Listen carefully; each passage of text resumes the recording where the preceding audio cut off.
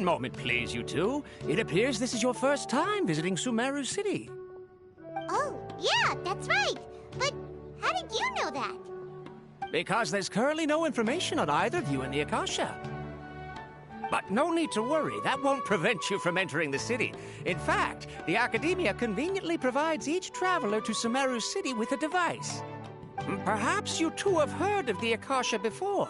It's our beloved Greater Lord Rukkhadevata's lasting legacy, a treasure trove of collected knowledge.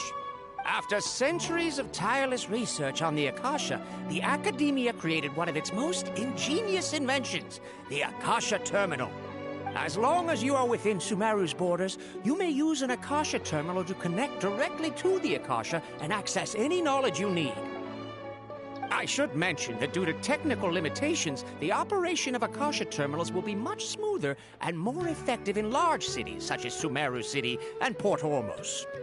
Oh, so this is the thing that Tainari was telling us about. It sounds pretty amazing.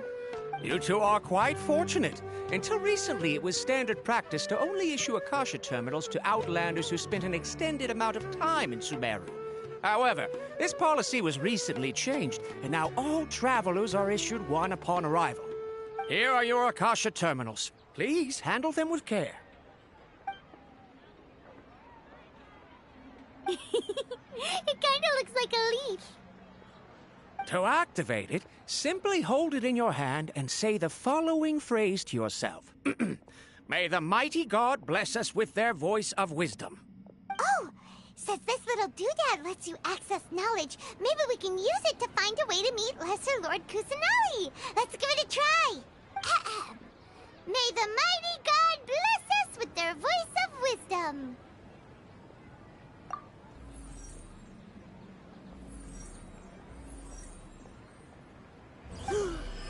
Whoa! Just now, something clicked, and Paimon suddenly knew how to use this thing. It seems all we need to do is concentrate on what we want to know, and bam! You get it. Oh, that'll come in real handy. Exactly. That is the power of the Akasha. And with that, let me officially welcome you both to Sumeru City. May the wisdom of the Dendro Archon always be your guide. Okay, now that we're in, we can check the Akasha about Lesser Lord Kusanali. Let Paimon try. 500 years ago, the sages found a newly born deity from within some scorched ruins. The deity now resides in the sanctuary of Suristana. Seems pretty similar to what Kali was telling us. Okay, next, let's concentrate on asking how to meet her.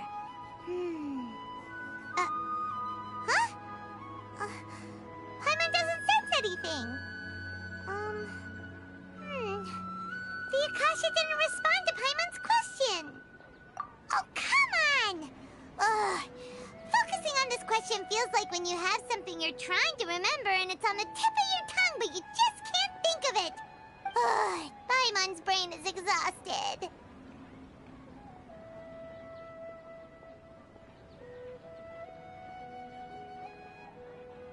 Oh, smart idea. But what are you going to ask it?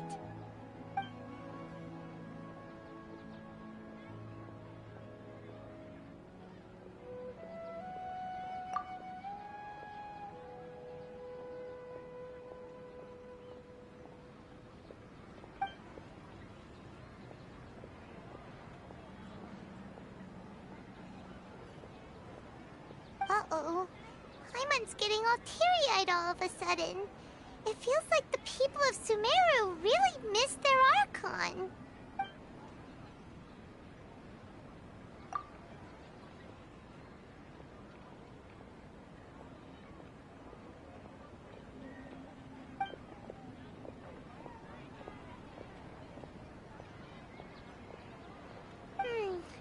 You too? Well, glad it's not just Paimon.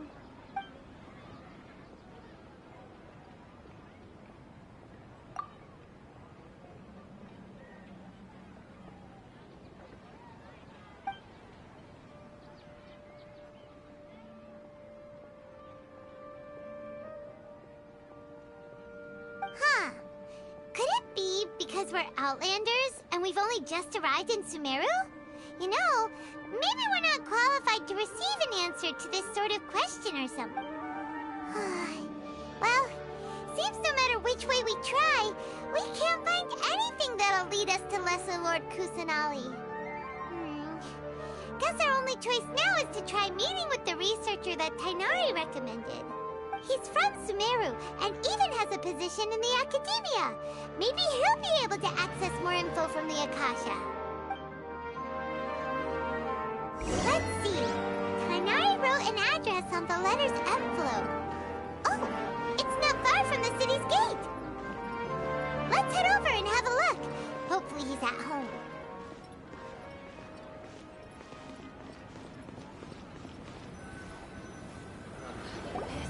All the cumbersome tests. Hello, are you Rohawi? Yes, that's me. Can I help you? Great! You see, Tainari sent us here and... What? Tainari? Please, there's no need to say anything, really. Sure, I admit that the article I published last month wasn't my best work, and maybe the data didn't produce the most convincing results, but... Here! This is a letter from Tainari! Oh, let me see... Oh! Ooh, what a relief. You two nearly scared the life out of me. So you two just have some questions for me? Seems even Tainari acknowledges my innate ability for procuring information. So, what is it you two would like to know? We want to meet with Lesser Lord Kusanali. Do you know a way we can do that? You mean you want to meet the Dendro Archon herself? This isn't exactly my area of expertise, but let me see what I can find in the Akasha.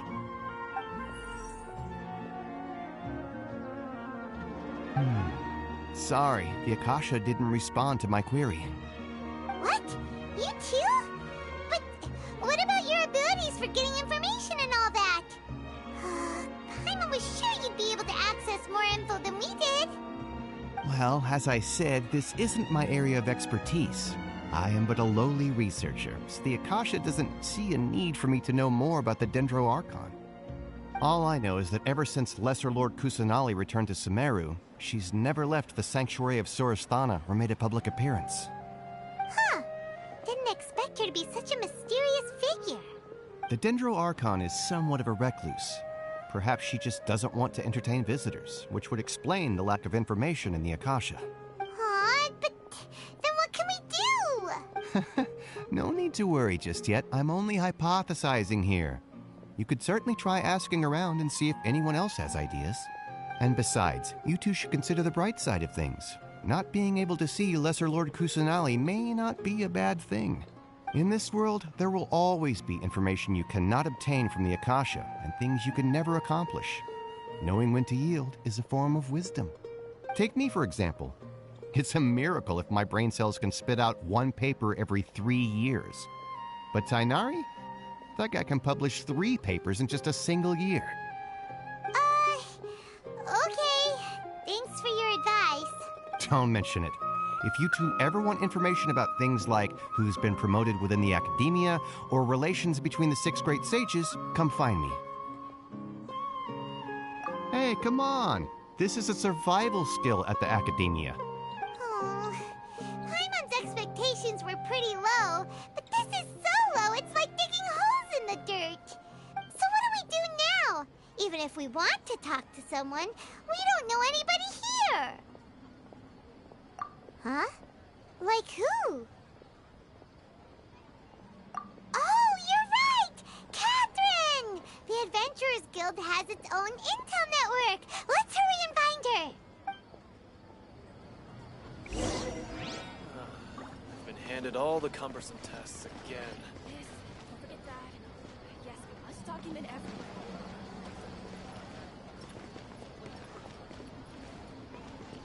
Watch out for pickpockets.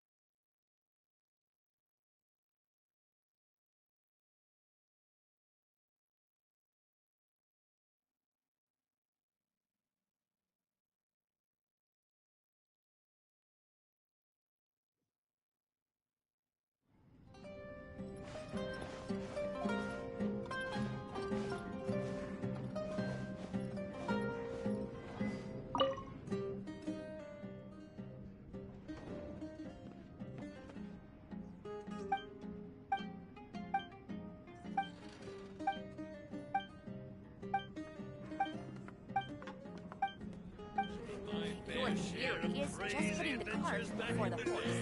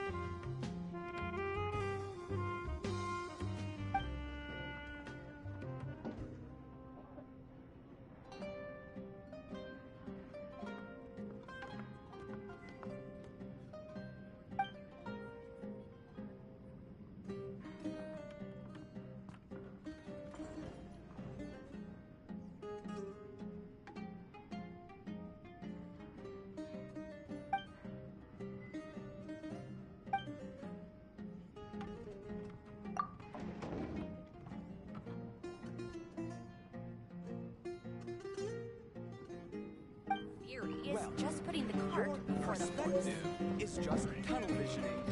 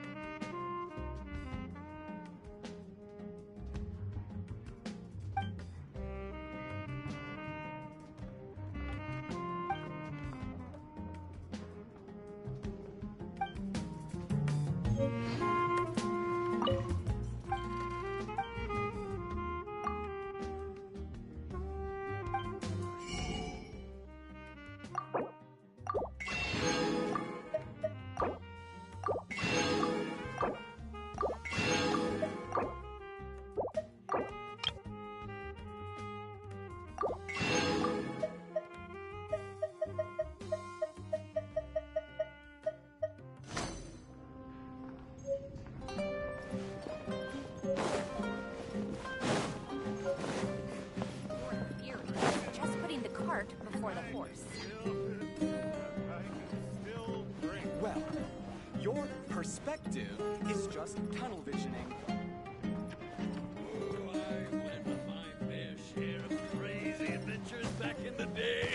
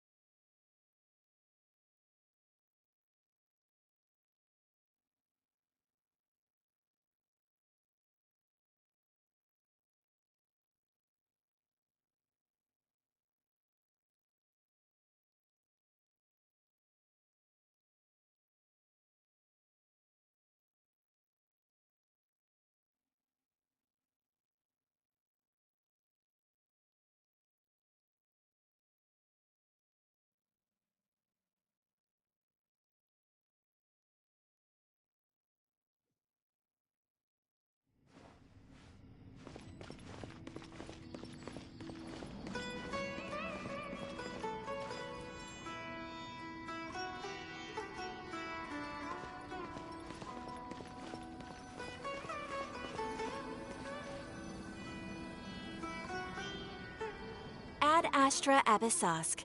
Hello, Traveler in Paimon. Catherine, we need your help with something. Understood. The Adventurers Guild is always ready to serve you. With what do you require assistance? We want to meet with Lesser Lord Kusanali. Do you know a way we can do that? You two wish to meet with Sumeru's Archon. Understood. Please wait.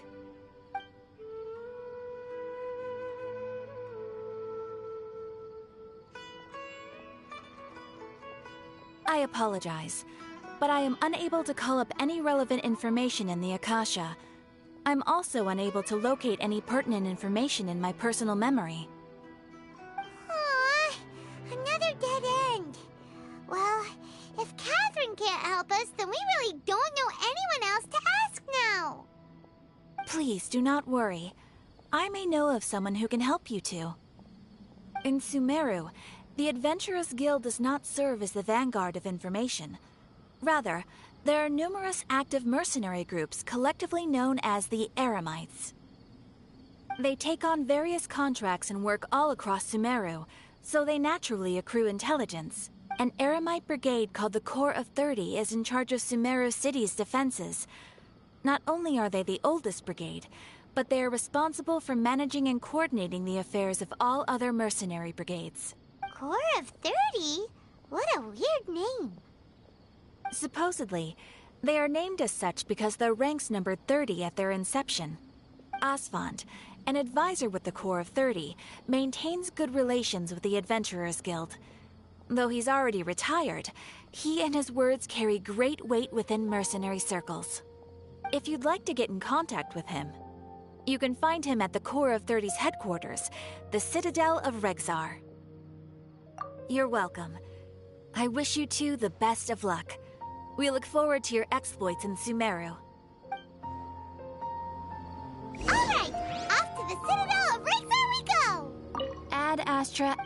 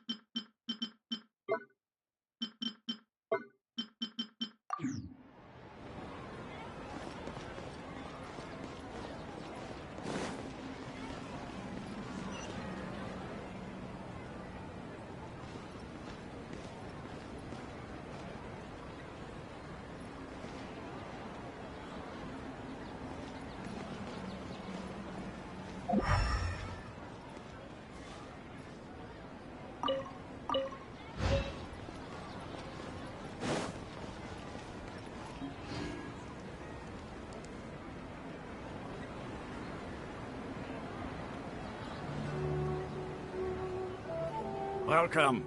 The Adventurers Guild told me to expect you two. It's nice to meet you, Osfond. We'd like to ask you about something.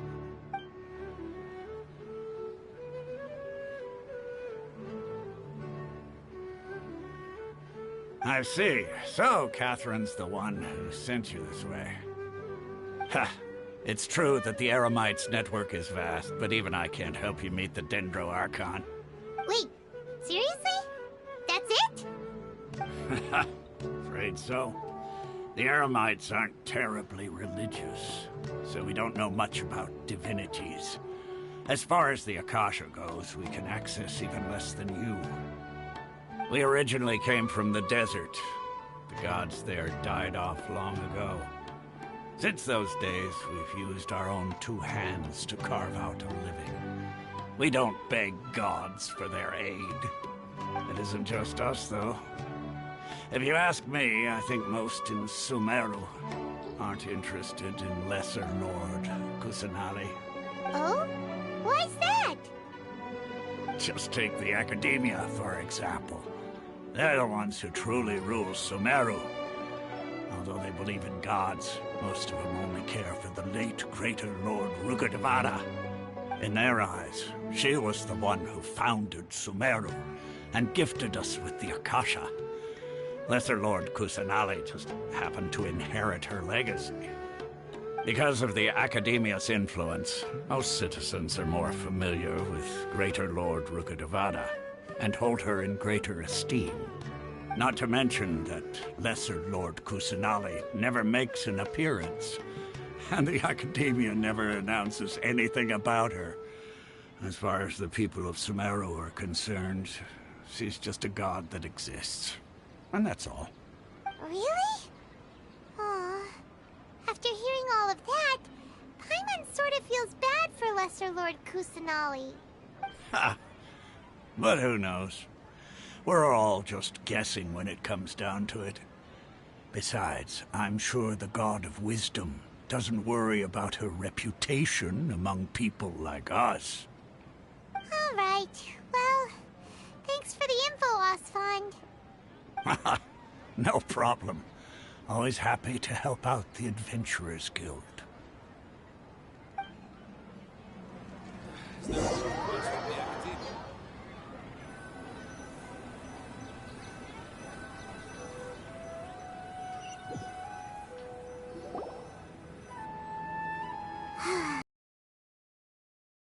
Right about most people's attitudes here.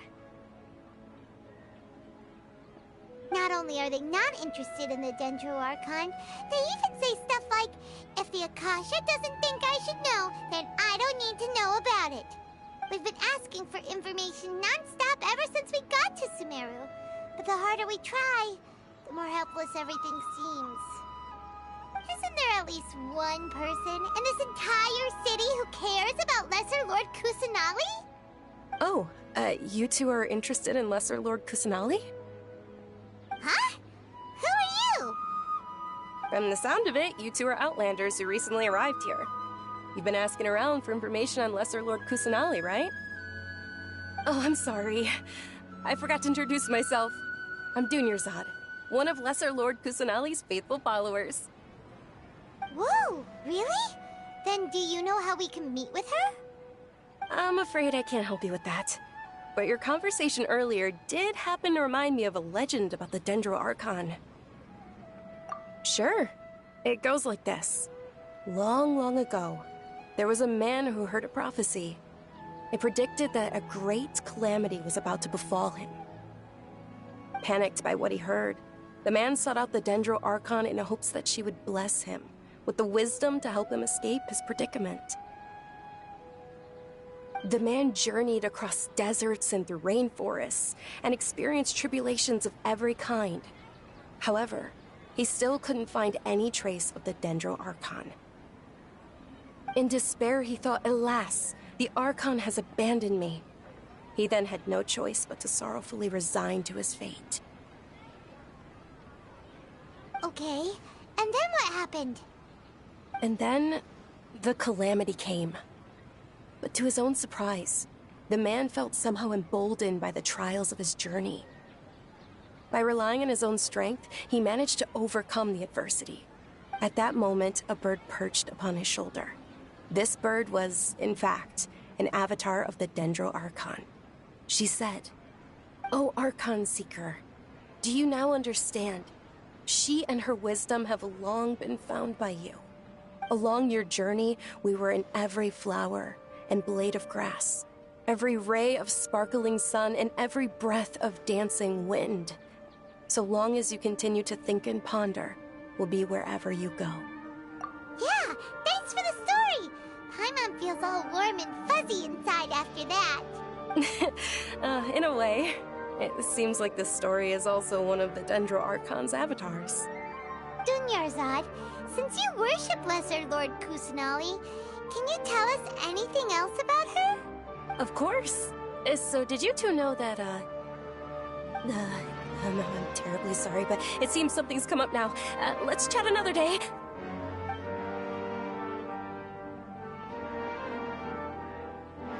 Hey, wait! What the heck just happened? It looks like they're searching for someone. Dunyarzad was acting super nervous just now. You think they're looking for her? This stinks! We finally managed to find a lead about Lesser Lord Kusanali! We can't let them get in the way now! Let's see if we can get rid of them. Then we can catch up with Dunyarzad! Hey, have you two seen a brown-haired girl wearing a purple top and a long blue dress? We're looking for her. Did she have bandages wrapped around her wrists? Yes, that's her. Did you see which direction she went? Yeah, she went that way. Quick, after her!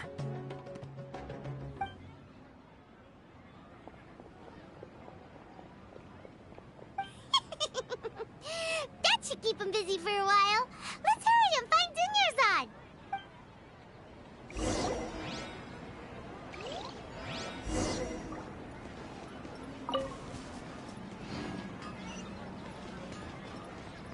Trust me. Just take my word for it.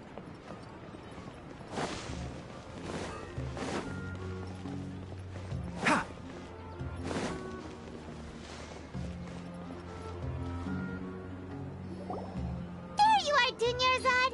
We thought you might have been long gone by now. Oh, it's you two. Oh, you startled me there. You can relax now. We threw those people looking for you off the trail. Really? Thank you so much. Unfortunately, I believe there's still more of them out there looking for me. Uh-oh, looks like there are some coming this way. Huh? More of them? Then what are we standing here for? Run! No, wait, my body isn't in the best shape. It's difficult for me to run.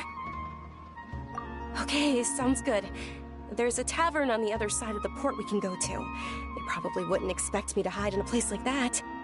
All right, let's move out. Stay behind us. We'll keep an eye out for anyone looking for you.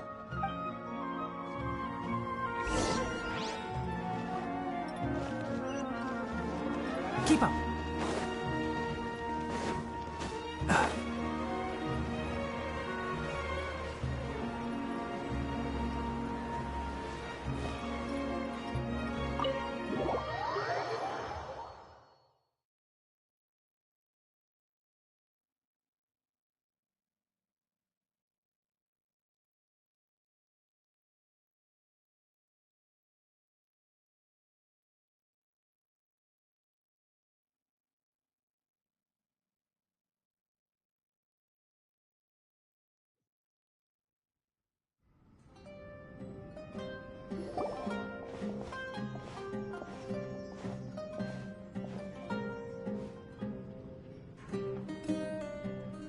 We made it.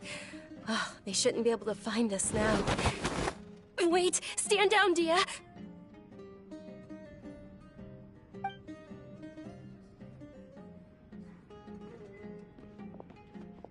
My lady, who are these two?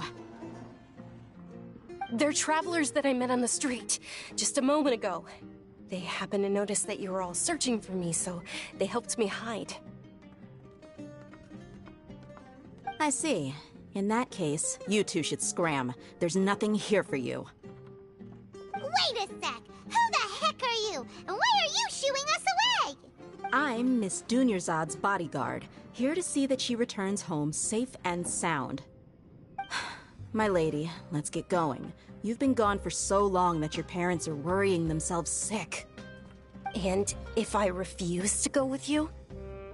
It'd be easier for the both of us if you cooperated. But if you insist on not going, then I'll have to carry you like a sack of potatoes. Hey! Dunyarzad already said she doesn't want to go back. Why are you still pushing her? Stay out of this. You don't understand the situation. Sorry, my lady. Even though I'm your bodyguard, your parents are my employers. I have to answer to them. How much? Wait, what? How much more do I have to pay you to become your employer? So you never listen to my parents ever again. Double? A triple? Give me some time and I'll get that much. My lady, this isn't about Mora. I don't know what you think of us Eremites, but let me say this. I like Mora, but I'll never go against my principles. That's why I'm here looking for you. Sure, it's an order from my employer, but my conscience was also telling me it's the right thing to do. And knowing your health, carelessly running around like this is gonna hurt ya. For the sake of those who love you, don't be stubborn. No, you're wrong. I'm aware of my limits and I know what I'm doing. Honestly, the only people being stubborn right now are my parents. And I know perfectly well that it makes no difference if I'm at home or not. They still won't accept reality. And every time I bring this up, they just change the subject. Dia, you've been living with us a long time already. This should be old news to you. Dia, I know it hasn't been easy for Mother and Father, and I'm grateful for everything they've done for me. But there's someone else in this world I'm also grateful to. Because she saved me. The love I have for her is the same I have for my parents. This is my life and my last chance. So I want to do something meaningful. My lady, are you sure what you're doing now is meaningful? Yes, I'm sure. At least, it is to me. Fine, I won't ask you to return home anymore. But let me make something very clear. I'm only doing this because I respect your determination, not because I agree with you. Thank you, Dia. Sorry for being so rude just now. My nerves were acting up. And I even brought up your payment in such an offensive way. Don't worry about it, my lady. I did say that I like Mora. Besides, that's our next topic of conversation. Today's little excursion caused such a ruckus that every single bodyguard at the estate was deployed. It wouldn't be easy to hide things from your old man. Since this definitely won't be your last escapade, here's a little tip. You should at least make it look like your room and things are still in order when you leave. Also, you'll need someone to cover you for when you're out and about. So, I'll let you hire me, my lady. This way, everyone wins. As for the pay, let's say half of what your father pays me. We can settle the bill when we return to the estate. Okay, deal. Yay! Looks like they've reached an understanding.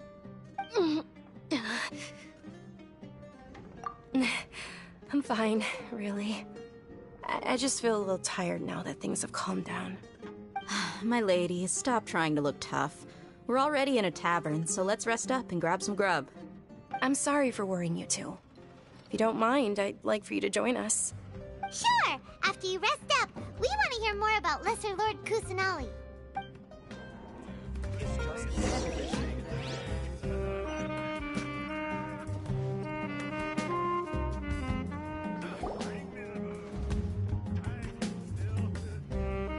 Ha! Well, if it isn't Dia, haven't seen you in nearly half a year. Word on the street is that you're a bodyguard for the Homayani family now. Ha! Don't you find that kind of work boring? Nah, you get used to it. How about a menu over here? You got it. Huh? Isn't this little Miss Homayani herself? We don't get to serve personages like you very often. We'll be sure to prepare our very best. Thank you, sir, but there's no need. I don't have a lot of Mora on me, and I really ought to save as much as I can. But please bring these two the best food you have. They're my new friends, so I want to be a good host for them.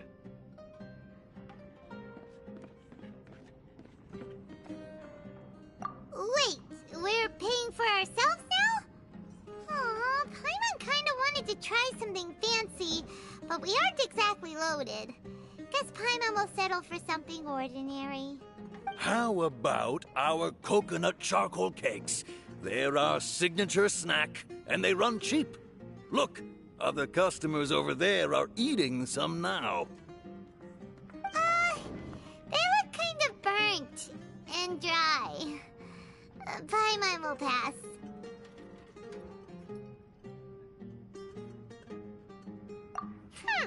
What do you have against my slime dishes? Dunyarzad, we asked a lot of people when we first arrived, and almost nobody was interested in Lesser Lord Kusanali. So, what made you want to follow her? Well, remember when you asked me if I knew how to meet the Dendro Archon? Even though I don't know how, I think I've actually seen her before. Huh? Really? Yes, it was when I was a child. At the time, my illness had kept me bedridden for the better part of a year.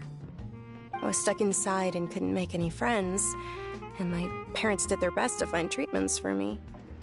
But even then, the Akasha didn't have any helpful information. My younger self no longer had any hopes or dreams. One flare-up was so bad that I was in a semi-conscious state for several days. Then one night, I woke up alone in my room. I was terrified. My body was paralyzed. Even if I cried, there was no sound. At that moment, an ethereal voice spoke in my mind. Dunyarzad, don't be scared. You don't have to cry. Dunyarzad, don't be scared. You don't have to cry. Who are you? How do you know my name? How do I explain this? You might not be able to understand, but actually, I know everything about you. Really? Of course. I know that you're scared of thunder, that you hate taking medicine every morning, and that you love counting the petals on your mom's skirt. Wow, you really do know everything. Dunyarzad, is there anything you want? Want? Not really. I can't go anywhere or do anything. Huh? But aren't you a child? All children have wishes. Tell me what you want, and maybe I can make it happen. But, can you make my illness go away? Oh. I'm sorry. But I'm not powerful enough to do that right now. Then, can you be my friend? After that, the voice said, "Okay, I'll be your friend." Although my body was suffering during those days, that voice encouraged me and told me many wondrous things. Beyond my window was the flourishing Sumeru city. Beyond the city was a lush rainforest. And beyond that was the wall of Samiel, deserts, and all of Tevat. Once I finally made it through that bout of illness, I couldn't hear that voice anymore. I told my mother about it, but she said that I must have been dreaming. But I know that that voice wasn't a figment of my imagination. Before that, I had never heard of Tevat. Yes, for sure. If it weren't for that voice, I would have never grown curious about the outside world, nor would I have learned how to read and enjoy so many books. That voice sparked a desire for wisdom. It had to have been the Dendro Archon. I've been hoping for a chance to repay her kindness. In fact, I was running around today to help prepare the Sub-Zerus festival for her. What's the Sub-Zero's festival? It's Lesser Lord Kusanali's birthday, which was the day that she was found by the sages. It's actually an old holiday that originally celebrated Greater Lord Rukkhadevata's birthday. When she passed away, the holiday eventually became a celebration of the Lesser Lord's birthday. I heard everyone was overjoyed when they welcomed her back to Sumeru. In those days, the festival was a huge deal. But because of the Academia's influence, people have gradually lost interest in the festival. The Academia actively participates in Sumeru's many holidays dedicated to Greater Lord Rukkhadevata. But when it comes to the Sub-Zero's festival, forget any funding. They practically act like it doesn't exist. Maybe they see Lesser Lord Kusanali's birth as confirmation of Greater Lord Rukkhadevata's death, so they're reluctant to celebrate it. Aww, but that's awful. It is. It's absolutely terrible. Sure, the Greater Lord founded Sumeru, but hasn't Lesser Lord Kusanali been the one quietly protecting us for the past few hundred years? Just remember that we're still out in public. Don't get too carried away now. I know that people over by the Grand Bazaar still hold the Sub-Zero's festival to this day. But I hadn't met any of them before, so I was never able to contribute. But recently, I made a friend there who also follows Lesser Lord Kusanali. I gave her my savings because I want her to throw a wonderful festival this year. That's the least I could do for Lesser Lord Kusanali. Hold on, my lady. Does this friend happen to be Nilu, the one who sends flowers to the estate? Yes, that's her. I saw her leaving the other day with a nervous look on her face. It seemed like she was hiding something in her arms. Did you give her something? Yes. Initially, I didn't have much more prepared, so I had Nilu sell one of my skirts. I've agreed with Nilu to meet up at the Grand Bazaar today, and see how things are coming along. Dia, would you accompany me? Sure. That's quite the trip, though. I'll carry you. No, that would be too much. Even for you. You might as well just accept the lift. If I let you walk, who knows how long it'll take us. And if anything happens to you, then I'd really never hear the end of it from your father. But of course. Nilu will be thrilled to hear there are more people interested in Lesser Lord Kusanali.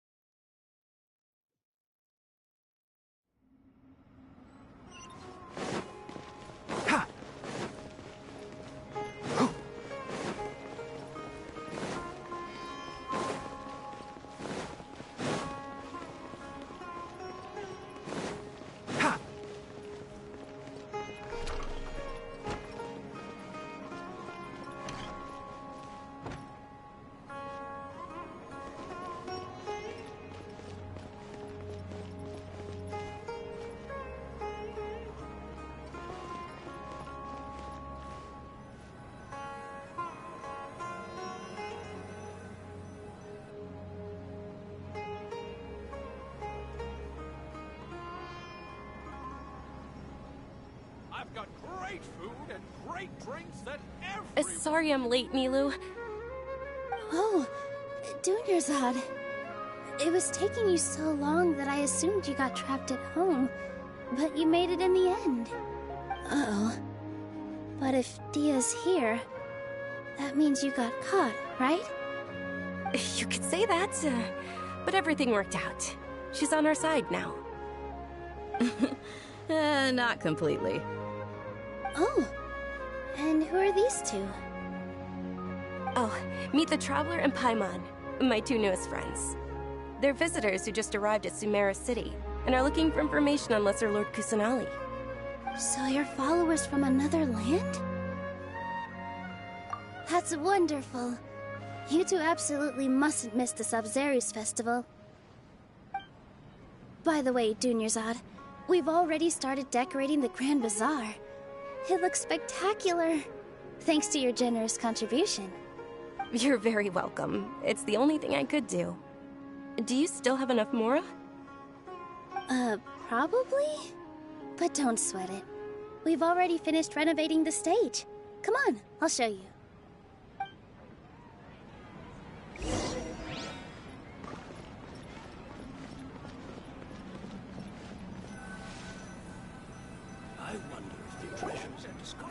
Wow!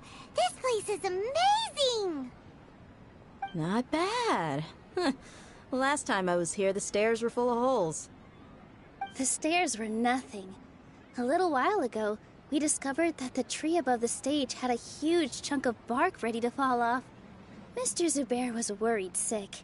We reported it to the academia many times, but they never sent anyone to deal with it. We didn't want anything bad happening, so we were going to cancel all the stage performances. Oh, probably because it was the theater asking. The academia looks down on performers like us. They probably think it would be best if the theater closed down completely. We can't let that happen, though.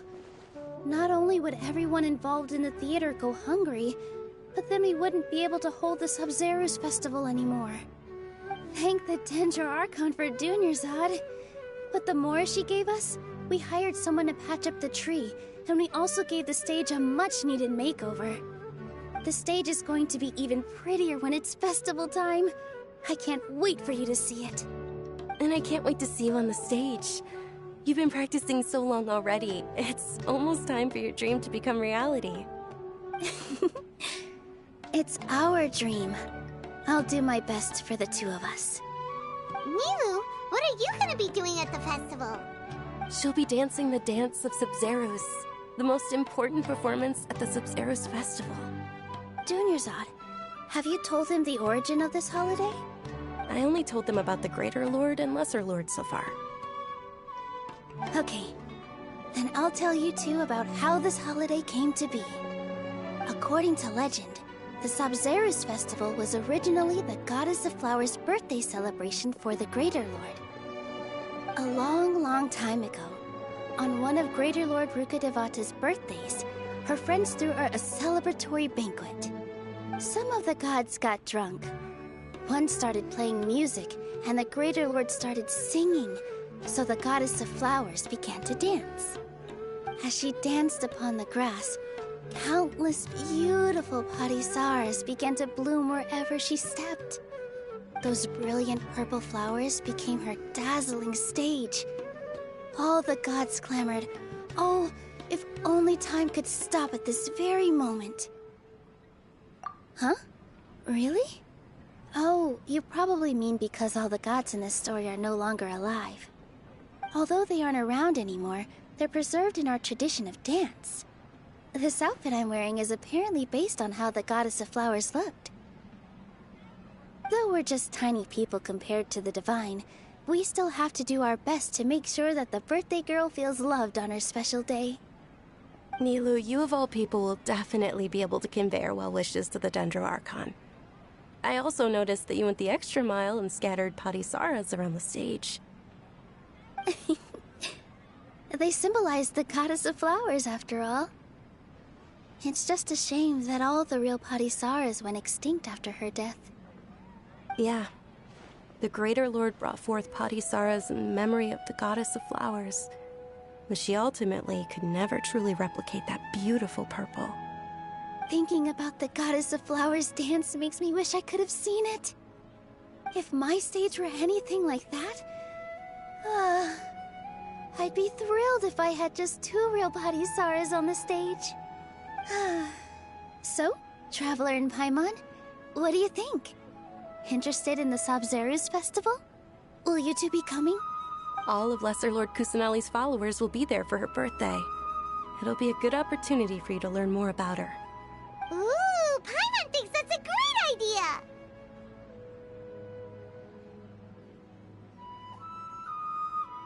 Of course Paimon wants to watch. Those two things aren't mutually exclusive, you know. So how about we all attend the Sub-Zero's festival together? Dunyarzad, let me show you which stage decorations we've picked out so far. Traveler and Paimon, if that doesn't sound interesting to you, then feel free to explore the area. Everyone at the Grand Bazaar loves Lesser Lord Kusanali, and we're all looking forward to the Sub-Zero's festival. In that case, we'll take a look around.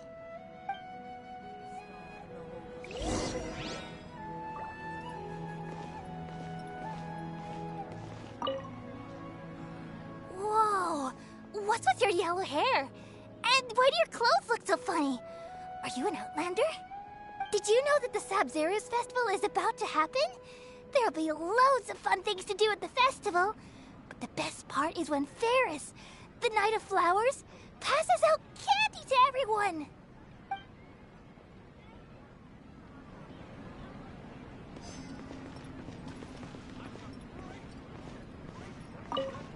Huh. Revamping the stage for the festival couldn't have been easy, that's for sure. I bet this year's festival will be one to remember. I don't know much about the Grand Bazaar, but I do know that the residents here have a penchant for song and dance. Two things that the Academia doesn't particularly approve of. Oh, and the perfume sold around here is a lot better than what you'll find elsewhere. The fragrances are longer lasting and they're gentler on your skin and... I mean, that's what I've heard at least.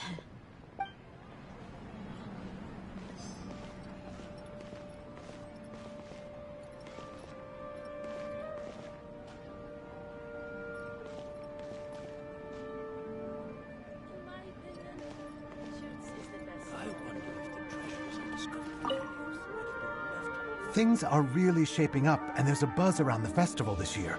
We're expecting people from all over to come by this year and buy things during the festivities. Don't be fooled into thinking that Sumeru City has the best of everything. Some festival snacks are only offered here in the Grand Bazaar. And when it comes to musicians, dancers, or singers, the Grand Bazaar's got the best of the best.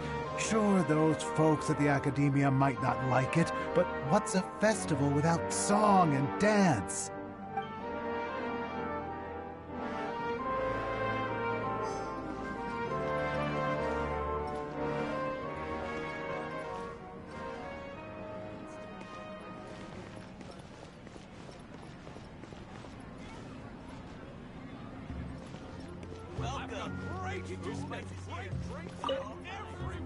Ah, dancing at the Sub-Zero's festival. You know, I also danced when I was younger.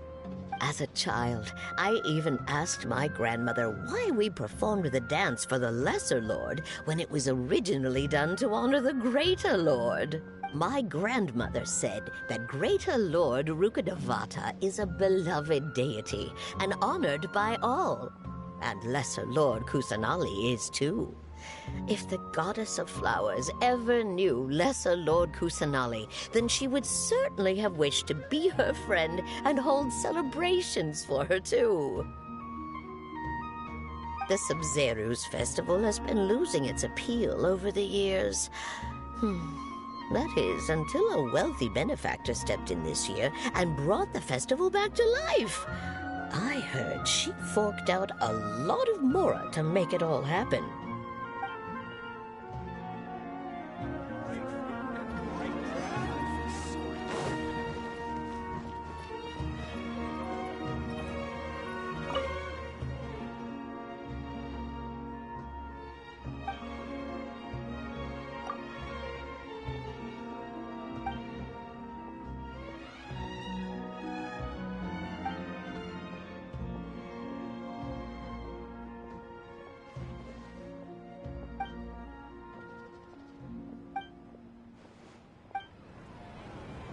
Is there no future for me?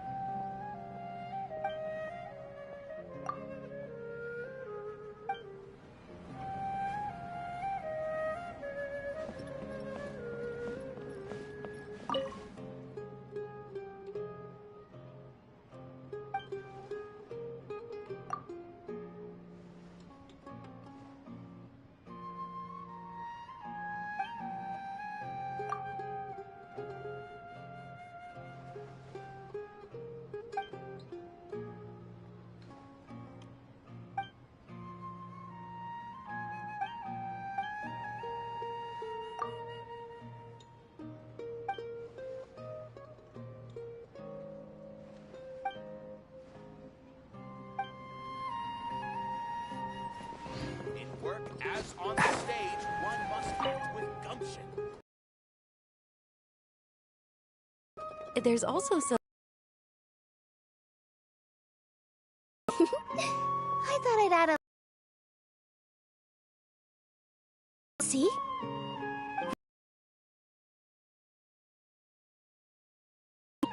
Sewing is a fundamental skill.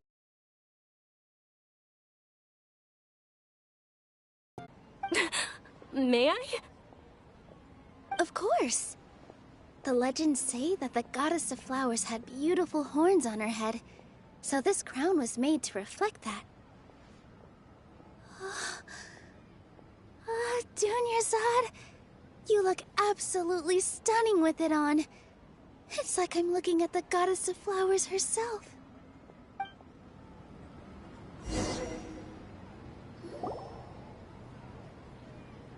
Hey! Is that who Paimon thinks it is? It looks like Catherine.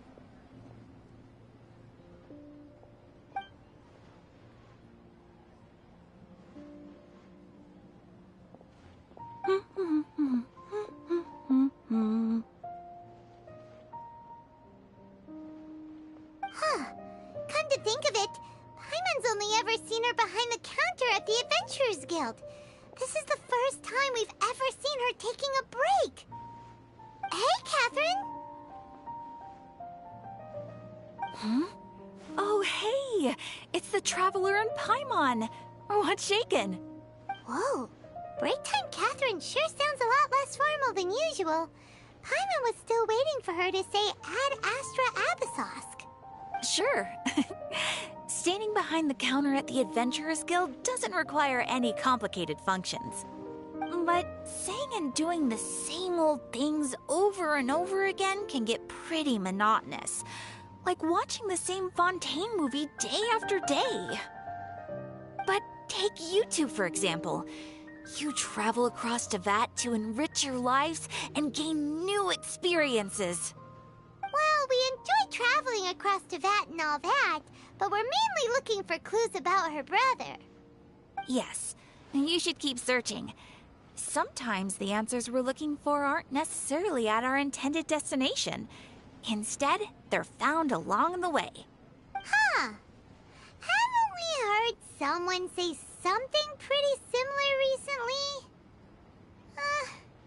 Anyways, what brings you out here, Catherine? No, not particularly. I guess you could say that I'm loving the recent atmosphere here. If festivals bring happiness to everyone, then that's where their true value lies. Oh, it looks like it's about time for me to be heading back now. Alright, we'll see you next time at the Adventurers Guild. Oh, by the way, thanks for connecting us with the Eremites. We've already made some great friends in Sumeru City thanks to you. I'm sure you two will get along well with the people here. You've already been blessed by the element of Dendro after all. See you around.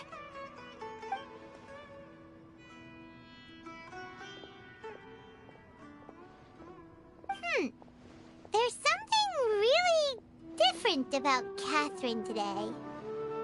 Hey, Traveler. Paimon. Oh, hey, Dia. What's going on? I've got something to tell ya. My lady knows you're looking for ways to meet Lesser Lord Kusanali, and she's been trying to come up with a way to help you. Well, I have an idea that might help. Are you serious? We'd love that! It might not necessarily pan out, so don't get your hopes up too much. I'll need to take you two somewhere and ask someone some questions. My lady is feeling a little worn out at the moment. Nilu's found a place for her to rest. After I take my lady home, let's meet in front of the Citadel of Regzar. Sounds like a plan!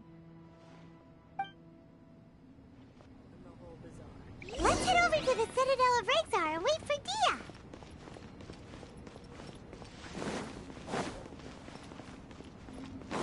Is there no future for me?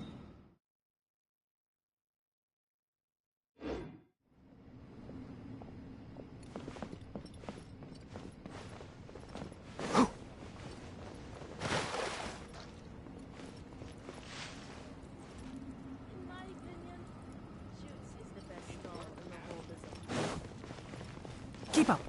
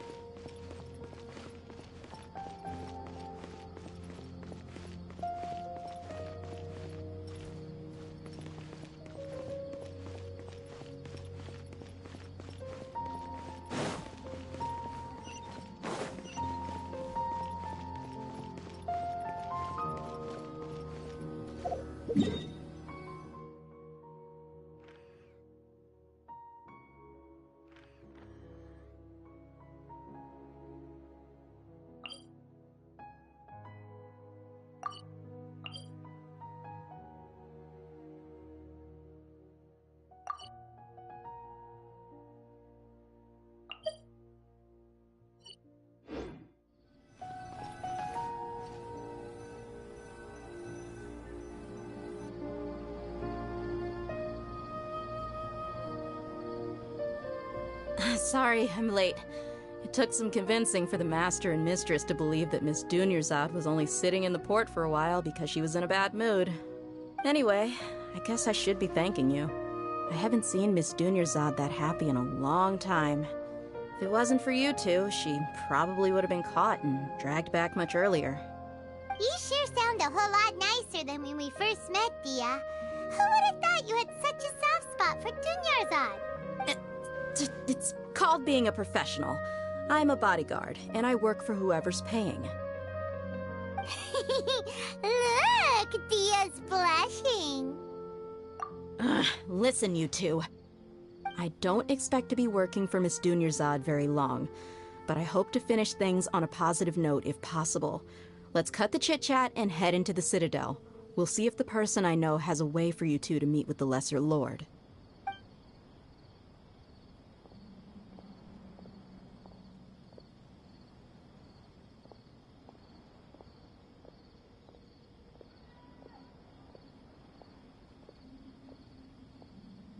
Oh, hey, Chief.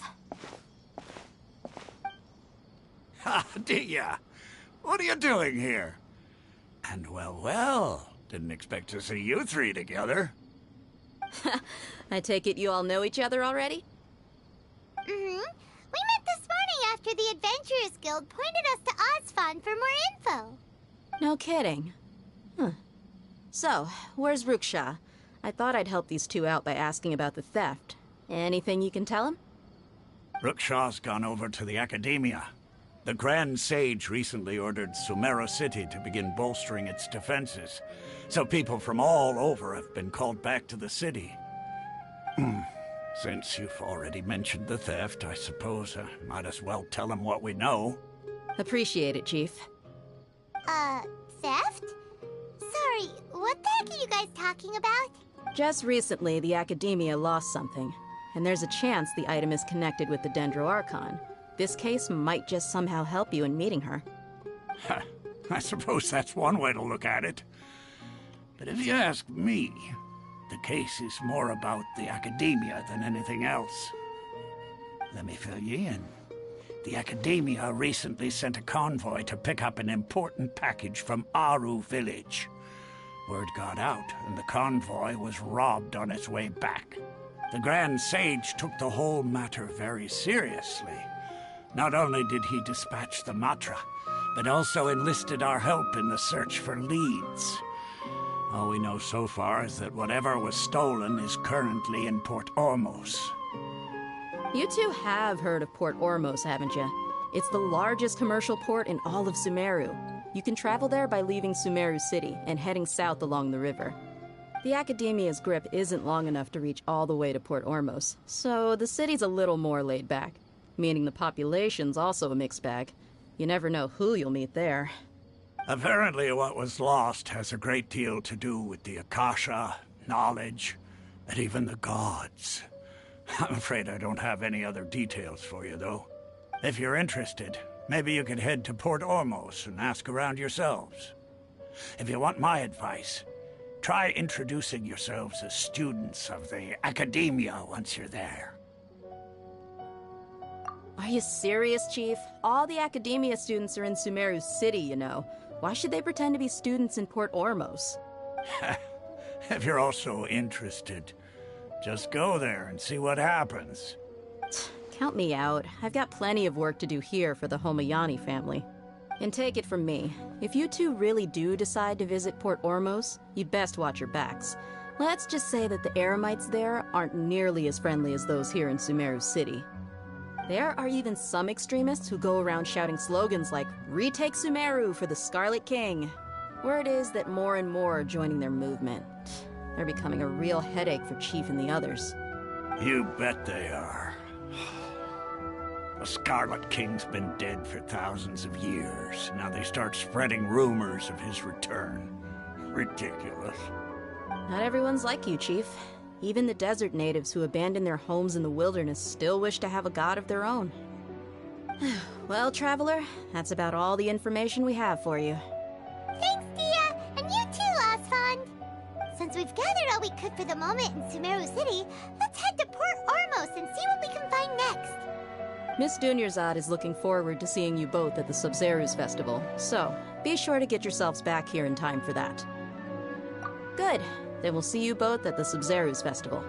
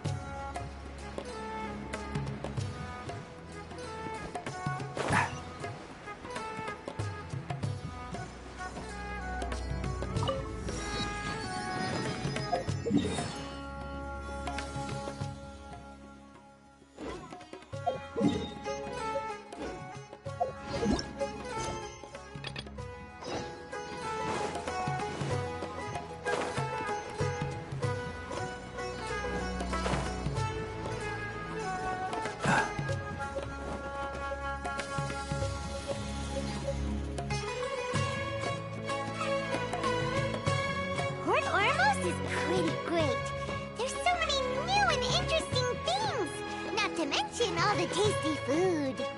Sumeru's largest commercial port sure lives up to its name. Look at all the merchants, and everyone seems excited just to be here. How did things end up like this? All thanks to your artistic license. That's how. I should have made you wait until we got an update from Tanja. But when I finished the prototype Aranara yesterday, you agreed that the kids would like it. That's why we tried bringing it out for a test run today. Well, I never thought they'd dislike it so much. Oh, what should we do? Whoa. Yeah. Compared to everyone else, they seem really down in the dumps. Let's go find out what's going on. Hey there! Paimon's name is Paimon, and she's a traveler who was just passing by. Is there something bothering you?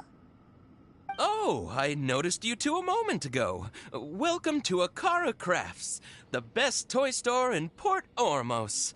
At least for now. What's bothering us is this prototype Aranara. To start with, could I get your opinion on it? Prototype Aranara? You mean this wood carving here? Looks like a mushroom monster to Paimon. Oh, there we have it. The verdict is in. What a headache. Not the first negative feedback we've had. So, what exactly is a prototype Aranara? So for context, Aranara are magical creatures in Sumeru fairy tales that live in the forest. For the store's 20th anniversary, we plan to release a series of hand-carved toys based on the Aranara stories that kids know and love. This is a prototype we made to get an idea of how they would react. But when we put it out there, the reaction was not quite what we'd anticipated. They thought it looked like a mushroom too, huh? No, worse than that, actually. I can't quite describe it, though. And I'm also not very good with kids. Maybe you could ask them for yourselves.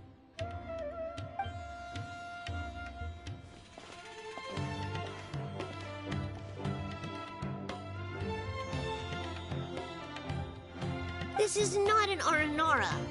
No way. I've read Uncle Tanja's Aranara and the Ill Little Fungus. It says that Aranara are supposed to be chubby and squishy. The carving looks nothing like that.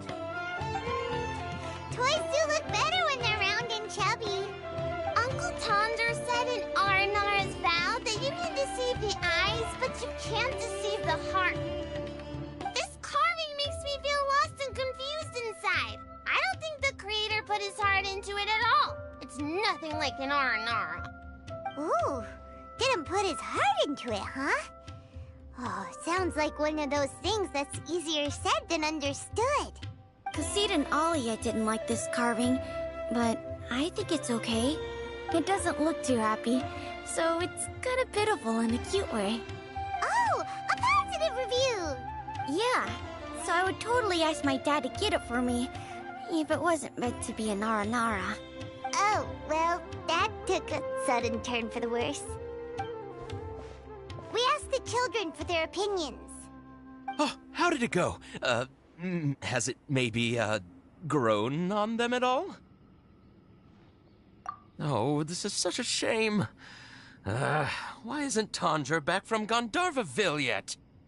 Oh, the kids kept mentioning an Uncle Tanja, too. Who is he exactly? Uncle Tanja is a famous children's author here in Port Ormos. He wrote quite a few stories in the past, but none of them were popular among children. Just like our prototype Aranara. But around a year or so ago, he suddenly had a eureka moment or something, and suddenly the children loved every one of his stories. That's right. My little Ghaffari loves his stories too. The whole reason we decided to make these carvings was because we saw just how popular the Aranara are among children. We asked Tanja for guidance, but right after he agreed, he went off to Gandharvaville with his son to look for inspiration. They haven't returned yet. We were running out of time, so we had no choice but to carve an Aranara based on our own imaginations. As you can see, this was the result. Oh, we have to do something. Hey, since you're the famous traveler, could you do us a favor and look for Tanger in Gandharvaville?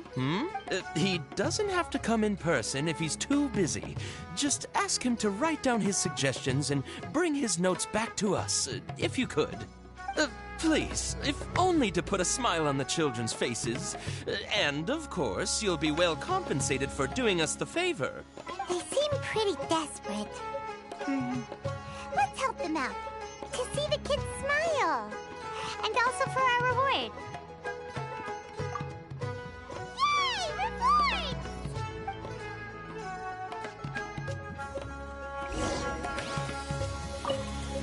Tanger takes his son with him everywhere he goes. The two of them are very close. Maybe that's why he was able to come up with such great stories. Anyway, we're counting on you. Please find Tanger for us.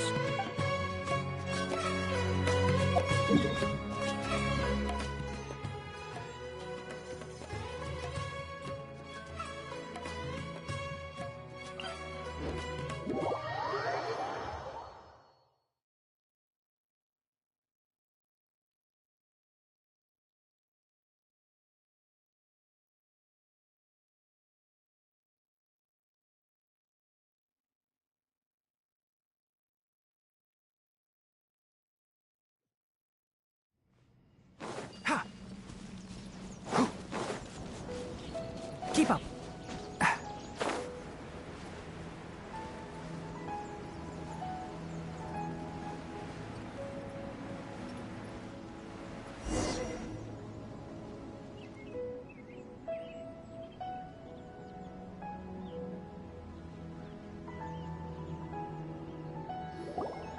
So Tanger's supposed to be here in Gandharvaville looking for inspiration. But how do we find him? Should we yell his name at the top of our lungs? Hey, buddy. What's your name? What are you doing here all alone? Do you live in Gandharvaville? Regardless, don't worry. As a trainee forest ranger, I'll do everything I can to help you. Hi, Miss Forest Ranger. I'm Rozzy. Don't mind me. I know the way back to Gandharvaville. When people say, don't mind me, what they really mean is don't worry about me. That's all the more reason not to leave you alone.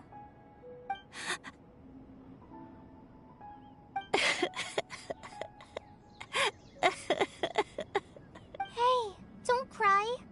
What's wrong? Take your time. You can tell me all about it. Huh. That voice sounds familiar. I once heard it somewhere before. Oh, it's Kale! And a child who seems to be upset. Oh, let's go say hi.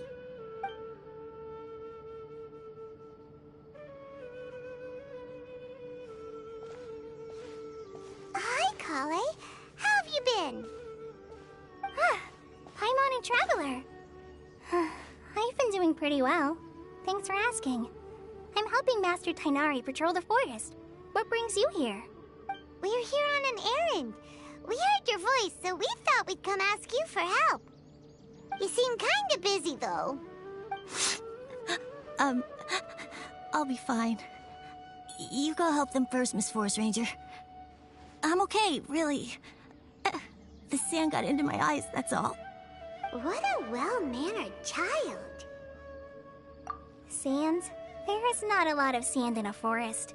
You keep saying you're okay because you don't want us to know what you're upset about, right? Maybe. That's exactly why you have to get it off your chest. Here's a trick. If you're keeping a secret that bothers you, you can try telling it all to a tree hollow. A tree hollow? Yeah, a tree hollow. Do you know Tanja's stories? The Aranara living in the forest will patiently listen to every word children say. Maybe there really are Aranara living in the tree hollows that will listen to you. You like the Aranara stories too? Of course! I love them! Oh, people who like Aranara are the best. Okay, I'll try telling my secrets to a tree hollow. Thanks, Miss Forest Ranger. You know everything. Aw, you're just exaggerating. Anyway, I'm trying to be like my friend, who always does her best to cheer people up when they seem sad. So, how are you doing? Feeling any better now?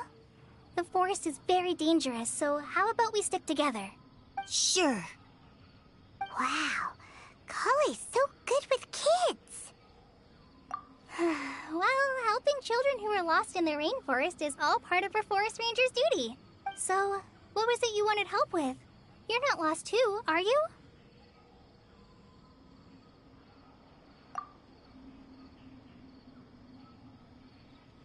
Okay, so you're looking for a children's author from Port Olmos called Tanja. And he's here in Gandharvaville, looking for inspiration. Wait, when you say Tanja, do you mean the Tanja? That's right, Uncle Tanger. So he's in the area, looking for inspiration for a new story as we speak? This is amazing. Could you wait for me for a second? I'll run Razi back to Gandharvaville and then I'll be right back. I've always been curious what the man behind those incredible stories is like in person.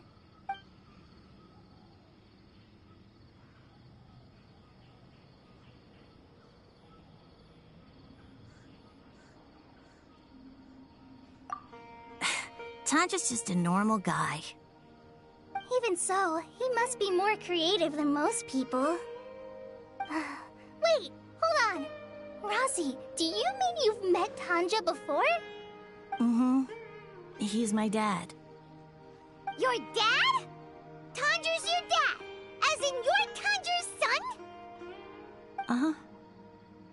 Ah, Paimonsees! That guy at Akara Crash told us that Tanger brought his son along with him. So he meant Razi! Why are you here on your own, though? Did you and Tanger get separated? We had an argument. I was upset, so I ran off here by myself.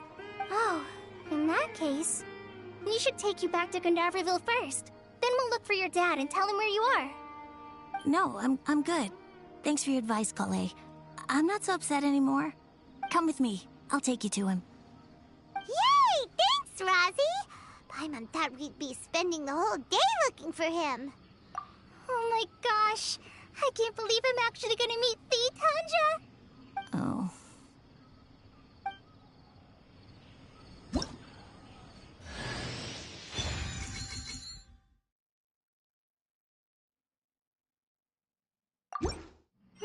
So Tanja headed this way. I know this place pretty well. Follow me.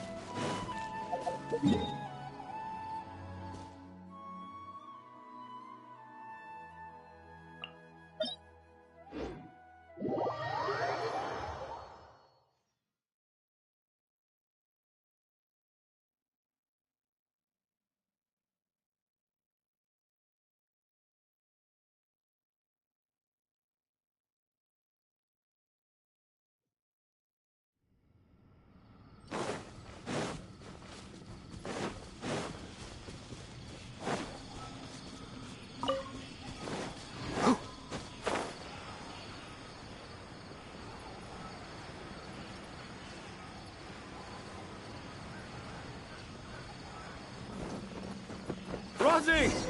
Where are you, Rosie? Someone's calling for Rosie over there.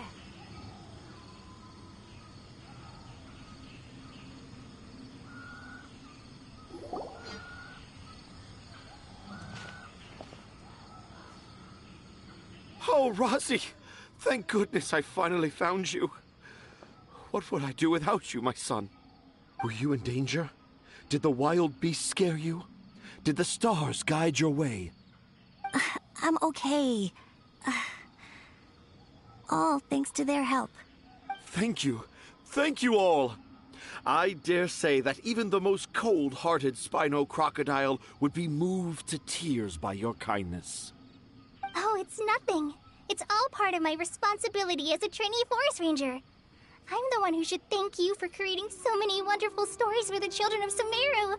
I love them too. Really? I didn't know anyone read my stories apart from young children. That must mean you're still in touch with your inner child. Okay, then. I have the inspiration for my next story. It shall be about an Aranara granny who's a child at heart. Huh? It's an honor to become the source of your inspiration. Whoa. Kale looks like she's about to pass out. Hey Kale, are you okay? I'm okay. Sorry. I just got a little too excited. Are you two story lovers as well? Yes. The moment I saw you, the image of an Aura giant and an Aura finch traveling together popped into my mind. Ah, excellent! Improvisation!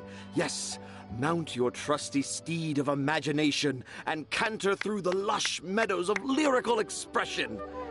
You have the potential to become a celebrated storyteller too, you know. Seems like Tanja has a slightly exaggerated view of what it means to be a children's author. Also, Paimon's not a finch. That's nothing to get excited about.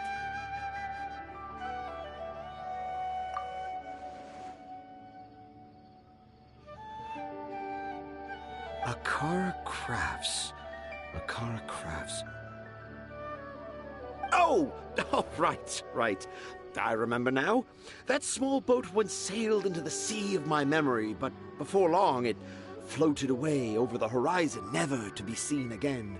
Perhaps for the best. After all, a wild tempest was a-raging in Tangier Harbor. What? Paimon has no idea what he's saying. What should we do? Do you think we should get Tainari to take a look at him? Dad's saying he forgot about helping the people at Akara Crafts learn more about Aranara because right now he has something more important to do. Oh, that's what he meant! Well, there it is! All the proof you needed that this kid is definitely Tanger's son. Wait, no, this isn't the time for all that. Tanger, your help is pretty vital to the toy makers. You gotta do something! But the garden that blooms before my eyes is of greater importance. For therein lies the beautiful Patisara that all the children of Sumeru dream of. I, Tanger, have found evidence of Aranara activity right here in the Avidia Forest, conclusively proving that Aranara not only exist in stories, but in real life too. If I manage to document the first real-life Aranara sighting, the petty problems that perplex Akara Crafts will be untangled in no time. Meanwhile, I may well be able to leverage this to assume leadership of the Academia. Then all across Sumeru will know of the great Tanger living in humble Port Ormos.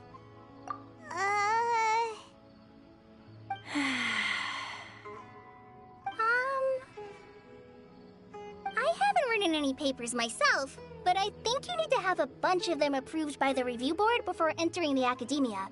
You also need a detailed and objective experiment record. Anyway, Tanja, what did you mean by evidence of Aranara activity? The hook's what's important in a story. The great storyteller Tanger never gives his audience the bait right away. Come with me. Wait, not that way. Okay, what's wrong? Nothing. But that way leads us deeper into the Avidia forest. I'm just concerned for Tanja's safety. And I think I'm starting to understand why Razi and Tanja were fighting.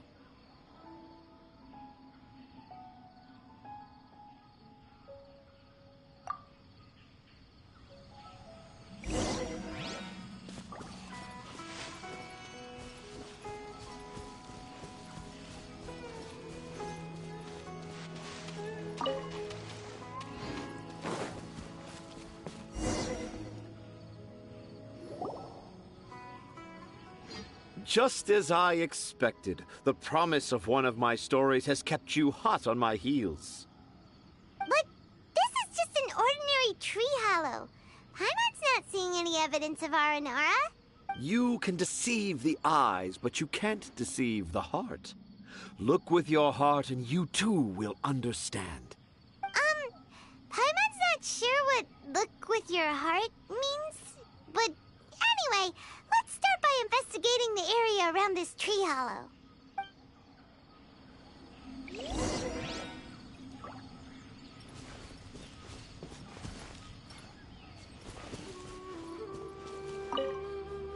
You can deceive the eyes, but you can't deceive the heart.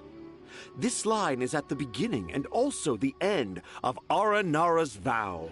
I'm certain that in 100 years' time, this line will become a famous proverb in Sumeru. Don't you think?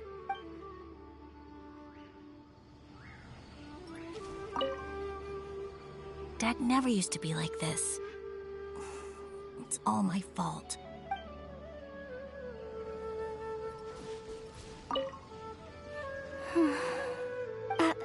I'm okay. You guys go ahead. I'm just a little tired.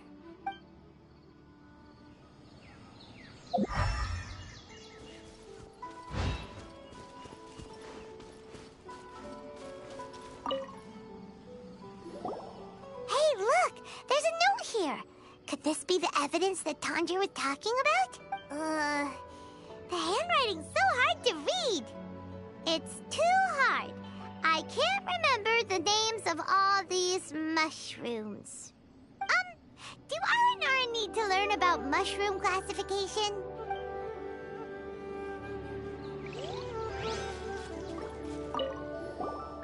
Here's another note that says, "This tree hollow is my castle."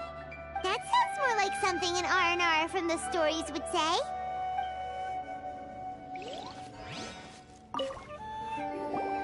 There's another one here!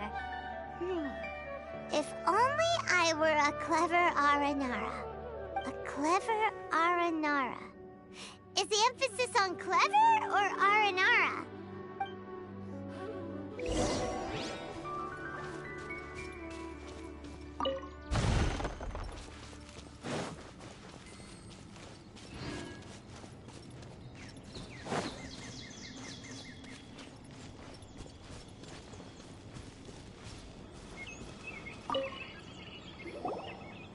How does it feel to bear witness to a groundbreaking discovery?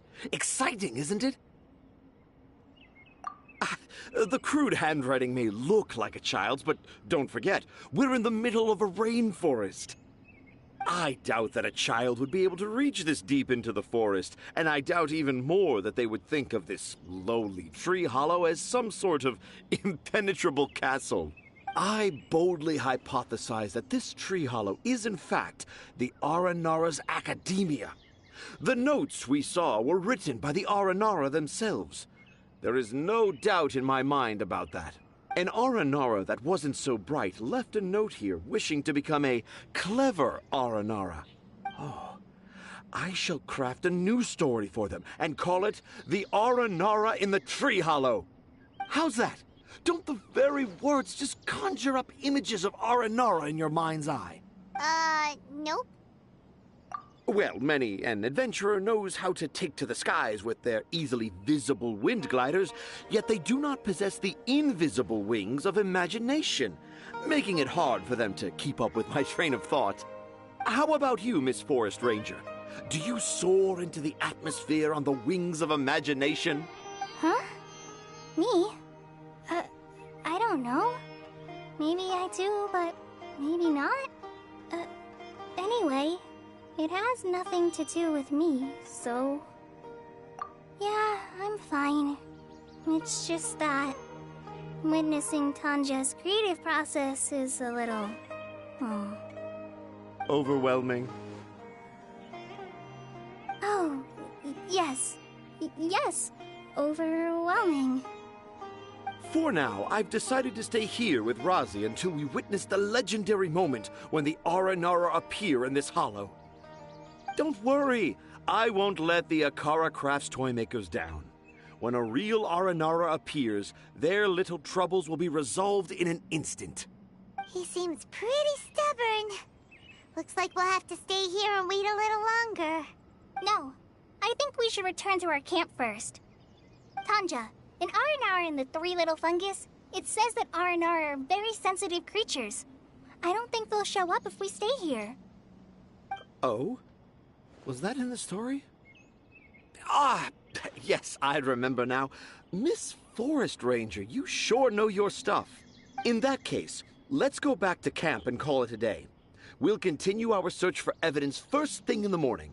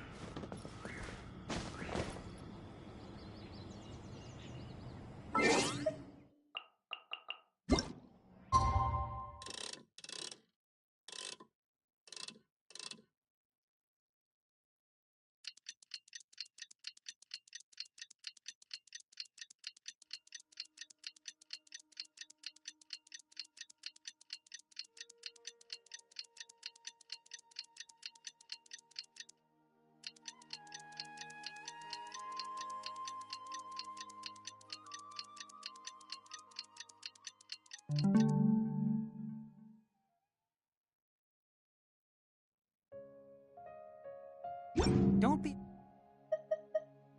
afraid to make mistakes.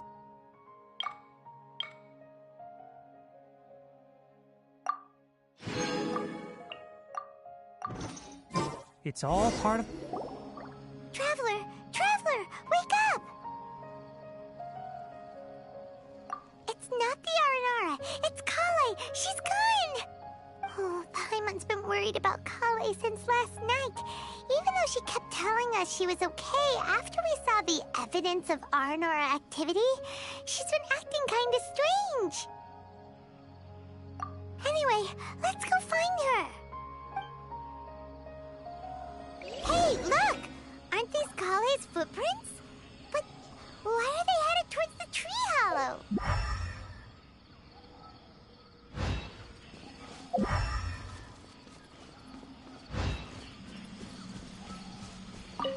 Keep up!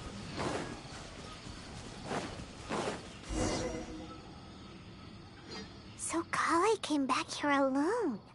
Is she waiting for the Aranara to show up? And I thought this was a place nobody knew about. I never thought Tanja would find it, or that I would run into the Traveler and Paimon. If I'd known, I would have just told the tree hollow instead of writing it down. There must be another way to practice my handwriting. Now I've created a whole new problem for myself. What do I do now? Dress up as an Aranara? Oh, no, that won't work. I should be writing something that an Aranara would never say, so that Tanja won't mistake me for one of them.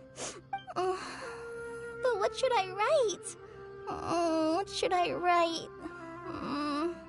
Oh, I've got it! There's no way Tanja could see this as the work of an Aranara. So the evidence of Aranara activity we saw during the day was actually evidence of Kale's activity. But why didn't she just tell Tanja? Oh, right!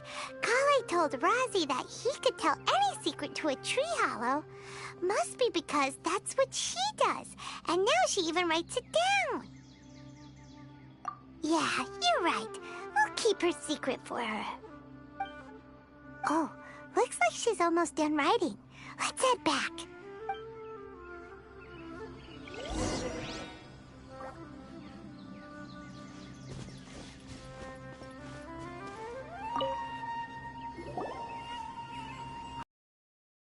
No, just as I expected. Yes, yes!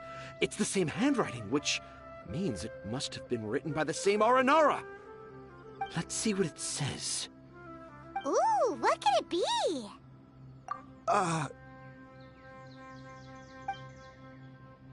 want to visit Mondstadt during the Ludi Harpastum again? No, that's impossible. This must be some kind of mistake. How could an Aranara go to Mondstadt for the Ludi Harpastum? Even I would never write that into a fairy tale. So, in other words, the notes can't have been left by an Aranara. Yeah. If you ask me, they were probably left by a passing merchant from Mondstadt or something. Definitely not an Aranara. No. No, I refuse to believe it.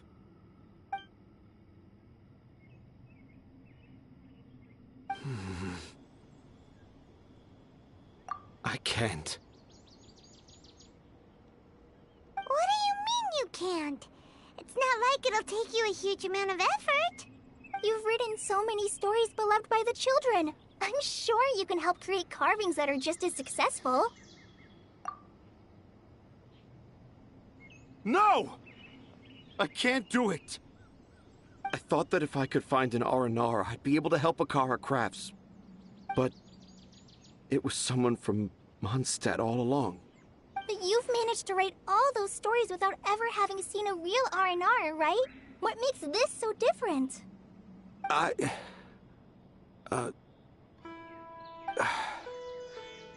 Rosie, you tell them. Really? Can I? Yes, it's fine. Tell them. I know this is the moment you've been waiting for. Okay. Kale, Traveler, Paimon, do you remember when I said that there was a secret I didn't want to tell anyone? I didn't want to tell anyone the secret, but it made me feel very sad and also turned Dad into a completely different person. So, I think I should tell you. Dad isn't the one who came up with all those Aranara stories. What? Hold on. So if Uncle Tanja wasn't the author, then who was it? Wait. You don't mean... It was me. Dad's been telling stories in Port Ormos for as long as I can remember. I always got to listen to all his new stories. Every night, Dad would give me a Zaytun peach for dinner, and I'd eat it while he told his stories. The Zaytun peaches were delicious, but Dad's stories were really bad. He always uses sentences that are really hard to understand, and strange, metaphors, I think they're called. But Dad kept on going, telling his stories again and again. One time, he even borrowed a camera from Lord Sangema Bey's shop and got me to take pictures of him in action. Dad showed me the picture and said that it shall become the precious record of Sumeru's best storyteller early in his career. Even though I only had Zaytun peaches to eat and not so great stories to listen to, I was happy. Then one day, I tried telling Dad a story I came up with. Dad seemed really excited from the very beginning. He looked really happy. He lifted me up high into the air and told me to continue. He lifted me up so high that I was looking down at him. As I continued with my story, I saw his expression gradually change. And when I got to my favorite part, Dad started crying. I guess he must have been moved by my story. When Dad put me back down, I looked up at him again, but now he had a scary look in his eyes. You remember it so vividly. It's not only Rosie. I, too, remember every detail of what happened that day. After that, I gradually grew in fame and started making money. I became Sumeru's best storyteller, just as I always dreamed. Finally, we could afford more than just Zaytun peaches for dinner. I thought it would make Razi happy.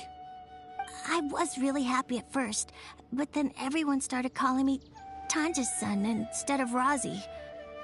I kinda guessed why, but I also didn't want to believe it. Dad got busier with things that had nothing to do with storytelling, like that request from Akara Crafts. So I made up my mind that this time, I just want to be good old Razi so that Dad will become good old Dad again. Instead of Dad the way he is now, starting every story with, "Dedicated to my dearest Razi." I prefer my dad how he used to be, stumbling over words and not knowing how to end the story. That's why I decided to keep how I imagine Aranara to look like a secret. Wait, Paimon gets it now. To sum up, all of Uncle Tandra's fairy tales were actually stories written by Razi. And because Razi didn't want Tandra to keep living a lie, he refused to help him with Akara Crafts' commission. Yes. That's why I tried looking for possible evidence of Aranara. But it turned out that I was just being a clown, as always. And not even a funny one. I'm a terrible father. I'm sorry, Razi. I'm so sorry. And I owe you all an apology, too, for wasting your time. Razi's the only one who can help Akara Crafts. If you can manage to persuade him, that is. Right now, I think I just want to find a tree hollow and be quiet for a while. Are we gonna let this happen? You want me to help Akara Crafts with their carving? Well, I did mention what the Aranara look like in my stories, but to make a carving, we might need more details. Kale, Traveler, and Paimon, I might need your help on this one. I've never really left Port Ormos before. This is my first time in Gandharvaville. Well, it's my first time being so far from home. Sumeru is so much bigger than I thought. Seeing new places has given me loads of new ideas for my Aranara stories. So I want to visit more places in Sumeru. That way, I can help Akara Crafts create an Aranara carving that everyone will love. And I also want to take pictures of Dad everywhere that we travel to. You still want me to come with you? Even after all I've done? Yeah, of course. Come on, you're the best dad ever. This is the happiest Razi has sounded since we met him. I want to thank you, Kale. Huh? Me? I didn't do anything to help. You told me about telling my secrets to a tree hollow. Even though I didn't have the time to find a tree hollow, telling everyone my secret made me feel so much better. Yeah. It's hard to keep too many secrets. And there's no need to hide our mistakes from others all the time. I made a lot of mistakes back in Mondstadt, but when I look back on them, it all feels more like a new beginning. I'm sure this experience will be the same for Tanja. Yes. I'll do my best to become a good father again. Wait. Did you just say you've been to Mondstadt? I just passed by once. Never mind that. Come on now. Akara Crafts is waiting for us. Let's go, Razi. Grab that camera and see what hidden inspiration you can discover along the way. Okay, let's go. Come on, Dad.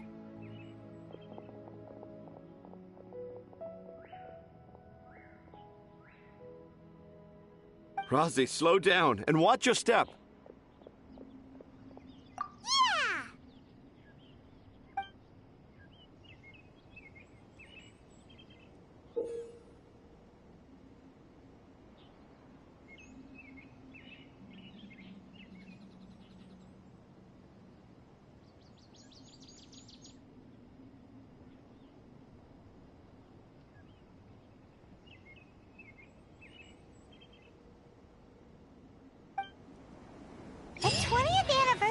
of Akara grass is coming up. Paimon wonders what the children thought of the Aranara carvings we helped create. Let's go check it out!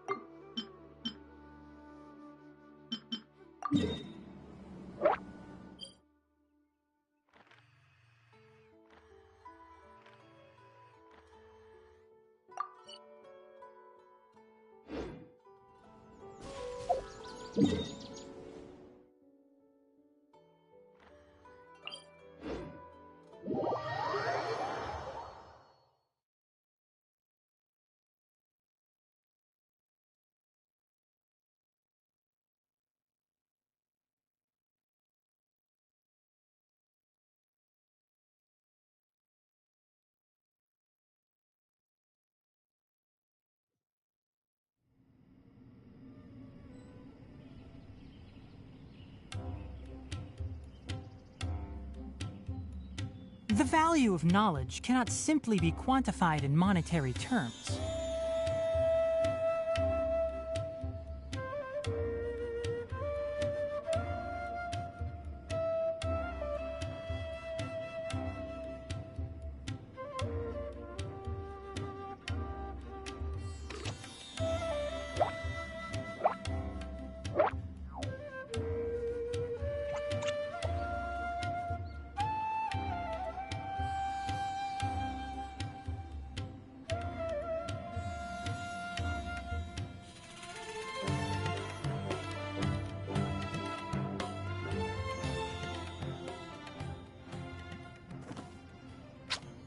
Huh? Huh?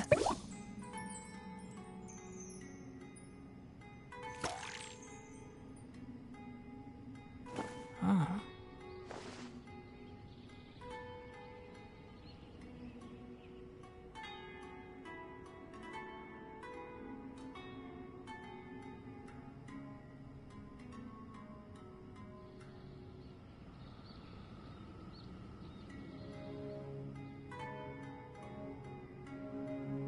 If you press a leaf between dry sheets of paper, you can make an attractive and handy bookmark.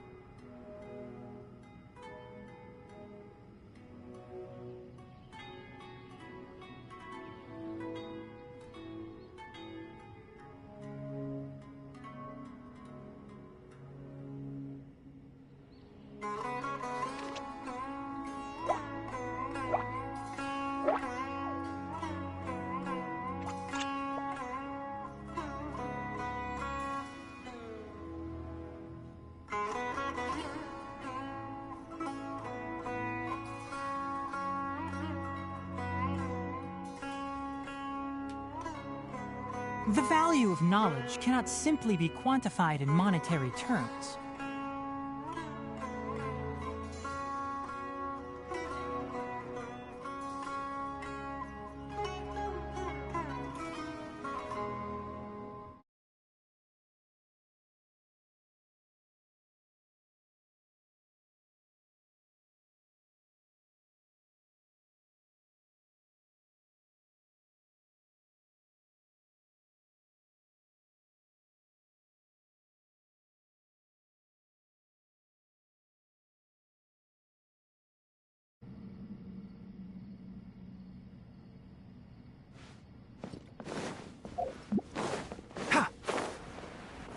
Keep up.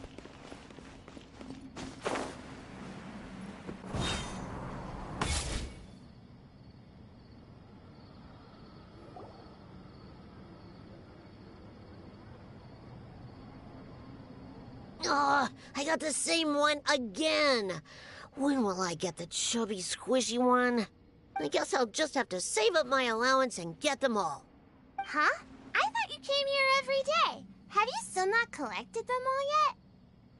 You should have gotten them as a set. That way, you get 7 different designs at once. But then there's no surprise. Surprises are boring. I want to have every design there is. That's what you do when you really love something. I finally saved up enough to buy the set today. Oh, I'm very sorry, but the one Cassette bought was our very last carving. We're out of stock today. But we're working on expanding our team, so please check back tomorrow. Fine, I'll come back tomorrow. Just so you know, R&R carvings are more than just stock. Yeah! All right. I'm sorry. Sorry, buddy. Our Aranara carvings have sold out for today. Sold out? Oh no. I was gonna buy one for my cousin who's visiting tomorrow. Hey, how about this? You live near Bronte's house, right? We'll deliver the new carvings to you first thing tomorrow. Wow! Thanks, Mr. Fies! Don't forget, okay? I promise. Akara Crafts would never let down a child.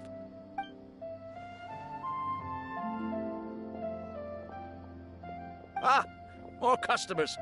Sorry, our Aranara carvings have... Oh, hey, it's you guys. Thank you so much for your help. We've been planning on visiting you to express our gratitude, but as you can see, our store's been really busy. If it weren't for you, the store's anniversary might have been a different story. It's all thanks to Rossi. He has so much creativity at such a young age. Oh, and we would like you to have the prototype Aranara as a small token of appreciation. Whoa, wait. This looks kinda... right! Mind-blowing! It has a very, mysterious feel. We appreciate your thought, but please give us some time to decide if we want to keep it.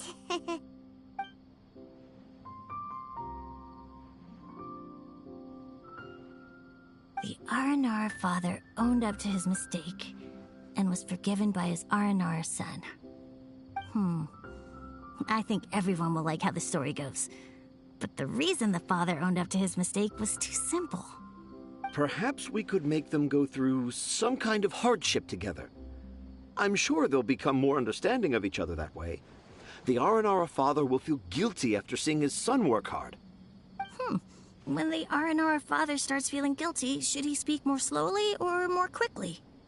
That depends on the R&R son. It would be interesting to hear them speak at different paces. Hey, Tanja and Rosie, what you up to? Dad and I are just discussing our latest story. I'll be the one telling the story this time. But I'm a little nervous about telling a story in front of so many people. That's why I'm asking Dad for advice. Oh, Sumeru's gonna have a new young storyteller. If it weren't for you, Rosie would surely have left me for good. I'm so glad everything worked out. But there's still something that doesn't quite add up. Oh, what is it? Do you need help investigating something? Why would a Mondstatter leave a note in a tree hollow deep in the Avidia forest? I thought we moved on from this topic. It was just a coincidence. A lot of people write down their secrets and hide them in tree hollows. It's not a big deal at all.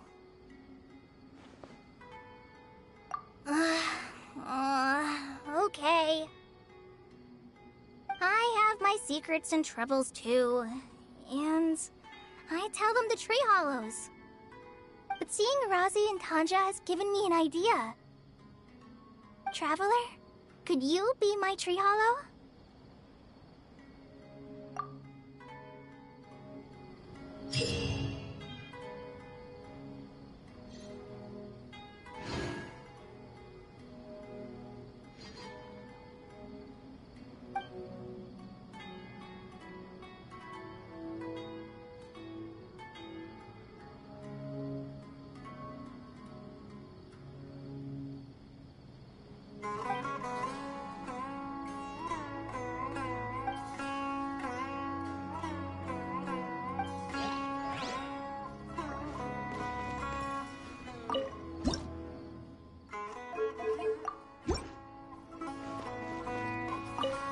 Please let me know if you decide you want to keep the prototype Aranara, and we'll go get it from the warehouse at once.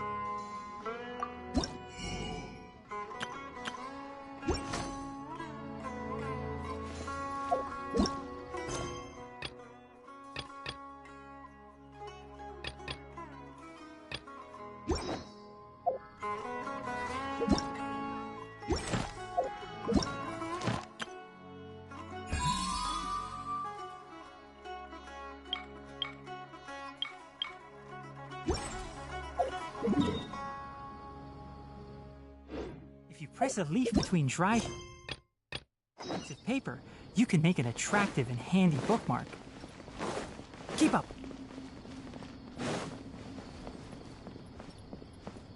Ha!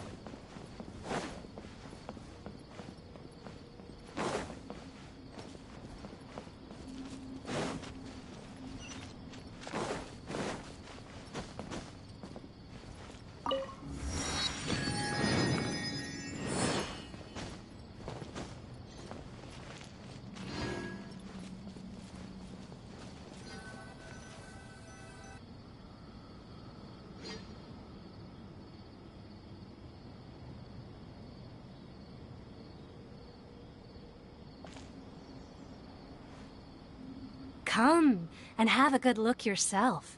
Traditional spices of the highest quality, made with pride and experience. You've got a deal. I can't thank you enough for always looking after my business. Believe me, I'm not making this up. Several Eremite mercenary groups are nearly in open conflict, but does the core of 30 care? And that's not all. Did you know that... Wow! Talk about hurly-burly! This place is busy! Guess that's only to be expected for the largest port in Sumeru. Maybe it's because of what Dia told us earlier, but Paimon can't seem to shake the feeling that there's also danger lurking in these crowds. Ooh. Let's get our bearings so we can start looking for leads. We know that whatever the Academia lost is related to the gods. But other than that, we don't have much else to go on. Osfun told us to try posing as Academia students while asking around. Paimon checked the Akasha on the way here, and the Academia doesn't seem to have any research facilities in Port Ormos. Paimon doesn't get it. Won't we look even more suspicious going around saying we're Academia students and asking about the stolen item? Well, given all the people that come through here every day, if there's any information to be found, Paimon bets we could find it in the market. Let's ask around and see what we come up with.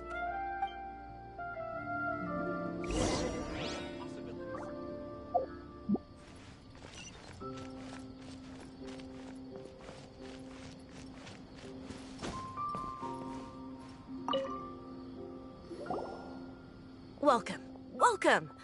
How can I help you two? Hi there. We would like to ask you a question.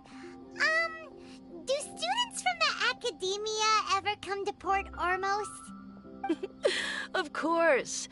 Especially around this time of year. Students from Sumeru City that are about to graduate often come to Port Ormos to cut loose a little. Many people often talk about how hard it is to get accepted into the Academia, let alone graduate. But those who finish their studies and go on to become full-time researchers at the academia have it even harder. Sure, we may not be Sumeru City, but Port Ormos offers beautiful scenery and a stress-free environment. Some even say it's good luck to come to Port Ormos, so students and researchers come flocking here when things get to be too much at the academia. Ah, you see over there? Those are students from the academia. They've been looking worried and miserable ever since they got here a few days ago. If you ask me, the life of a merchant is better. So long as the Akasha teaches us what we need, then life is good. Those students seem to be discussing something. Let's see if we can listen in.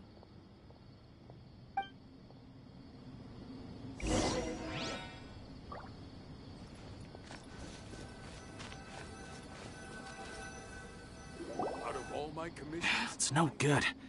I've tried asking around, but I haven't been able to learn anything useful. Not to mention that a bunch of scary-looking Eremite mercenaries have been posted along the streets now. There's been a lot of fighting between the different Eremite factions in Port Ormos. If we choose to move on our own, then it would be wise to steer clear of them. Especially the group that's constantly shouting some stuff about the Scarlet King and some resurrection. I've even heard that the Citadel of Regzar is starting to get fed up with them. What was that group called again? Ein something or other? They're called Ein El Ahmar. Today, I heard that the thing we're after might be in their possession at the moment. Wait, come again? Don't you see? Many of the Eremites in Port Ormos deal with trading this kind of thing. They're usually pretty wary of outsiders, but not so with students of the academia. It's because the kind of goods that students are looking for aren't the kind of goods that Eremites are after. As long as they know you're a student, then deals can be made. I've heard that Ein El Hakmar likes to set up shop at the Jafar Tavern. Supposedly, if you're willing to part with 500,000 mora, they'll give you info on anything. Wait, did you say 500,000? If information alone costs that much, then how could we ever afford to buy what we're looking for? I guess we might as well give up on trying to graduate this way. I wouldn't worry too much. Our field of research is very niche. Who else could possibly be after that kind of shady knowledge? I bet it's practically worthless to anyone aside from us. Oh, I guess that makes sense. Then the only thing left for us now is to find a way in. Why don't we all just pool our money together and pay for the information? Whoa! Did you hear that? A niche field of research and shady knowledge? It all sounds pretty suspicious to Paimon. Is knowledge something people just buy and sell like that? So, what's your plan?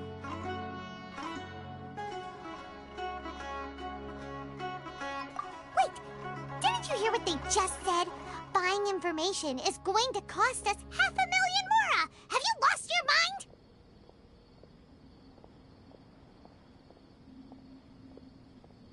Oh, all right. Paimon never thought she'd agree to parting with that kind of mora. But if you know what you're doing, then we should give it a shot.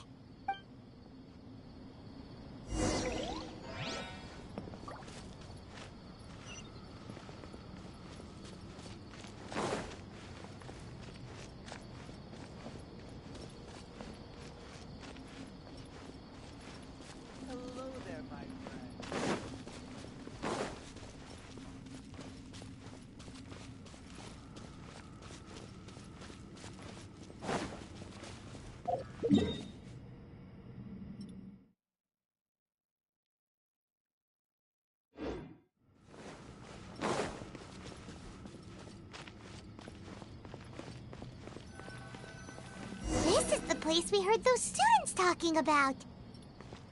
Let's find a seat somewhere and see if we can spot the group they mentioned.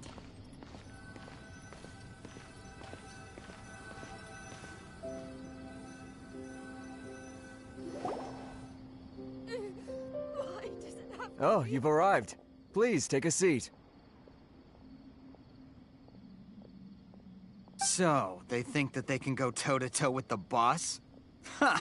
Once we reclaim the power of the Scarlet King, they'll be the first that the boss punishes. They're nothing to be afraid of. Our main rival now is the Caracal Battalion.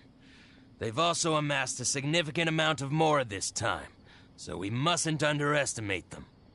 How can the Caracal Battalion compete with the boss when they're nothing but a bunch of money-grubbing opportunists out for a quick Mora? Yeah, with Boss's fervent devotion, he'll be able to use this power to bring our god back this time. Huh. All these guys talk about is the Scarlet King, so they're probably the ones we're looking for. Greater Lord Ruka Devata. That traitor and her followers must not be spared. The day will come when the Scarlet King exacts vengeance on Sumeru, and all of them shall be punished. Yeah, Paimon was wondering what they meant too. We should ask about that if we get the chance later. Should I adjust What you see is what we've got. Feel free to look around. Why does it have to be this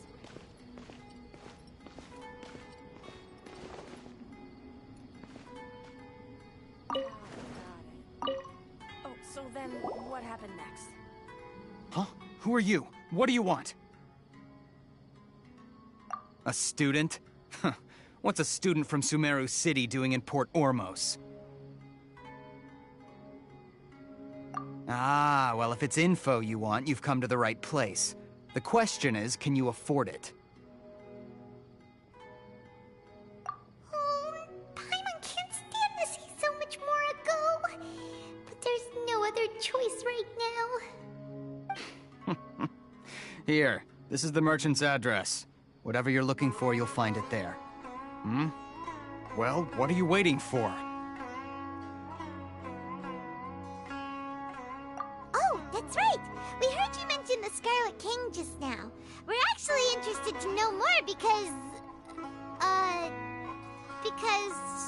we're, archaeology students!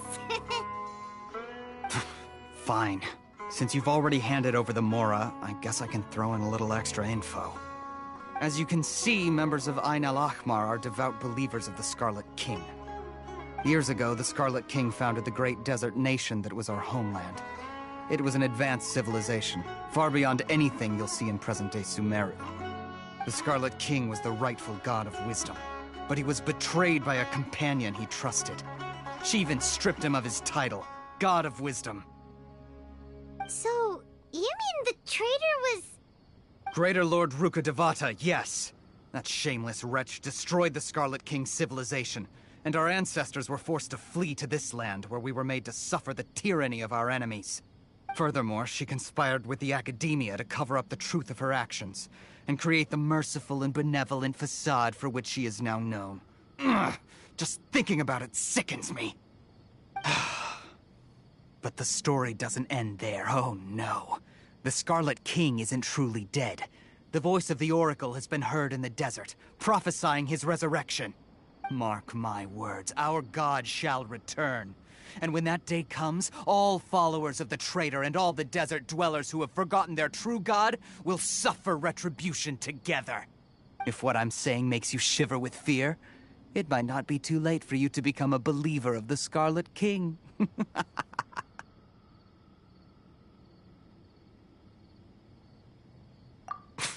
I don't have anything to say to you Academia people about that. I think this conversation has reached its end. Not just yet. This man is a fraud. Huh? You again? Deranged Academia lunatic. Yes, it's me again. I already warned you that if you weren't willing to sit and discuss things with me, I'd take measures to make things uncomfortable for you. Listen to me. That address he gave you is fake. Or at least, you won't find a merchant waiting for you there. This group has been boasting all around that they can provide information on a certain item as a means of luring people into their territory. Once you show up, they keep up the act until they have hard evidence that you want to purchase said item. Then they use that to squeeze you for all the Mora you're worth. Hey! Shut it, Al-Haytham! What are you playing at, trying to ruin our business like this, hmm? I told you the other day. I wish to discuss my terms with your boss. Ha! The boss made it perfectly clear that he won't negotiate with you. Yes, and in no uncertain terms. But that was then. It does not preclude him from changing his mind in the future. I'm warning you. Don't push us, or this could get ugly. We don't usually get rough with people from the academia because it just complicates things. For a lunatic like you, though, we might just have to make an exception. If you're suggesting that we escalate this from a verbal exchange to a physical one, I accept. After all, even the Archons used war to negotiate the ownership of Tevat. If, on the other hand, we can't agree on any means of negotiation at all, then I'm afraid my next course of action will sting a little more than the mere falling through of a few business deals. I will jeopardize the Eremite's reputation, which I know you value above all else. I am quite confident that if I began to take such action, your boss would willingly approach me himself. However, I fear that by then, some things will have happened that cannot be undone. Also, a word of advice. I suggest you tell your boss exactly what happened here today. Otherwise, he might blame you for not telling him in the future. What did you say? Consider this. Have I ever failed to follow through on my word in the past? This guy is really out of his mind. Okay then.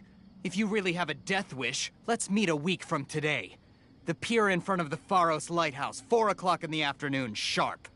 Don't expect us to hold back. Not so fast. First, you return the 500,000 mora to them.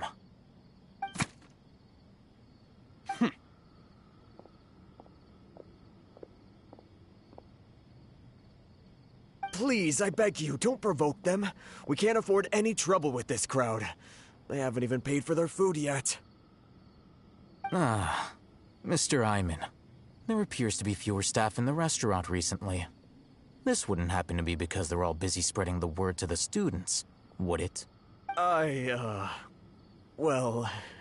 Someone who chooses to do business with a group like that really can't afford to get so flustered the instant someone confronts them about it. Consider the meal compensation for our silence. I'd say you're getting an excellent deal. Whoa, did you see that? He not only got us our Mora back, but sent the Emirites running too! Plus, he seems to know a lot about what's going on around here. Let's catch up with him and ask some questions. He went that way! After him! Please, just... leave. Forget the cost of the meal. Just, pretend nothing happened today? Got it. Oh, so then what happened?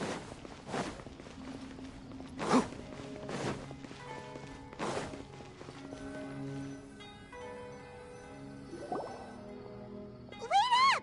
It's Al-Haytham, right? What do you want? No need for thanks. My goal was to get to them, and you two gave me just the opportunity I needed. We're even. Oh, I advise you to keep your distance from them. Since they weren't able to make off with your Mora in the end, they might harass you again in the future. All right. Goodbye. Hold your horses! We still have something to ask you about! Since you tore through their scam right in front of them, you must know the real story about certain something, no? Who exactly are you two? And why are you inquiring about that? A student. Right. Look, you should know that those thugs conducting business with you had nothing to do with your lie.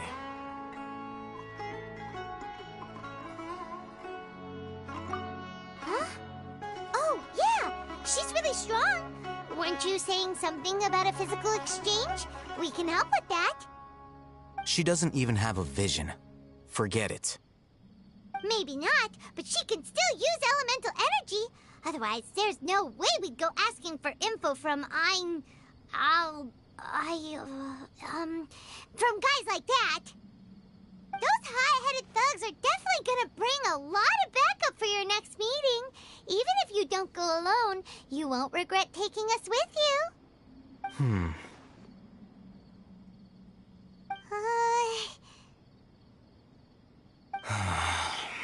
All right, I accept. Got a pen and paper? If you're searching for someone who sells that kind of merchandise, I'll give you one of their addresses, and you can try your luck. We'll reconvene at the appointed time by the pier. It doesn't matter if you show up or not. So, since you were happy to give us this merchant's information, does that mean you can tell us exactly what we're after? You were willing to part with 500,000 mora for something and you didn't even know what it was? Okay. Well, if you truly are as skilled as you claim, then you can beat the answer out of them when they become hostile. Look, if you've been making inquiries, then you have to know something by now. Tell me what you know so far, so I don't waste time repeating information. We know it's connected to the academia somehow, and that not only do the Eremites deal in it, but some students want to get a hold of it too. What else? You know almost everything there is to know, but you're unable to compile this information because you've never seen the object before. This is what you've been looking for. Huh? Paimon can't tell what it is. It looks like some kind of ornament. This is a knowledge capsule. To put it simply, it's a vessel that can store a fixed quantity of canned knowledge. It's like a miniature Akasha. Anyone who links it to their personal Akasha terminal instantly becomes privy to its contents. Correct. Anyone. Unlike the Akasha, which heavily regulates who can access what information, knowledge capsules confer their contents without any requisites. That's amazing! It's essentially a convenient and harmless vestibule for knowledge. Unfortunately, it's illegal in Sumeru to privately possess or trade them. They were created as a means for scholars to transfer knowledge gained from Irminsul into the Akasha, and are intended to be destroyed immediately after use. But despite strict regulations, some of these knowledge capsules will always escape destruction.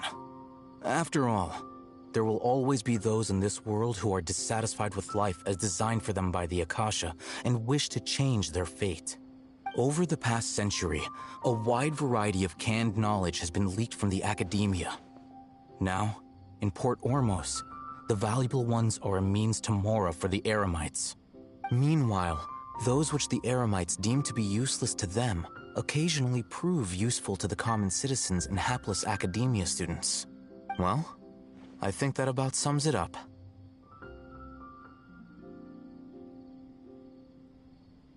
Oh, so that's your true objective. With our current arrangement, I don't believe I can offer an answer. You're still resolved. Fine. Let's talk somewhere with fewer people.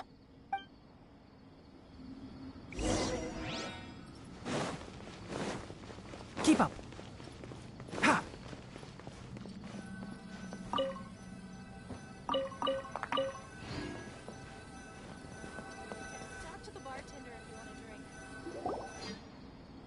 Let's continue our conversation here. If you wish to learn more about the knowledge capsule that the Academia lost, then you must help me with something. I need you to find someone named Dory, a traveling merchant. Unlike the peddlers who hawk inferior knowledge capsules, she often has quality goods in stock. Some say that as long as there is profit to be made, there is nothing she won't dare to sell. She's guarded against people from the Academia because most of her wares don't comply with Academia regulations. I think she blacklisted me. I met with her informant, but it soon became clear that they had no intention of letting me get any further. Become one of Dory's customers and earn her trust. This is my condition for further collaboration. Why do you want us to meet with her? Until you complete this task, you don't have question privileges. Fine. So how do we go about doing this? You two are outlanders who haven't been here for long, so Dory should view you as safe clients. I'll give you the informant's address and their contact password. Beyond the password, though, I have no way of knowing what other tricks she might have up her sleeve. You'll have to improvise. This is kind of nerve-wracking. The true challenge begins after you meet her.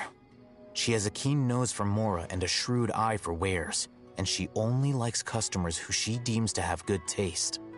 I'll prepare some funds for you. Buy her highest quality wares and earn her approval. What? We only just saw a knowledge capsule for the first time! We don't know how to tell which ones are good and which ones are bad. Is that something we can learn quickly? That's true. Have you two heard of elemental sight? Oh? That's a surprise. Guess I'll have to hold you in higher regard. Anyway, that ability should resolve your issue.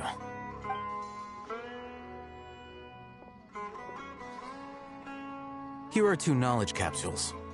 Tell me, can you detect any difference in their quality?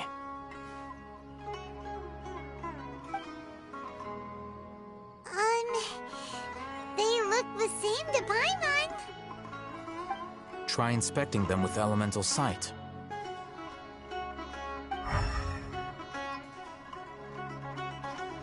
How'd it go? Did you see anything?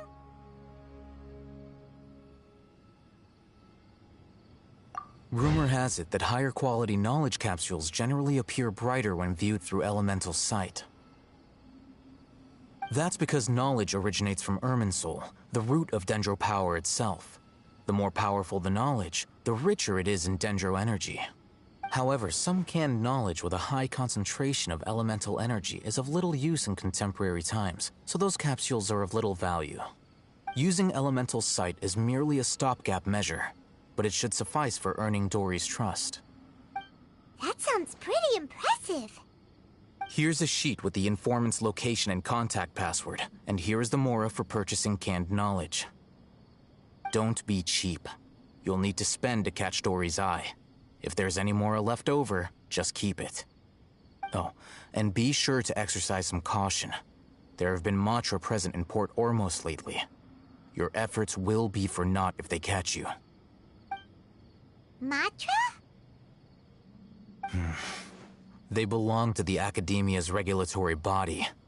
They also handle cases of illegal canned knowledge transactions.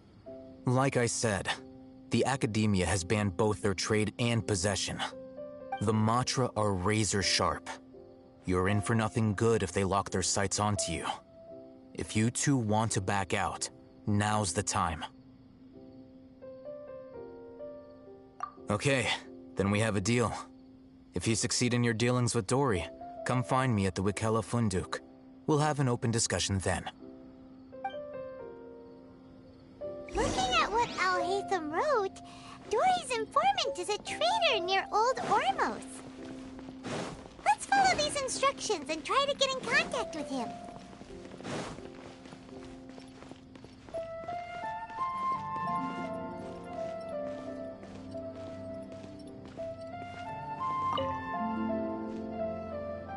Hello. What are you two looking to buy?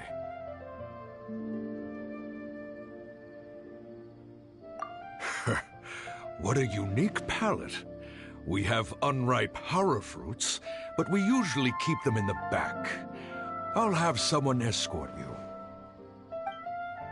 Following the paper got us past the first round.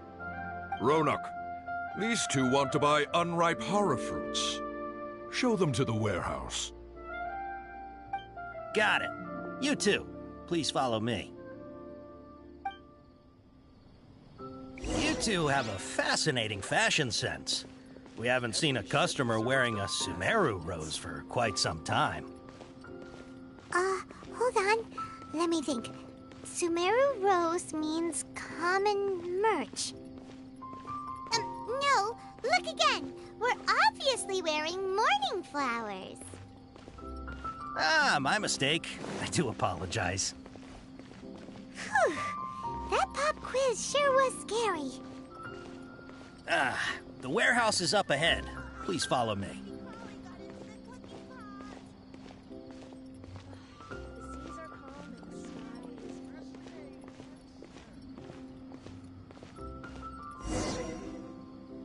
Before I retrieve your products, I need to confirm a few things.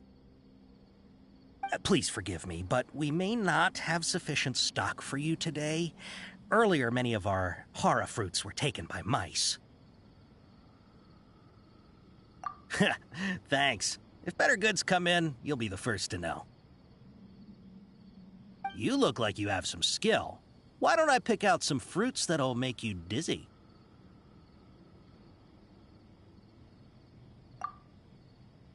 No, that's not it. The paper said that heat stroke is the answer to erudition. Ugh, eating something that causes heat stroke sounds horrifying. I'm sorry. But as things currently stand, we won't be able to fulfill your order. Why don't you... He's cautious of us.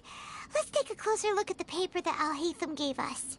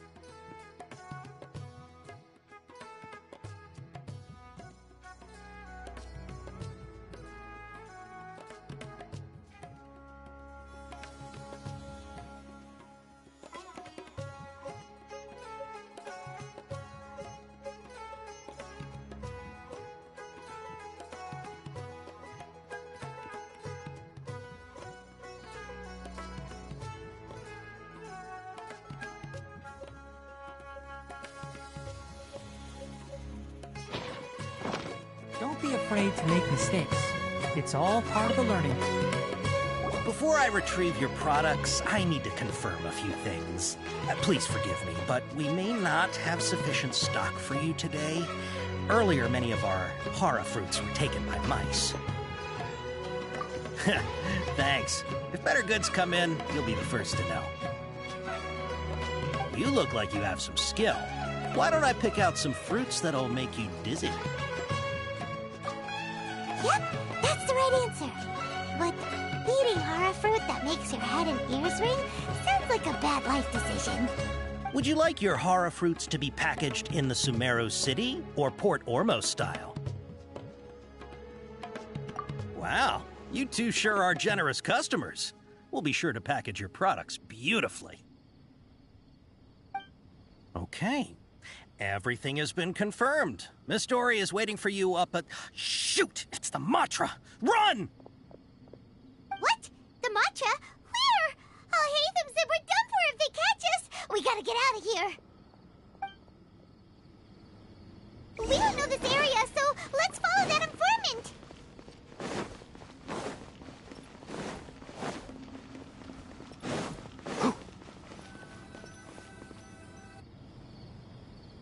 He ran that way.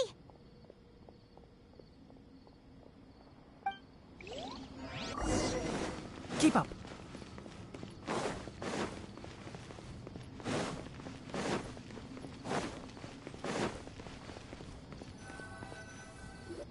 Look, he's over there. Ha!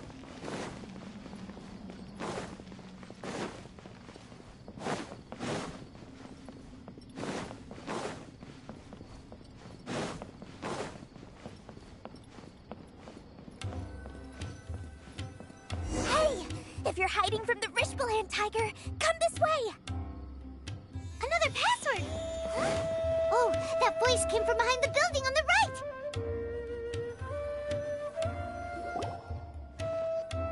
Here, over here. You can stop running now.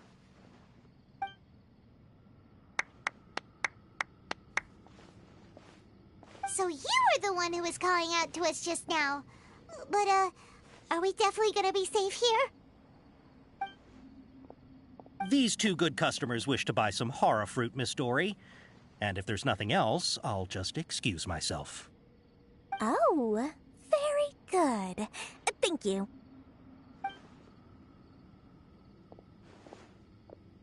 Huh? Wait, you're Dory? Paimon sure thought you'd look a whole lot scarier. Hey, what are you trying to say, Princess Pea-Brain? I can be scary enough when I need to be, believe you me. If you don't watch what you say, then you can forget about doing any business. But it seems you two have actually done pretty well so far. Not only did you manage to find the informant, your reactions were also pretty sharp. You don't really look like criminals or anything, but I bet my Mora that you've been involved in some shady dealings, haven't you? Paimon's not sure if that's supposed to be a compliment, but we'll take it. I can't risk doing business with people who start huffing and puffing after just a few paces. No matter how much Mora they might have. Not only will they get caught by the Matra, but they'll also get us into trouble. As decent folks trying to run an honest business. We don't need any of that. Wouldn't you agree? So that's why I prefer to have customers like you.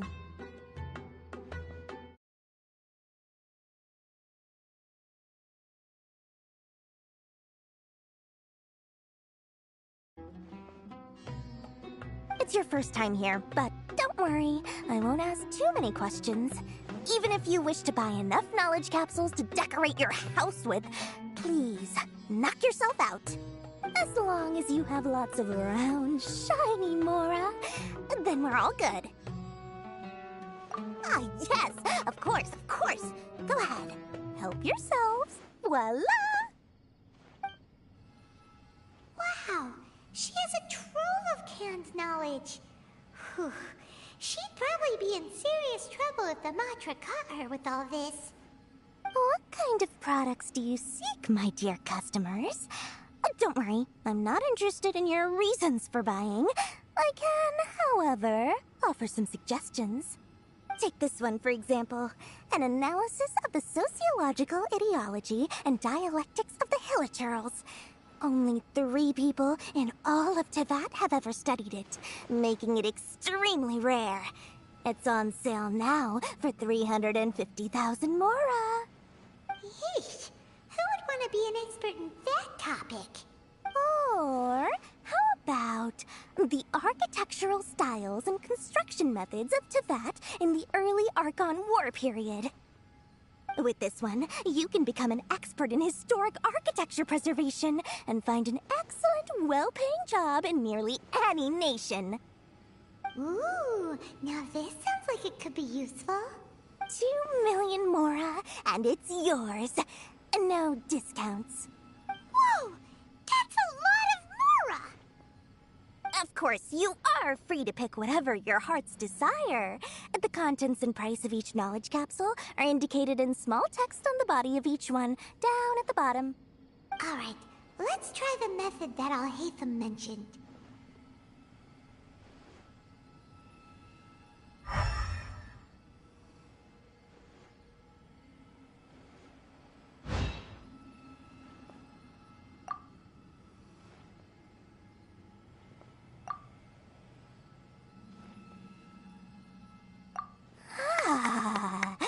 You've really got a good head on your shoulders, and quite the eye for quality. We'll take these, please and thank you. My oh my, you are blessed with a taste for both the exquisite and the extravagant. Customers like you are a rare breed. 1 in 100. No, 1 in 1,000 even. Listen, I have a special offer for you two. If you spend just 100,000 more, you can pick any knowledge capsule of your choice up to a value of 1 million Mora. Say what now? Hey, did you hear that? Spend another 100K and we get a capsule worth a whole 1,000,000! But all the canned knowledge we just bought is easily worth 500,000 Mora. If we spend just a little more, we can get something worth 1,000,000 Mora. Isn't that a fantastic deal? Think about it. We've gone to all this trouble to get this canned knowledge. And so far, everything we bought belongs to Alhaitham. Aren't you even the least bit curious about how this whole canned knowledge thing works? We're talking instant knowledge here. Don't you want to try it yourself?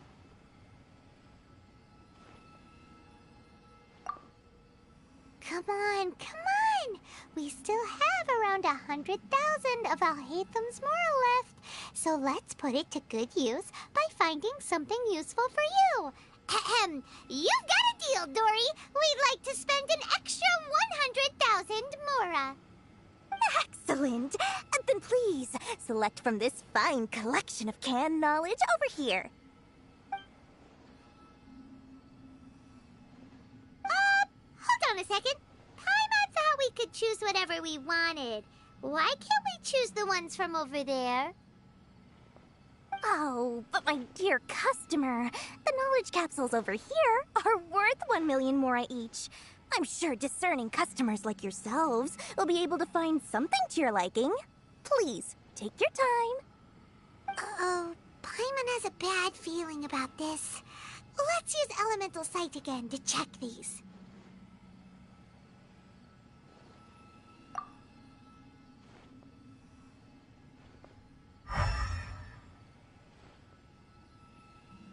So, what did you see? So, they're all worth about the same amount?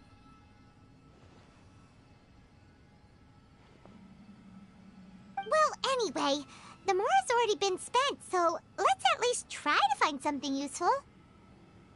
Let Paimon take a look here.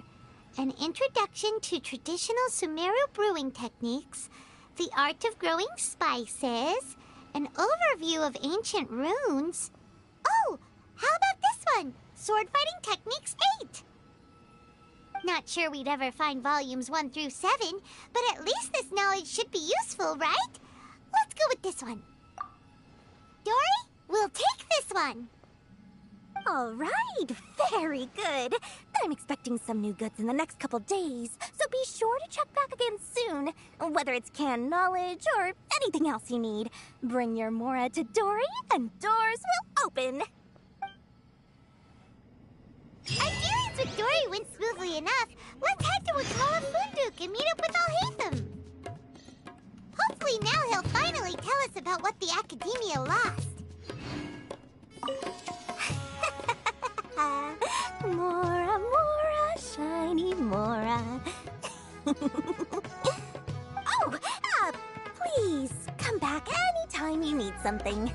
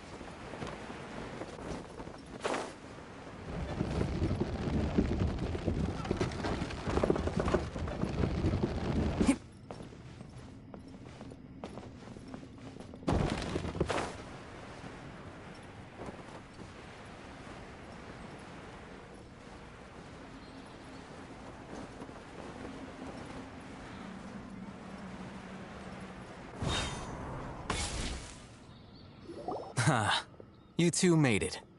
And from the looks on your faces, you were successful. Whoa, there's so many people from the Academia here. Why would you pick this place as our meetup spot? Well, Wakela Funduk is under the Academia's control, so naturally the Academia has people working here. I came to Port Ormos under the pretense of conducting official business. You're a pretty daring guy. Relax. No one here is interested in anything we say, and the Matcha won't come here. Okay, now, tell me how your encounter with Dory went. Okay, we did what you asked. So, can you tell us about the knowledge capsule that the Academia lost now? Before that, I have to ask, why are you two so intent on tracking it down? You don't have to answer, of course. Yeah, she just wants to meet the God of Wisdom and ask her about something important. We've been in Sumeru for a while now, but we still haven't found a way. When we heard that the Academia had lost something that might be related to the gods, we came here in case it turned out to be our lucky break. In that case, you're on the right track. A short while ago, the Academia lost a knowledge capsule in the desert. It's supposedly a divine knowledge capsule. Use it, and you'll gain the wisdom of the gods. Wow! There's really such a thing as that?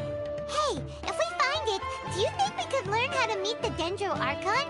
Ooh, or even how to find your brother? I highly doubt it has any mystical properties, but it does indeed exist. And it's right here, in Port Ormos. So, where exactly? That's what we need to find out next. I won't deny that. I am investigating because I'm curious as to what the divine knowledge capsule truly is.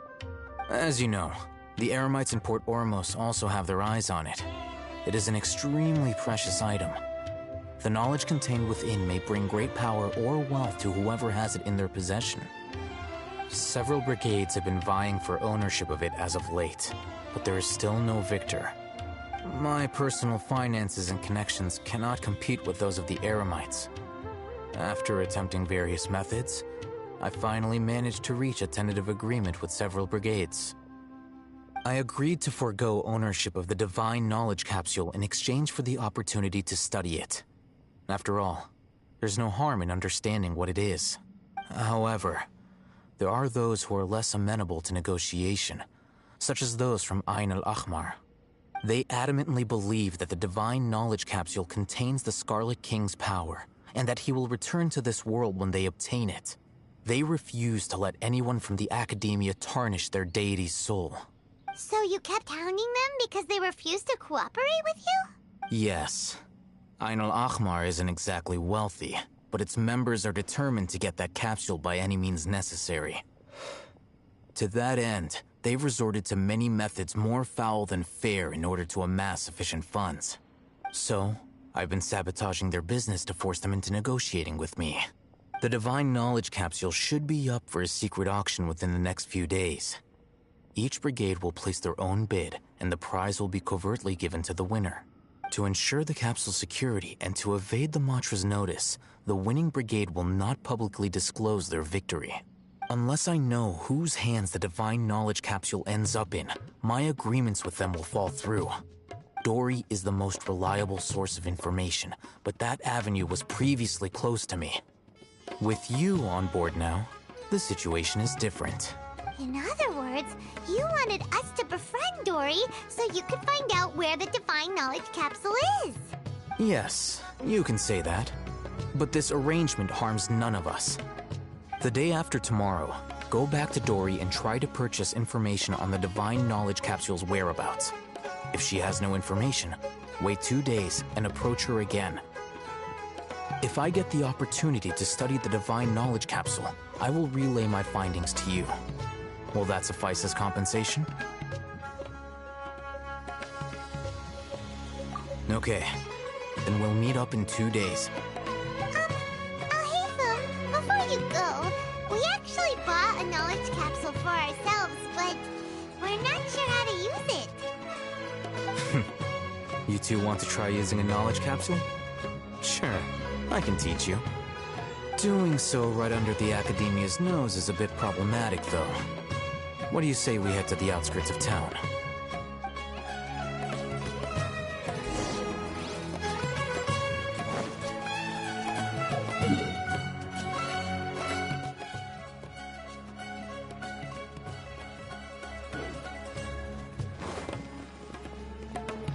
Keep up.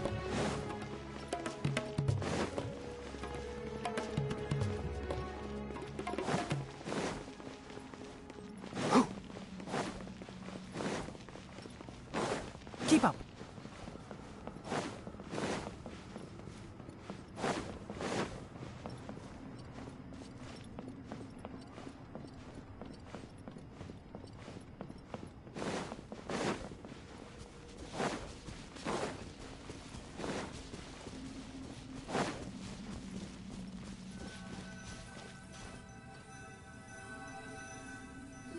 All right.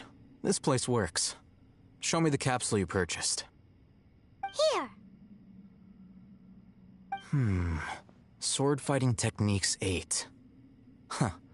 A combat class knowledge capsule. This class is something of a rare find these days, since most have been taken by the Eremites to augment their battle capabilities. Really? Ah, yeah, what a great buy! If you want to determine the efficacy of this capsule, I can evaluate your combat ability. However, effects will likely be minimal if you already possess a high amount of strength. We can conduct a controlled experiment where you fight 2 battles, one before using this knowledge capsule and one after. While you fight, we can use an Akasha terminal to monitor your various physical parameters. There may be variances in your physical strength between the 2 tests, as well as a disparity in your opponent's abilities. But don't worry. I'll run statistical analyses afterward to mitigate any confounding effects. Wow! Haytham! You must have been one of those guys at the Academia who got top grades on everything. Paimon's curious about something, though. You definitely weren't one of those students who needed canned knowledge to graduate from the Academia, right? So why are you risking getting caught by the mantra for this capsule? When you are unable to understand a researcher's actions, most cases can be attributed to curiosity. This is but one theory. Sounds like you're trying to avoid the question. All right, let's begin the test.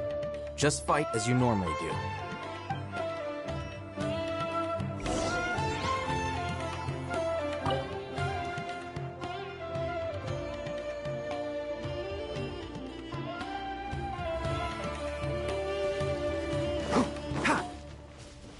One with the forest. Allow me. Stabilize. Right now. Emerge. Right now.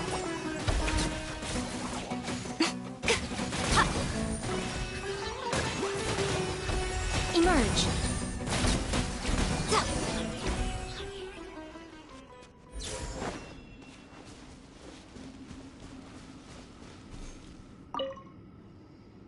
All right. I'll link your Akasha terminal to record data. The next step is to use this knowledge capsule. Hold it in your hand. I'll help you establish a connection with it so you can activate its power.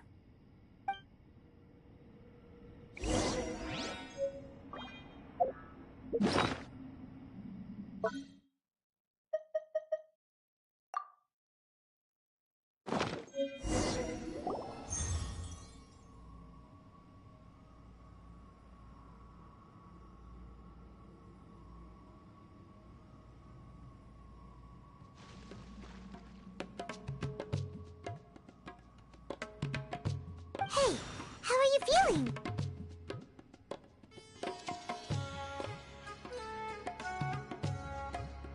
You mean that it worked? All right. Time for round 2. Fight with the same composure as before.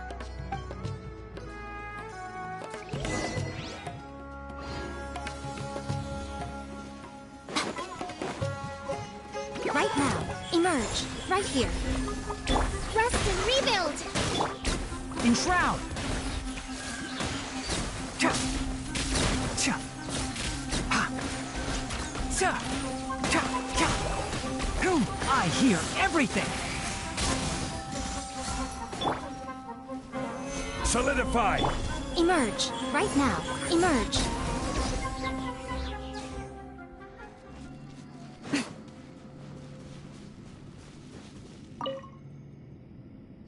Now, I'll start recording data again.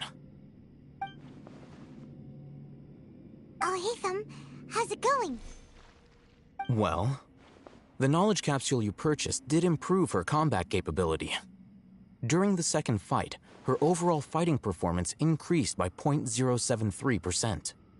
Wait, how much?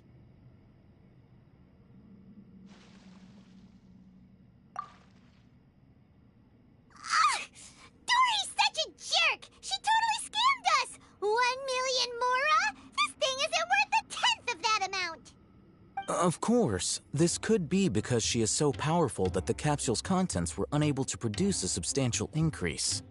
At the very least, this test allowed me to gain more insight into you two. Our deal seems increasingly worth my investment. I'm heading back to Ikela Funduk. I await your response in 2 days' time. This is Mora for when you ask Dory for information. Pay her as much as she requests.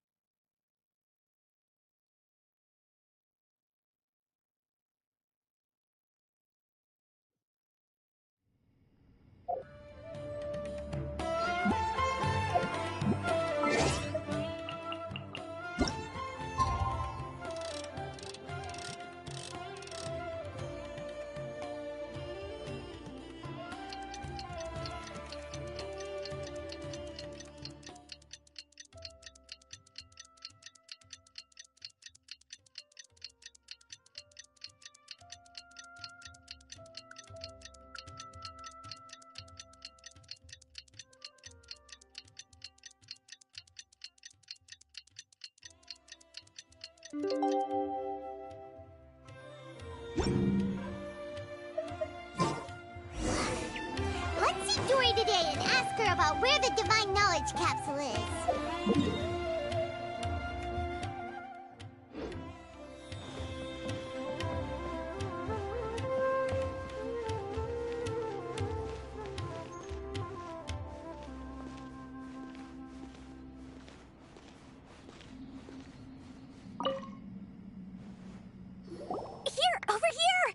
Welcome back, my loyal patrons. What can I do for you this time? You name it. Canned knowledge, supplies, or anything else you need. I'll find a way to get it. Where there's a waterfall of Mora, there's a way. Can you really get us anything we want? Anything at all? Aha. So it appears that canned knowledge alone is no longer sufficient for your opulent appetite. Then please, oblige me. Tell me what you have in mind. Oh! I knew customers with pockets as deep as yours would undoubtedly crave something more profound than ordinary canned knowledge. But you know, that kind of information isn't going to be cheap. After all, I had to work really hard to weasel my way into the auction site. Not to mention that if anyone found out that I was the leaker, I would be in big, big trouble. But how can we be sure your information is accurate? Paimon's curious how you just happen to have this kind of info the moment we need it. Because to me, anything of value is what I consider to be my supply. Therefore, I must always be aware of what's hot on the market in order to secure more sales. As for the information's authenticity, well, you've no need to worry about that. I used a camera to take a picture of the transaction. That way, no one can dispute it. It's always a pleasure doing business with such sterling patrons. Now that you've paid in full, here's the scoop. The Divine Knowledge Capsule was purchased yesterday by a certain Misery, the leader of Ain el-Ahmar. Ain el-Ahmar? You mean the Eremites who worship the Scarlet King? Ah, so you're already familiar with them. The group has done everything in their power to obtain the Divine Knowledge Capsule. After all, they believe it contains the power of the Scarlet King. That Divine Knowledge Capsule is unlike any other canned knowledge I've seen before. It was glowing bright red. The capsule is clearly visible in the picture I took. You can look for yourself. Thanks for the info, Dory. Please, it's my pleasure. It's all thanks to discerning customers such as yourselves that my efforts yesterday were not in vain. Please, don't hesitate to contact me if you ever need anything something else in the future. Mora for Dory opens doors. Well, we figured out where the Divine Knowledge Capsule is. It turns out it ended up in the hands of Ain el-Ahmar. Let's head back and talk to Al-Haytham.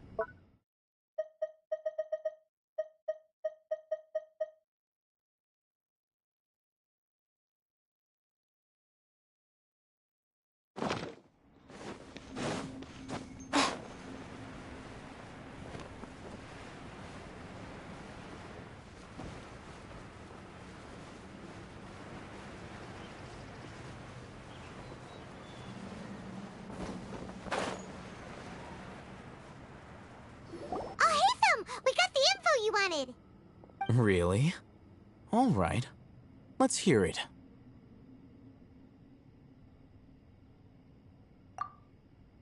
Dory even gave us evidence to verify the intel. Have a look. Huh, look at that. Clear as day. It must have taken some guts just to infiltrate the scene of the Eremites transaction. But then to get close enough to take a picture like this. Bold move, Dory.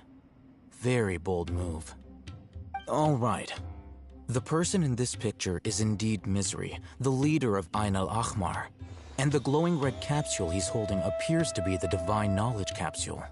In which case, if we play our cards right, when we confront them next week, we should be able to force them to show their hand.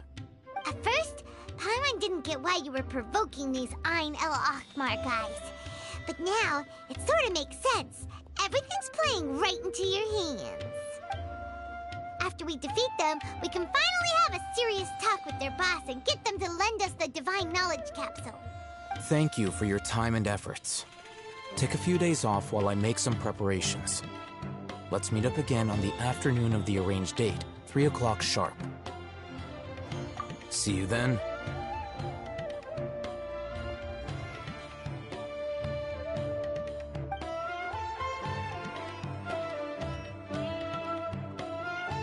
Haytham sure is taking his time. Where could he be? Oh, there he is. Sorry to keep you waiting. Let's head to the pier in front of Pharos Lighthouse. Yep, let's go.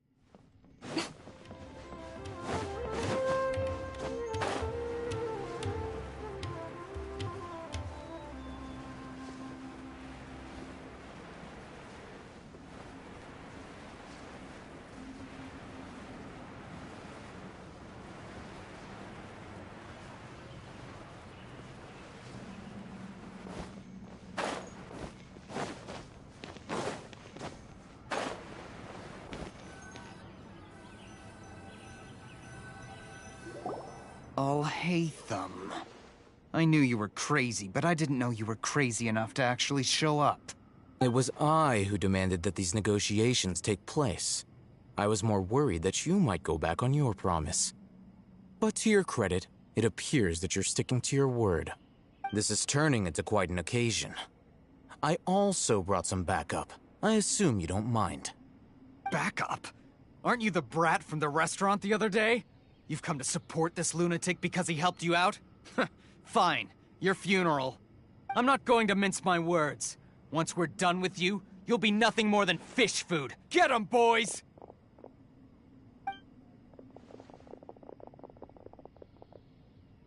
Uh-oh, here they come. Good luck, you two.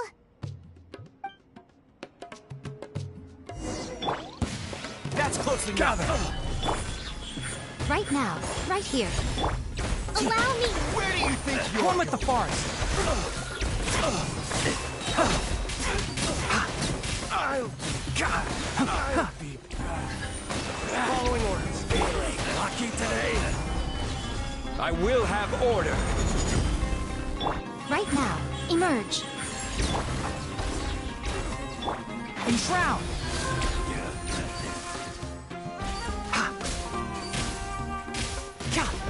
Let's nip that in the bud.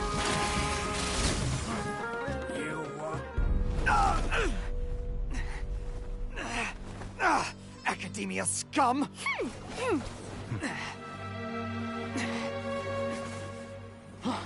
Boss! Finally! Did you use it? Great! Now we can...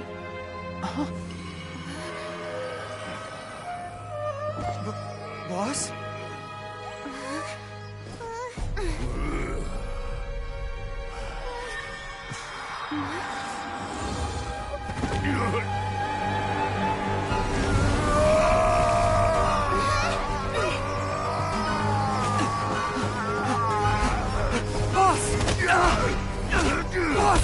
What's wrong?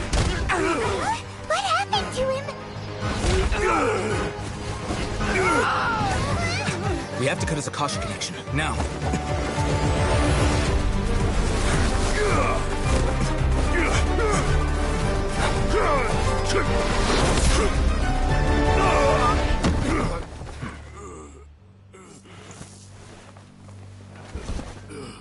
Target acquired! Arrest him!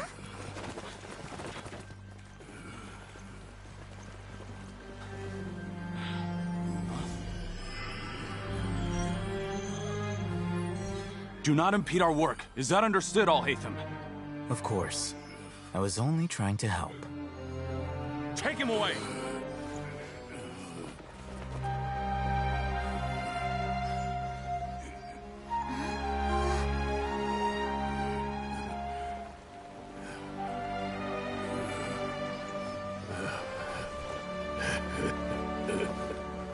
World, forget me.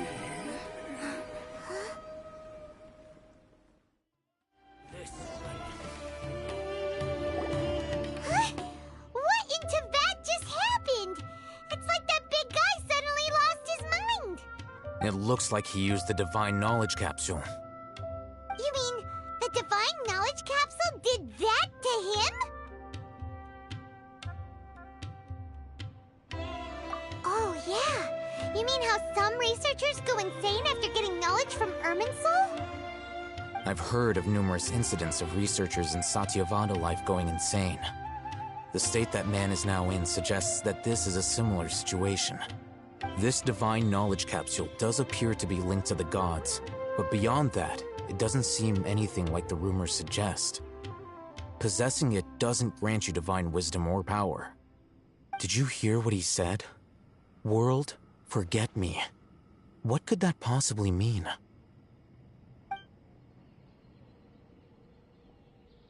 If the mantra took him away, then that means the Academia got the Divine Knowledge Capsule back, too.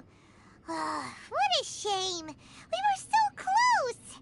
Still, Paimon didn't expect the Divine Knowledge Capsule would be so dangerous. Imagine if we tried to open it. Oh, who knows what would have happened to us? As things stand, there is no reason for me to remain in Port Ormos. I believe our collaboration has also reached its end. Oh, we were so busy trying to find the Divine Knowledge Capsule that Paimon forgot to ask you something. Since you're a member of the Academia, do you have any idea how we can go about meeting Lesser Lord Kusanali? Truthfully, I don't. Lesser Lord Kusanali appears to exist outside of Sumeru's entire administration. Most of the time, you wouldn't know she exists at all. Moreover, since the Academia possesses the Akasha, a symbol of our deity's wisdom, scholars have no reason to desire to make contact with the deity herself anyway. Everything about Lesser Lord Kusanali is such a mystery! I'm heading back to the Academia. How about you two? It's almost the day of the Sub-Zero's festival. Maybe we should head back too. We've been rushed off our feet over the past few days, so maybe a little rest and relaxation will do us good. Then we'll part ways here, Al-Haytham. Until we meet again.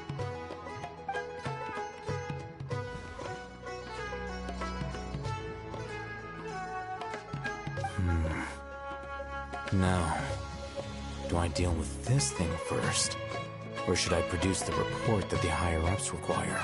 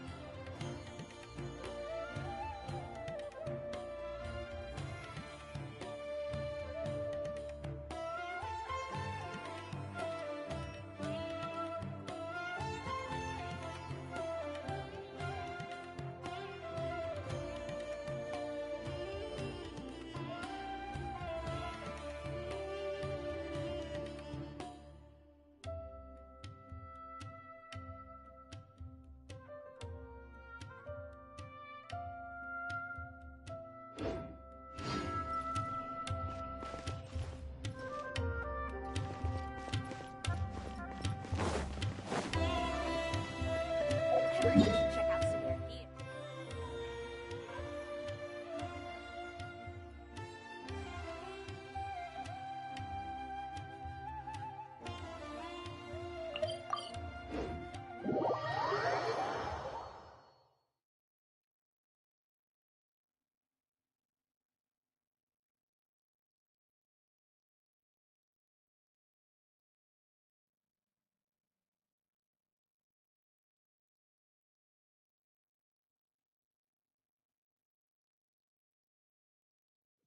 We didn't miss the Sub-Zero's festival, right? Let's hurry and find Dunyarzad. Paimon thinks she must be around the Grand Bazaar, since she showed us around there last time. If you press a leaf between dry sheets of paper, you can make an attractive and handy bookmark.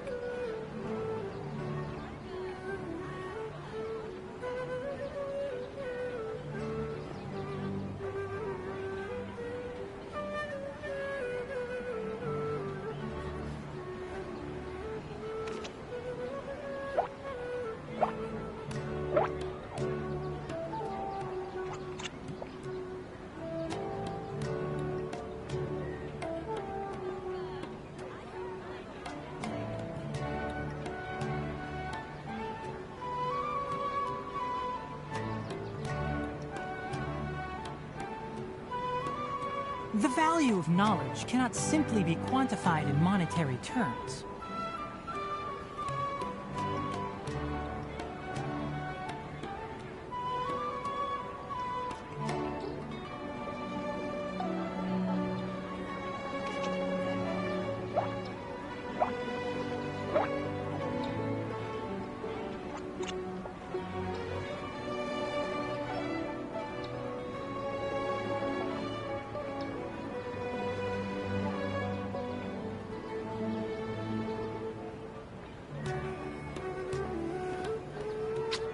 Huh? Huh?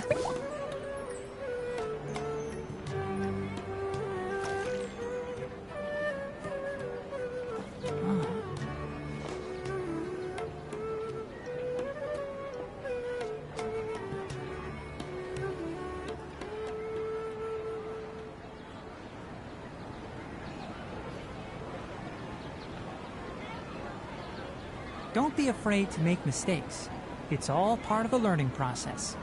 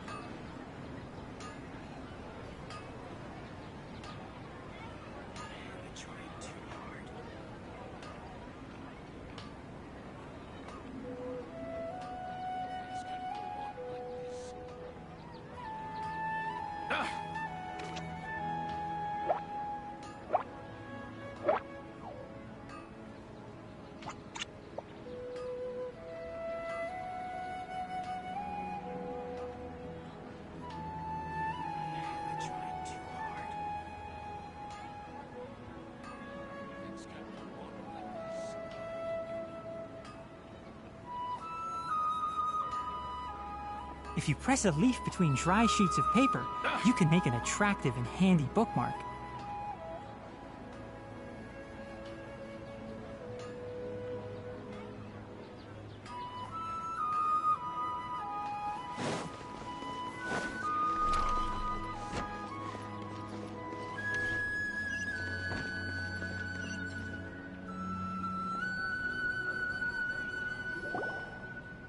There she is! Dinyarzad! We're back!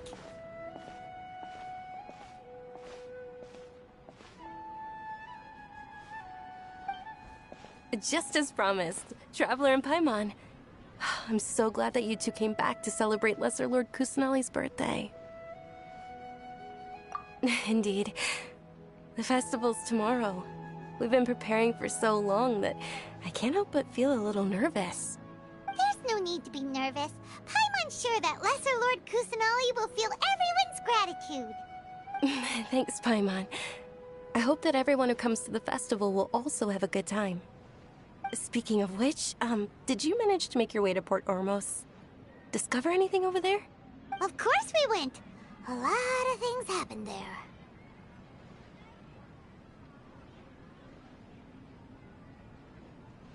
I see. Sounds like you two had another exciting adventure. If there is another chance, I would love to join.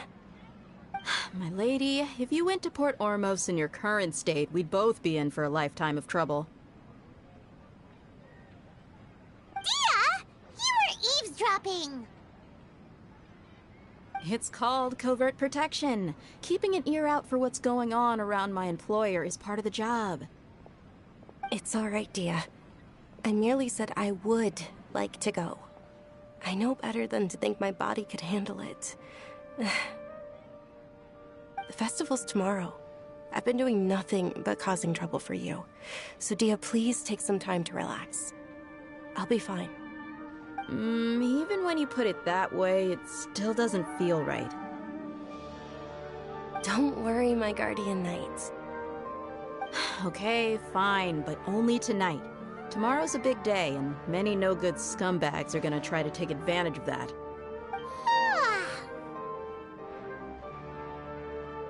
Oh, you two must be exhausted from your long journey back to the city. My apologies for not realizing this sooner. I've already prepared a room for you to rest. Please follow me. Whoa, you're so thoughtful. Paimon's so ready.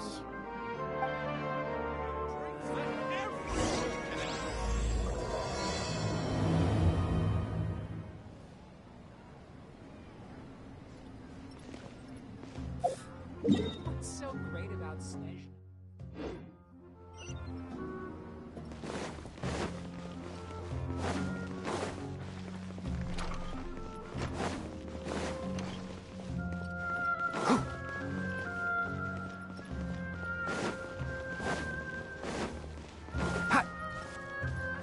Keep up.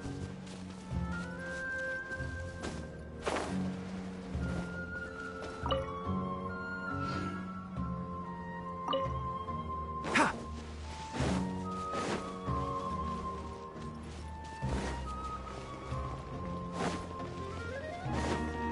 Keep up.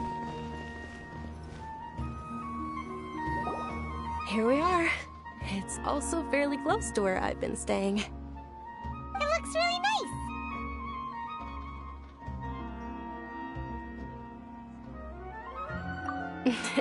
Not at all. Just tell me more about your adventures when you next get the chance. That's Paimon's specialty. Paimon can tell you stories next time. Oh, if you don't mind, how about we all walk around together tomorrow? All of my friends will be working the festival, and Dia's still insisting on her covert protection. Yeah, it'll be pretty hard to relax and enjoy the festival if Dia's constantly hovering over you, right? Then let's meet at the nearby bazaar first thing tomorrow morning. Have a great night. It's a deal. Good night, Dunyarzad. I may be too excited to fall asleep tonight. See you tomorrow. Paimon's starting to really look forward to the Sub-Zero festival too. Will there be lots of yummy food? Oh, no. Thinking about food is just gonna keep Paimon up all night. The earlier we sleep, the better. Let's go inside, Traveler.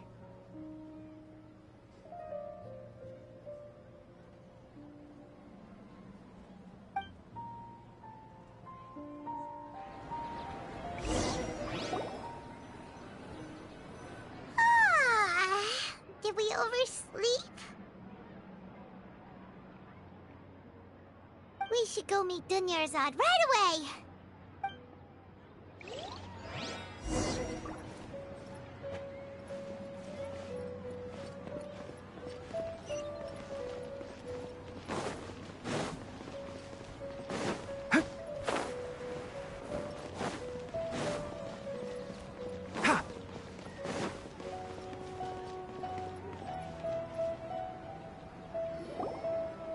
Traveler, Paimon, I've been waiting for you two. Good morning, Dunyarzad.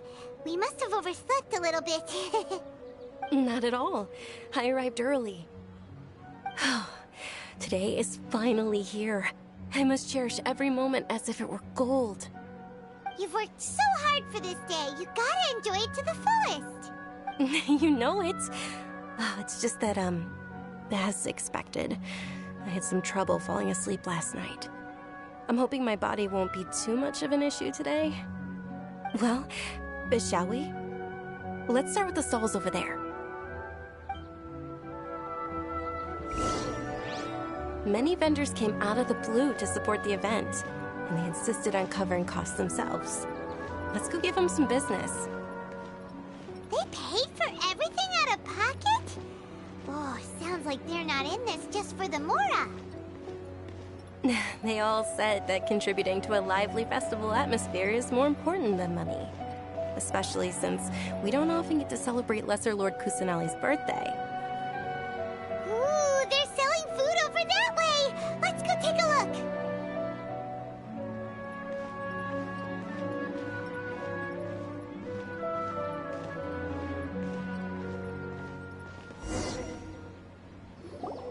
look! This is a stall offering foods from the Haftmewa feast. Oh, you could tell straight away. I thought most people nowadays wouldn't know. Mushrooms, flowers, and all kind of fruit? It's all vegetarian stuff. Oh, Paimon's a little disappointed. So, what's the Haft-Mewa feast you mentioned just now? It's another Sub-Zero's festival tradition. People used to set their tables with 7 different foods. Generally speaking, the most common selections were foods like Rukushifa mushrooms, lunar lotuses, Sumeru roses, sunsetias, kapulatas, hara fruits, and zaytun peaches. So, the Sub-Zero festival is a vegetarian holiday? You don't have to be a vegetarian to enjoy the spread. We just use the 7 foods to symbolize the 7 virtues of the Dendro Archon. Wait, but if that's the case, if Sumeru uses vegetarian food to represent the Dendro Archon, then wouldn't the Pyro Archon's festival be full of food like roasted fowl, juicy meatballs, grilled steak? Oh, Traveler, we have to go to Natlan as soon as possible! I hope your wish comes true one day, Paimon. Thanks! Alright, how about we also check out some of these other stalls?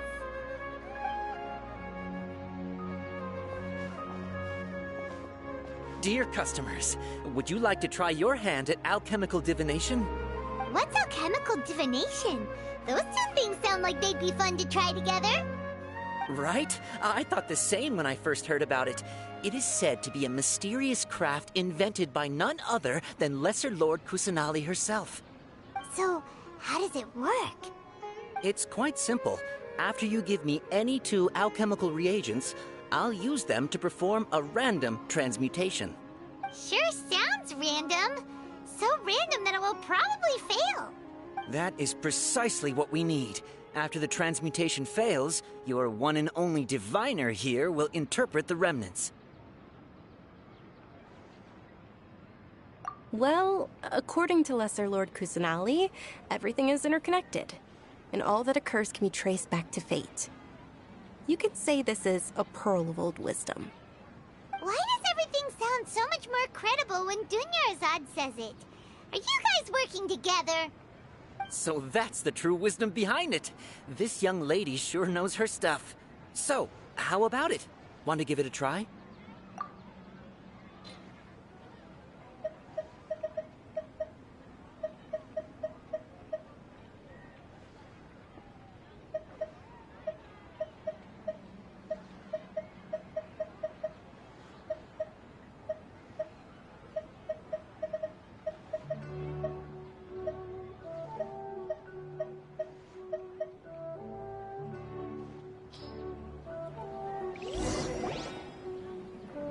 Okay, one moment. It's the moon. Paimon wants to take a look too! Is it? It looks more like a pie that Paimon bit into. Generally speaking, the moon signifies... It means... Wait a moment.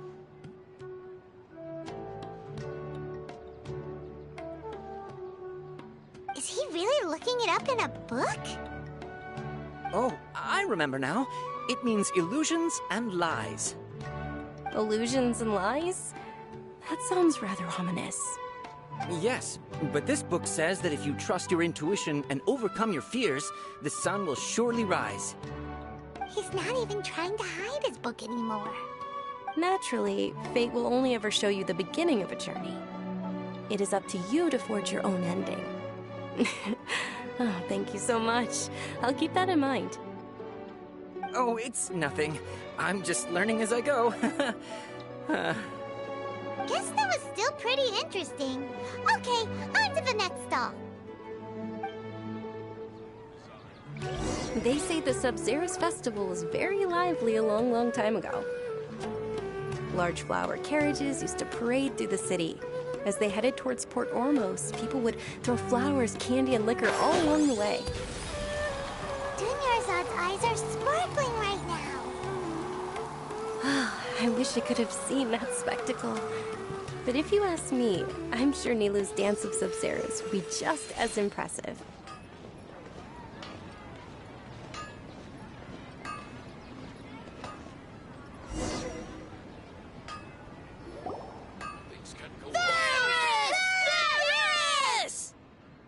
Attention! Soldiers, fall into formation if you want any Yalda candies.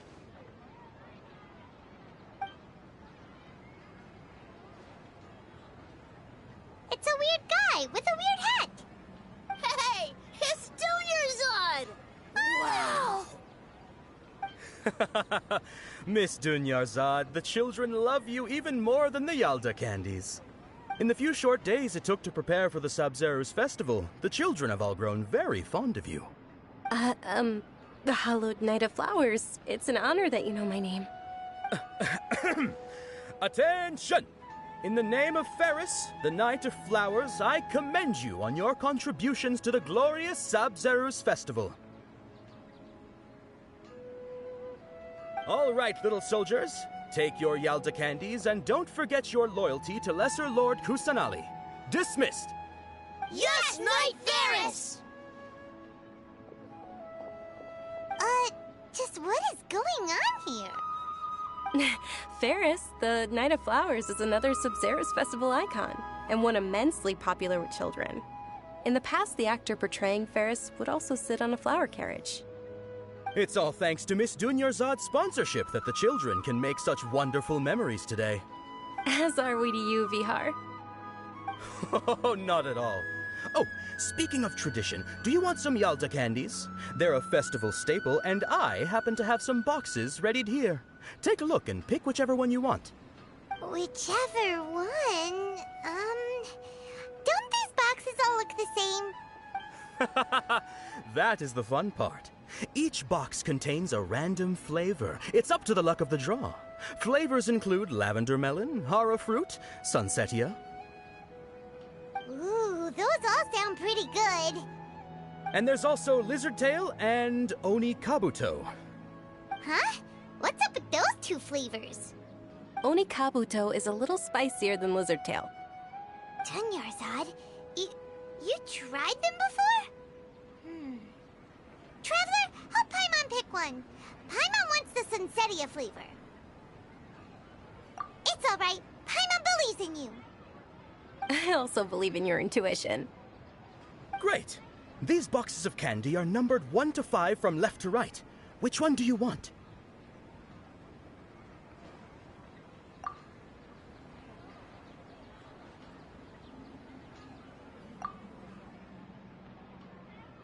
Attention! That's unfortunately lavender melon. Oh, Paimon thought you survived so many epic battles because you had incredible luck. But looks like Paimon was wrong. The Sunsetia flavored candy was in box number 4. How about this? The most important thing is that everyone has a good time at the festival. So please, take both boxes. Really? Thanks a lot, Knight of Candies! It's Knight of Flowers, not Knight of Candies. Paimon really wilted the carriageless Knight of Flowers. They all basically sound the same. We got our candy, so let's keep going. Oh, actually, I just remembered that I left something behind. Since you're here, can you come with me to get it? Dunyarzad, you probably forgot because you're so excited about the Sabzeruz festival. How embarrassing. Keep up.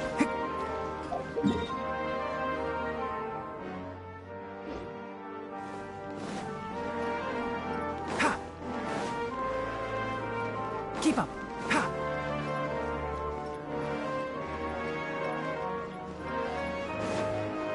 Keep up.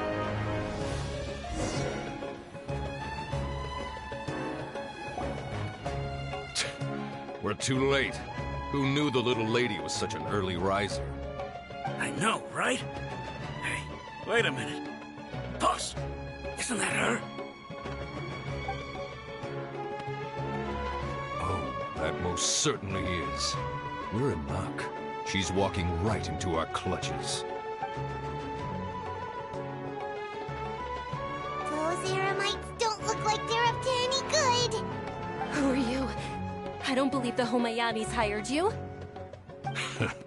That's right. We haven't received any of their Mora, but I wonder how much the Homayanis would shell out to get you back. They're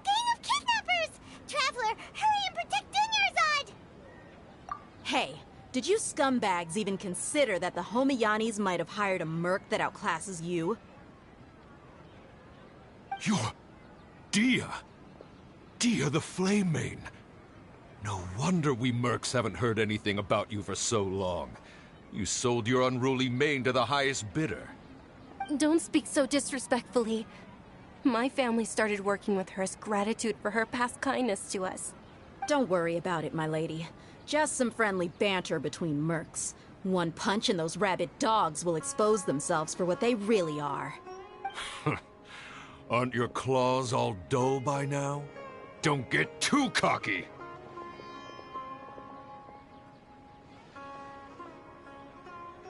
Traveler, take Miss Dunyarzad to a safe location. No! We're gonna stay and help! There's too many of them!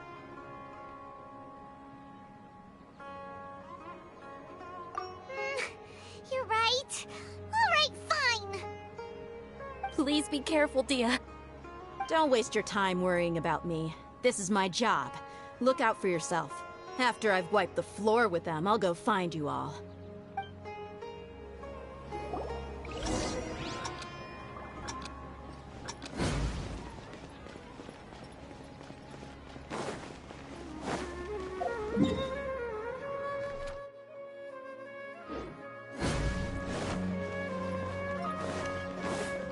What's so great about Snežka?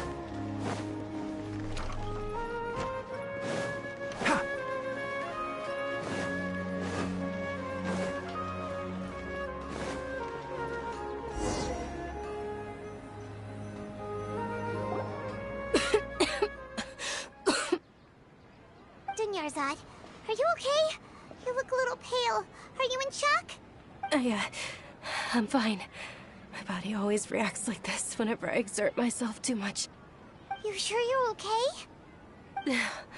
I'll be fine after some rest. I'm more worried about Dia. After all, none of this would have happened if I hadn't insisted on coming out today. Yeah, don't worry.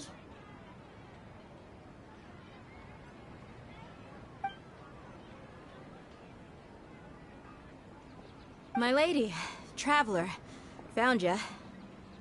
Dia! You took care of them so fast! Any more of them?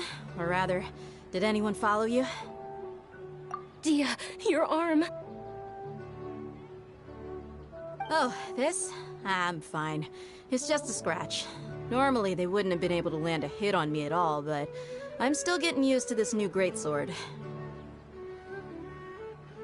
Please, let me take a closer look. Come on, it's nothing. Us mercs aren't as fragile as you think. Hold on, you said something about a new greatsword. What happened to the one you were using before? About that. Well, I sold it, because I was low on Mora. Stuff like this happens every now and then. It can't be. The anonymous donation that was used for the venue's final round of preparations?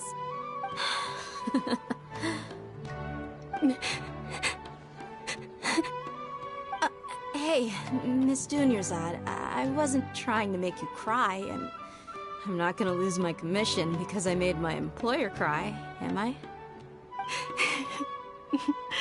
Okay, making your employer cry won't affect your commission, but selling your weapon without permission and getting hurt? I'll have to reevaluate your performance. You're so unreasonable, my lady. Thank you very much, Dia. Don't be like that. I get embarrassed really easily. Are you feeling unwell again, Dunyarzad? My lady, your condition. Traveler, can you take her somewhere to rest? I'll look around the area to make sure we're safe from an ambush. Truly, I'm sorry for the trouble, everyone.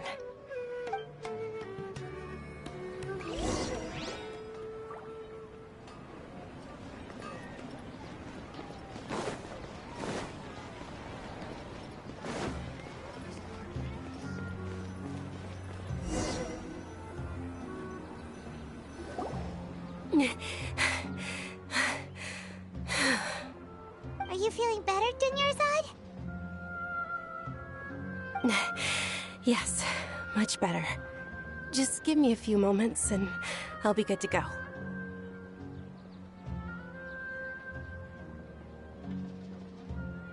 I didn't realize you were concerned about it. I guess I shouldn't continue to keep it a secret. I was actually born with Elazar. It's terminal now. Can't believe it's Elazar! Oh, you've already heard of Elazar. In that case, you probably know about its severity. Sumeru's current medical advancements still haven't been able to find a cure. The disease's progression can only be delayed through environmental therapy. Dunyarzad.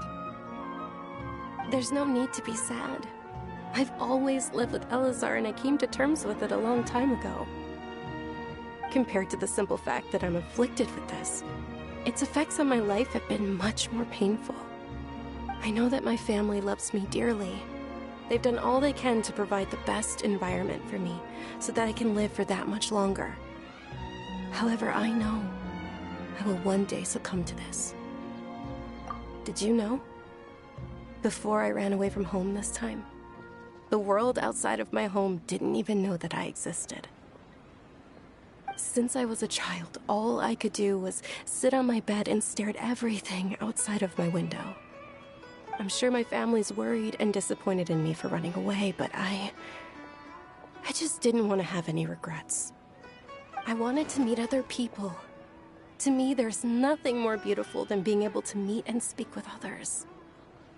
Not to mention the incredible time spent preparing for the festival. The joy on everyone's faces here, and all the support I've received from friends like Dia. This way, when my final day does arrive, it will be less sorrowful. At the very least, many people will remember that I once existed in this world, right?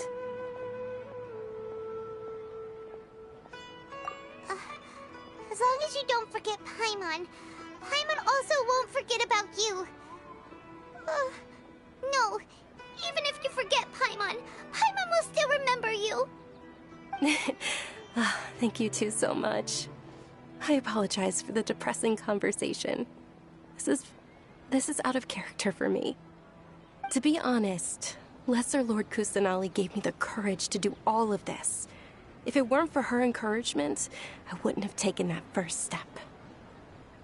Thanks. There will always be frustrations in life, but I know that the point of living is not to leave behind any regrets. Oh, right. Isn't it almost time? Huh? Almost time for what? Isn't the Dance of Sub-Zeros about to begin? It's the part of the festival that I've been looking forward to the most. Nilu will recreate that legendary scene with her most splendid dancing. And the Sub-Zeros festival will conclude amid everyone's applause and blessings. And with that, my wish will also... Then what are we waiting for? Let's go to the stage! Yeah, we should still make it in time.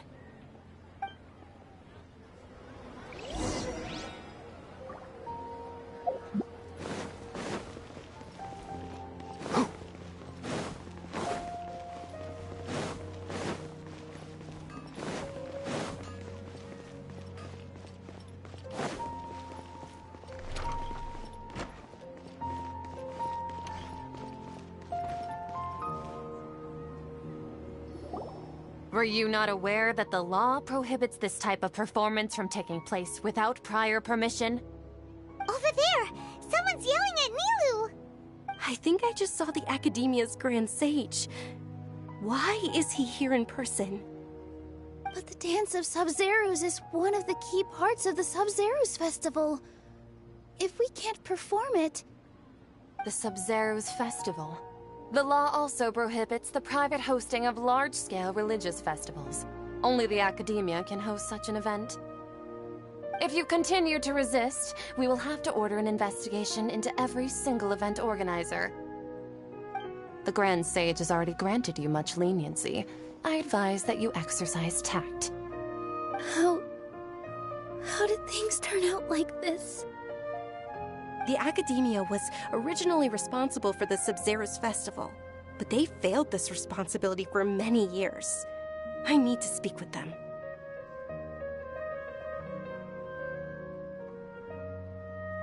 This is a hard pill to swallow, but you're right. Things would only get worse. Art, dance. Aren't you ashamed of pursuing such frivolous and meaningless activities in this land of knowledge and reason? Our Archon created the utopia that is Sumeru City for all scholars who sought validity, verity, and truth, while people like you wish to defile it. No. I believe that our Archon never rejected the arts. Even the goddess of flowers dedicated a dance to her.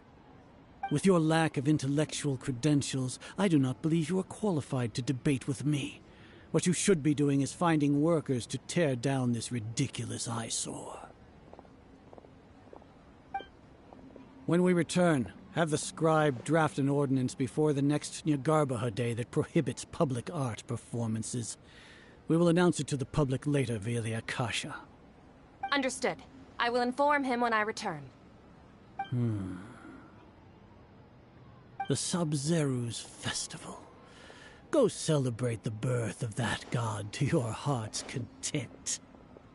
Nilu, are you okay? Oh, Dunyarzad. You all saw that just now? The Grand Sage ordered us to stop the performance. Yeah. Let's go somewhere the Academia can't find us and perform there. But how do we let everyone know? And what about the atmosphere on the stage? Or we could get people to block them off so they can't interrupt the performance. No. They just threatened to investigate the organizers. If we were caught... Nilu, it's all right. Don't worry about it. But you've been looking forward to the Dance of Sub-Zero so much.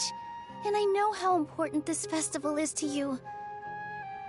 I don't want you to have any regrets. It's okay. Seeing you care this much about my feelings is more than enough. It would be too risky to continue the Sub-Zero's festival at this point. I don't want to get everyone in trouble. If you say so. But you can sneak out for the next Sub-Zero's festival, right? We'll make sure the next one is a smashing success. The next one. Yes. Okay, it's a promise. It will be a smashing success. I can't believe this is how things turned out. Those heartless geezers. It really is okay. There's nothing we can do about it. Still, I'd be lying if I said I had no regrets. I would have loved to see Nilu's dance.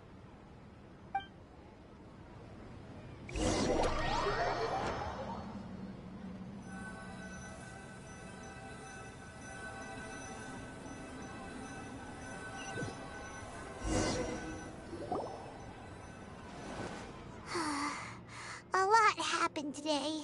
It's a shame the festival ended the way it did. Nilu and Dunyarzad promised to make the next Sub-Zero's festival a success, but Dunyarzad is running out of time. Yeah.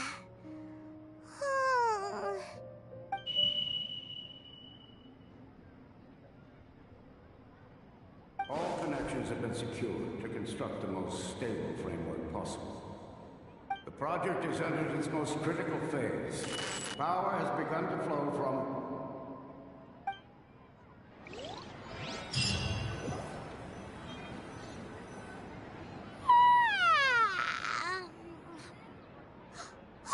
We're gonna be late! It's all because you wouldn't get out of bed! We should go meet Dunyarzad right away!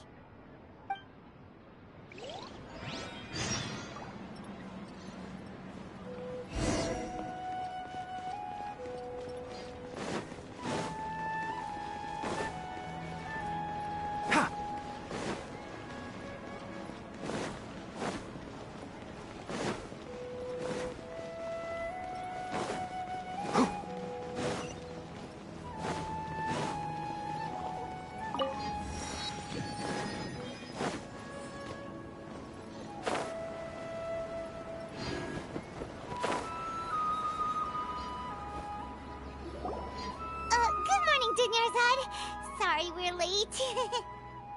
Not at all. I arrived early.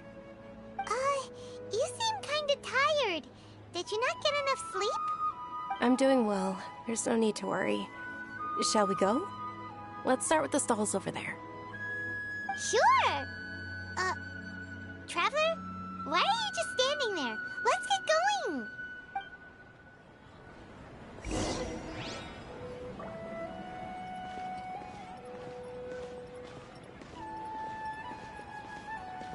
Ooh, they're selling food over that way! Let's go take a look!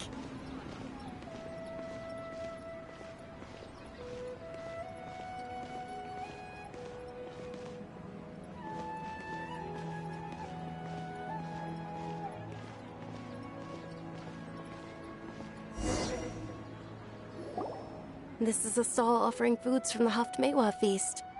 You are quite well informed, miss. I thought most people nowadays wouldn't know. They're all plants! Oh, Paimon's a little disappointed. Actually, what is the Haftmewa feast you mentioned just now? It's one of the Sub-Zerus festival's traditions. People used to set their tables with 7 different foods to symbolize the 7 virtues of the Dendro Archon. Appear to be in the form of the moon. Really? Paimon thought it looked like some kind of food. The moon signifies... It's escaping me for now. Wait. Is he really looking it up in a book? Oh, right. It means illusions and lies. But if you trust your intuition and overcome your fears, the sun will surely rise. Understood. I'll keep that in mind. Oh, it's nothing. I'm just learning as I go. Guess that was still pretty interesting. Okay, on to the next stall. So, where to next?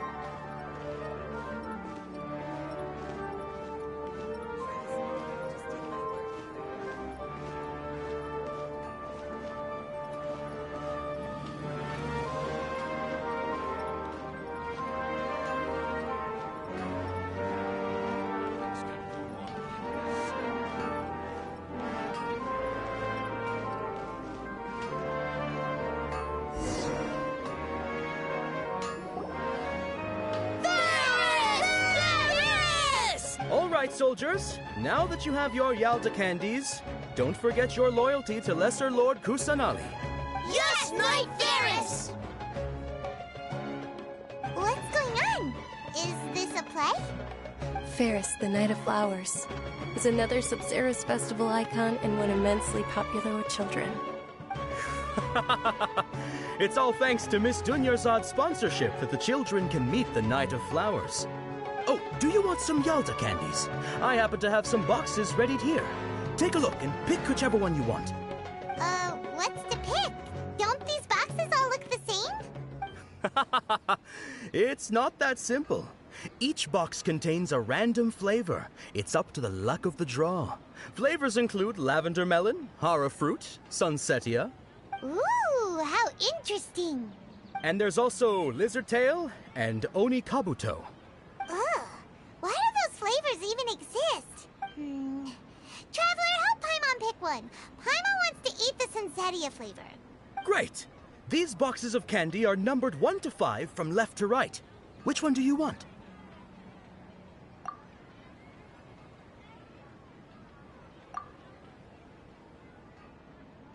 Ah, excellently chosen. Number 4 is indeed sunsetia. Ha-ha! Paimon bet you had incredible luck, and Paimon was right!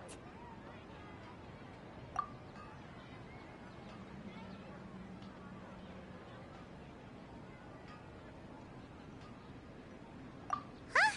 How's that possible? It's obviously random. Maybe we didn't sleep very well last night. Or maybe we slept too much.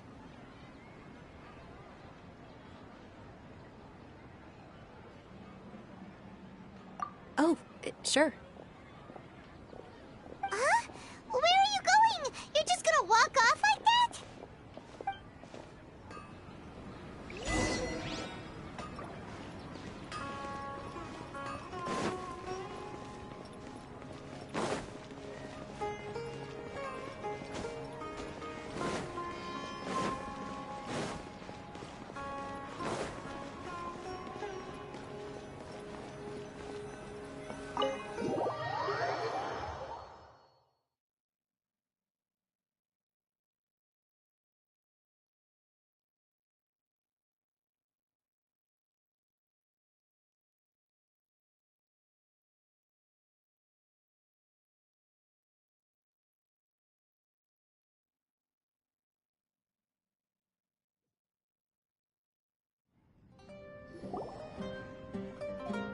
A feeling of deja vu?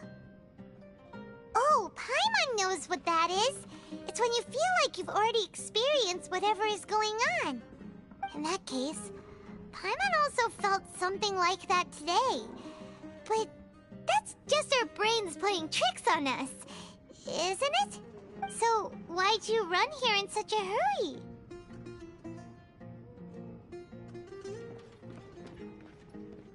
So that's it! You're intentionally doing things you usually wouldn't and seeing if you still get that same feeling of deja vu. Welcome, you two. Are you here for lunch? What would you like to eat? Got it. You don't look like you're from these parts, but I gotta say, you've got good taste. I'll give this order to the kitchen. Coconut charcoal cake? Isn't it that burned thing that didn't look tasty at all? Oh, Paimon understands what you're trying to do now. You'd never normally order something like this.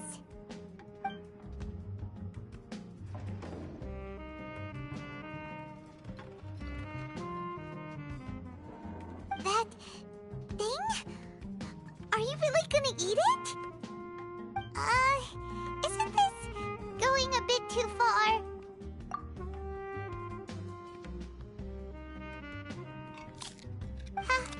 How was it? The look on your face is telling Paimon that it tasted awful. Then, you mean...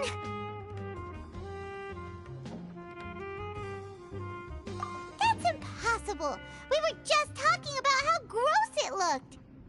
So, would this be a case of taste bud deja vu? Paimon also gets the impression that we've been here many times, even though we aren't regulars. How about we go out again and try something else?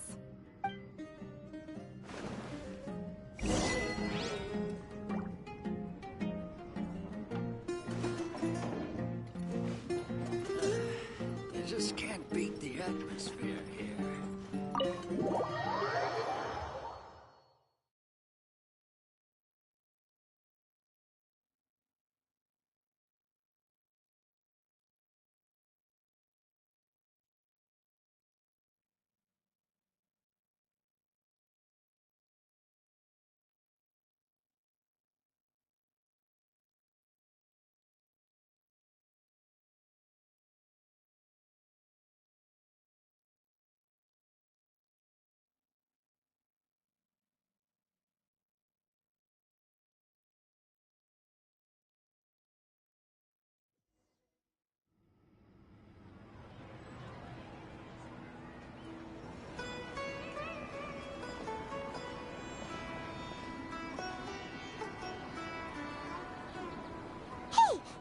Is sitting by yourself on that bench over there.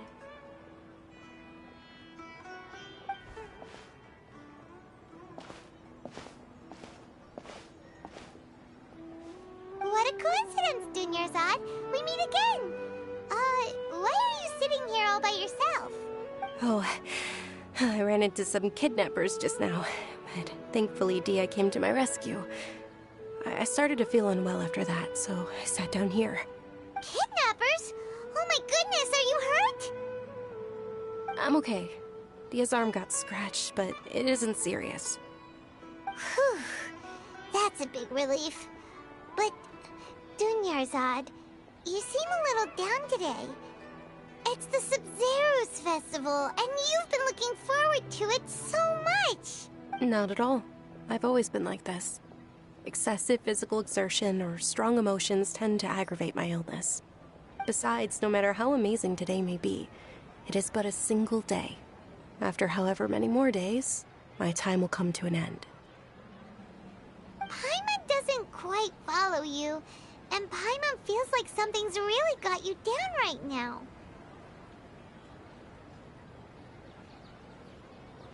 It really is fine. I don't mind.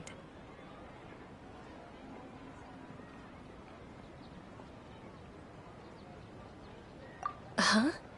Did something happen? Dunyarzad, have you ever felt deja vu? You know, like when you've already experienced something that's happening right now? Deja vu? No. But my days have been the same for years now. Even if I were feeling deja vu, I suppose I would already be used to it. Oh, Paimon sees. Then, is it only the two of us? It's almost time. Huh? Time for what? Nilou's Dance of Sub-Zeros is about to begin. Let's go.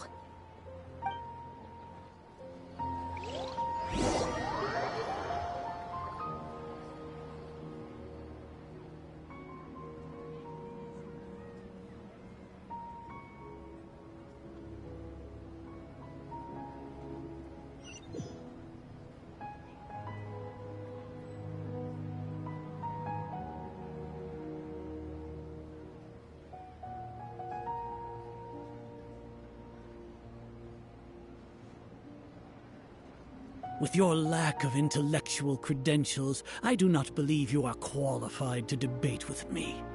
What you should be doing is finding workers to tear down this ridiculous eyesore. When we return, have the scribe draft an ordinance before the next Nyargarbaha Day that prohibits public art performances. We will publicly announce it later through the Akasha. Understood. I will inform him when I return. The Sub-Zero's festival. Go celebrate the birth of that god to your heart's content.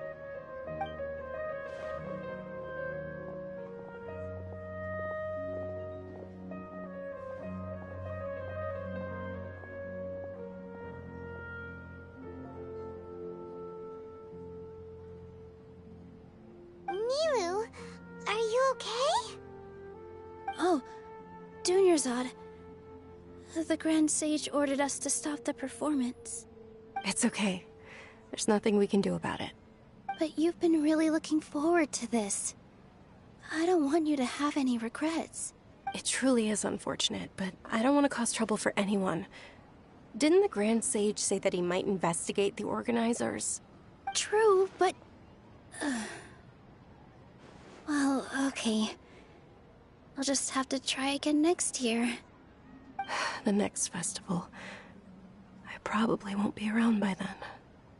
Wait, what did you just say? No, nothing. I'll be heading back to rest. Thank you for your help, everyone. Paimon can't believe what those heartless geezers did!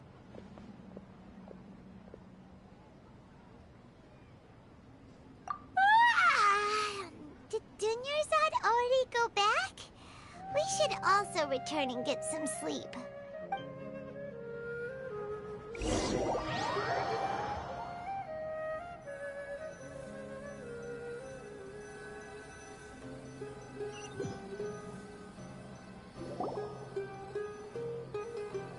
So, in the end, you still couldn't figure out what that deja vu feeling was all about?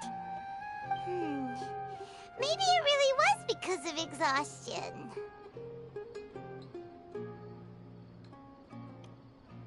Same here. That's why Paimon stopped thinking about it halfway through the day. Then, how about we settle in and get a good night's sleep? For now, we can chalk things up to exhaustion. We can do more thinking tomorrow.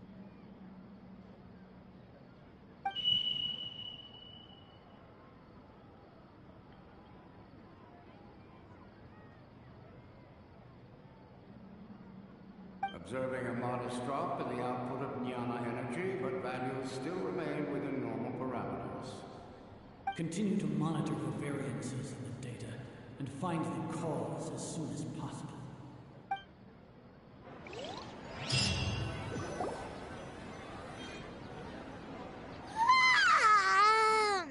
Why does Paimon feel so tired after so much sleep? Anyway, we should go meet Dunyarzad right away.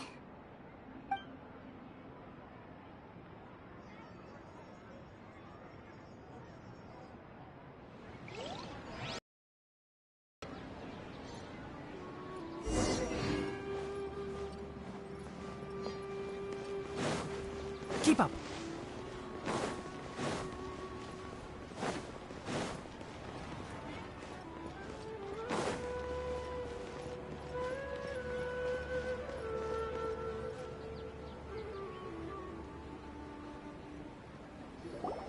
Good morning, Dunyarzad. Sorry to keep you waiting. Not at all. I arrived early. Huh? Paimon thinks you sound kinda tired. Did you not get enough sleep? I'm doing well. There's no need to worry. Shall we go? Great idea! Let's get going! Traveler? Hey.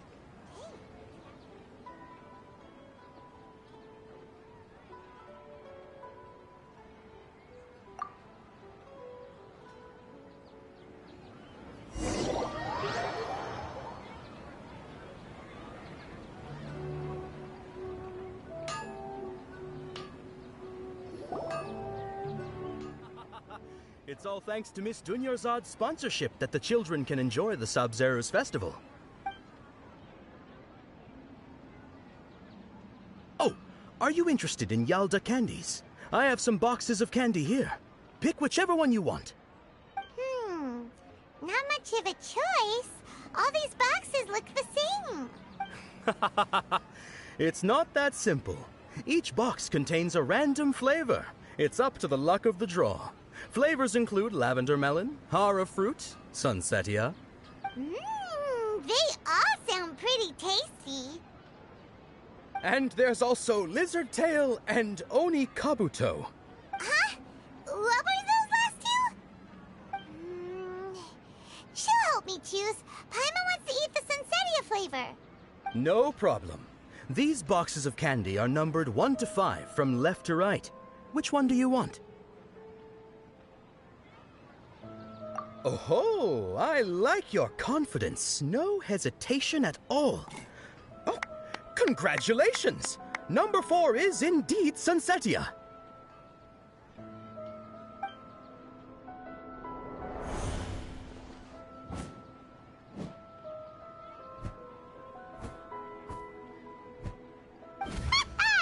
Paimon knew she always had incredible luck.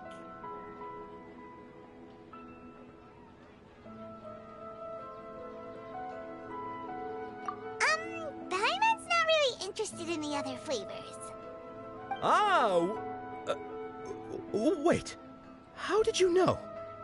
Don't tell me that you already knew which flavor was in each box. What? She was right about all of them? That couldn't have been luck. How is this possible? I packed all those boxes this morning and they've been sealed ever since. You couldn't have known beforehand. Mind reading? X-ray vision? Or some kind of magic trick? This is way too freaky. Tell us what's going on! Since when did you get superpowers? Traveler?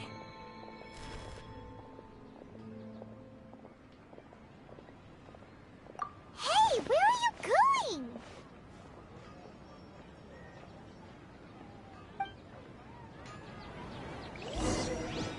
What's going on? Did you see something? Us leaving Dunyarzad without letting her know is kinda rude, you know.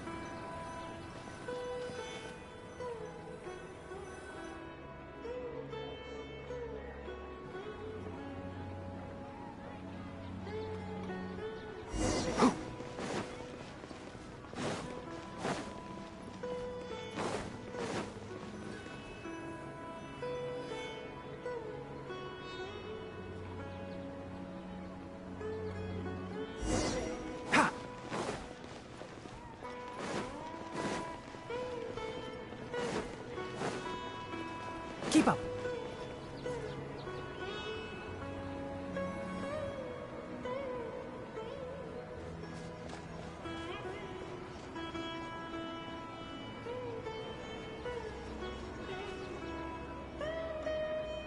What are you looking for?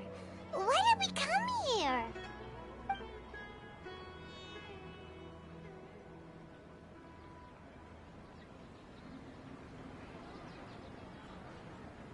Traveler?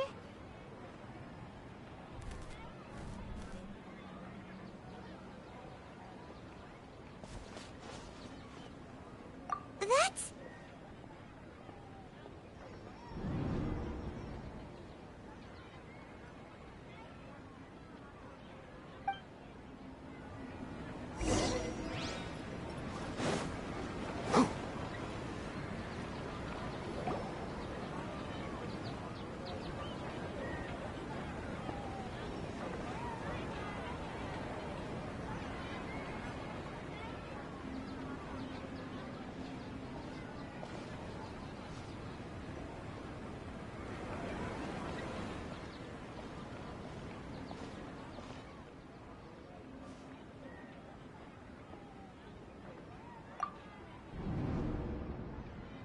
Look!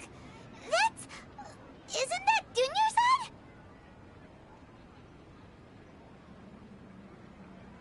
What's happening here? Why are there two Dunyarzads? You already know that this isn't your first Sub-Zero's festival, don't you?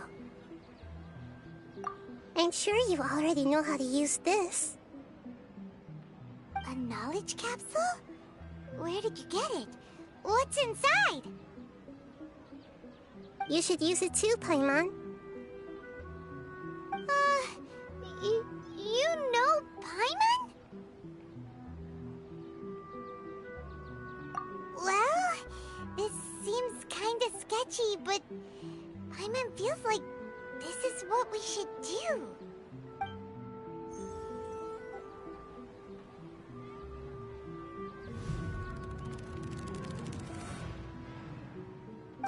What the?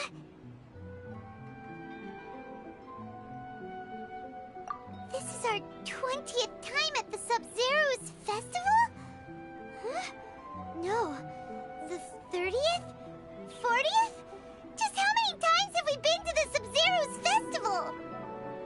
Have we been trapped in a single day? If it weren't for you, we wouldn't have even realized. What the heck was inside that knowledge capsule? Your memories are still scrambled? Try your best to remember.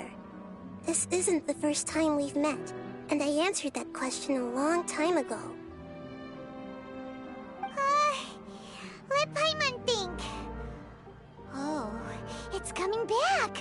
Meeting you was the real catalyst for restoring our memories, and the knowledge capsule was just your means of showing our minds the way. What about everyone else? Why are you only helping the two of us? Your sense of deja vu is stronger than everyone else's, yes? As for an explanation, you two received the blessing of Dendro, and you also have special, sensitive constitutions. It was as if a single sheet of paper was separating those memories from your consciousness. A familiar question. I think this is the 7th time you asked that. As you can see, she isn't doing well. You probably sensed it too. The Dunyarzad you were just with is different from the first Dunyarzad you met. That first Dunyarzad is in front of you right now, and she doesn't have a lot of time left.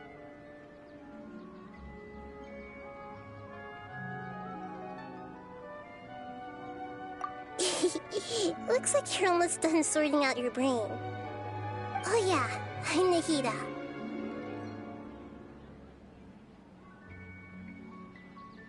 Good, you passed the test. What's happening? You can awaken our memories, and you seem like you know what's going on. Oh, wait, please don't tell Paimon even you don't know. everything in this world runs in a loop. This cycle is called the samsara. You, me, and everyone else are all stuck inside the one-day samsara. As for the truth, that's on you to find out.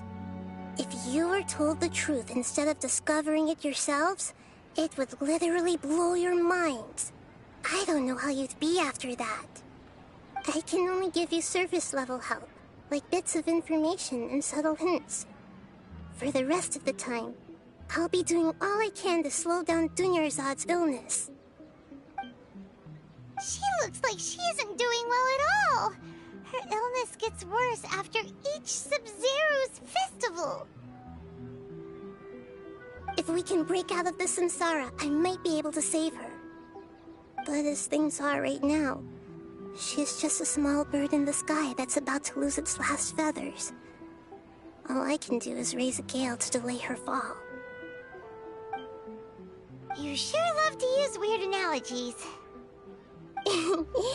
Analogies are wonderful tools. They let you use existing knowledge to understand unfamiliar things. Okay, so, with what you know so far, what do you think the truth is?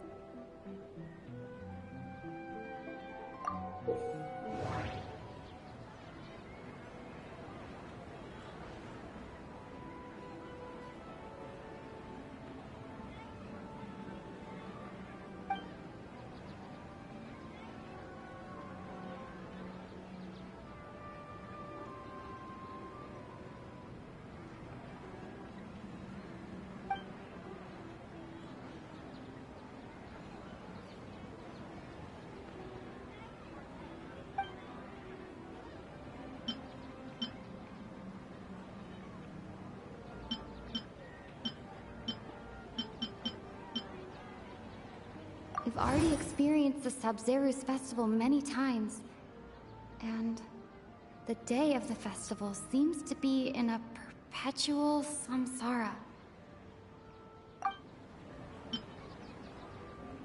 Grand Sage said, go celebrate the birth of that god to your heart's content.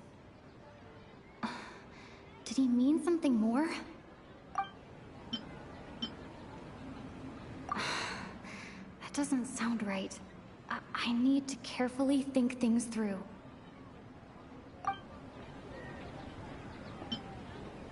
The moon, illusions, and lies. What do they all mean?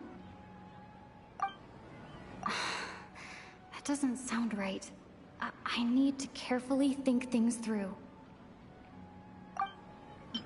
What's happening right now seems to have happened before. This feeling has been getting stronger and stronger.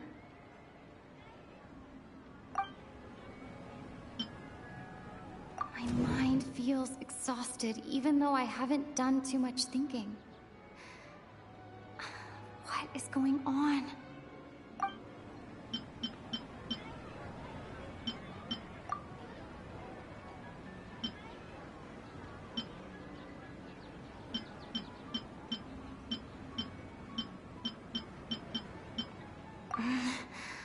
I can't seem to cohesively piece everything together. I can't seem to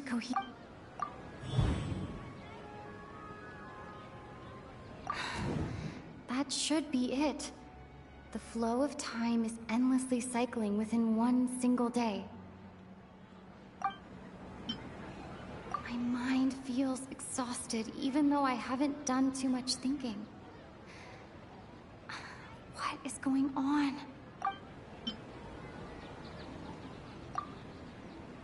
A time loop. You've given similarly wrong answers in the past. A pity. Still the wrong answer? Paimon thought that made a lot of sense. It feels like time's just repeating itself. A simple time loop can't explain some of the phenomena. You two are still missing a lot of information. Unfortunately, I can't give you any more hints. Dunyarzad. The Sub-Zero's festival is happening every day, but that doesn't mean we can waste an infinite amount of them. Hurry and find the truth before today's festival ends.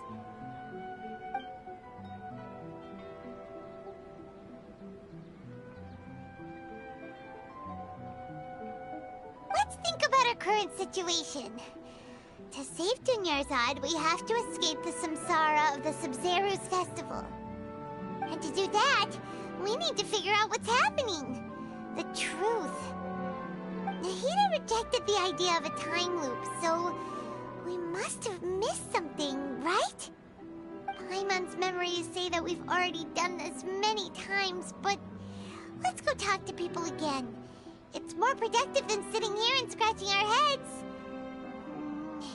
Why don't we start with those stall owners?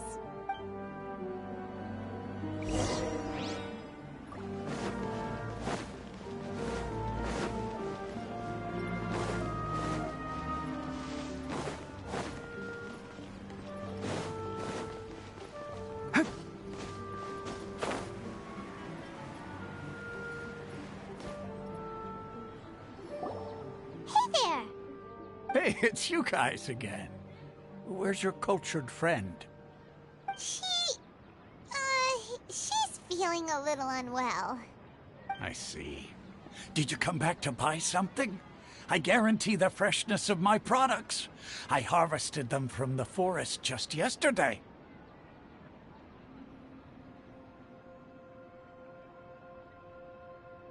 Huh? What brought this about?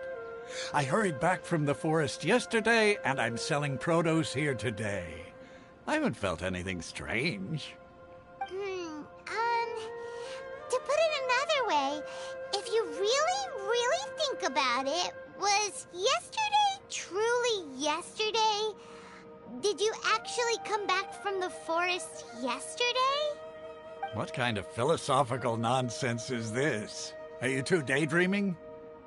Didn't you know that no one dreams in Sumeru? Go somewhere else if you want to find someone to daydream with. He actually has a point. Is this a dream? Is everyone dreaming? True. It's so weird that people here don't dream. Why is that? Anyway, if this all really were just a dream, we would have woken up a long time ago. Let's keep asking around.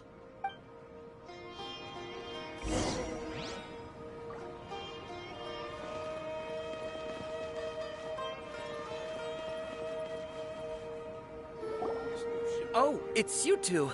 Was my divination so accurate that you felt compelled to compliment me in person? Ooh, I knew it! I told you, the god's divination is highly accurate. You just hadn't fully understood its significance yet. You're really excited about this, huh? That's exactly why we came back. Help us better understand it. Help you better understand it? Well, that isn't exactly what I excel at. So, you're admitting that you don't have a clue? Anyway, what kind of situation did you get into?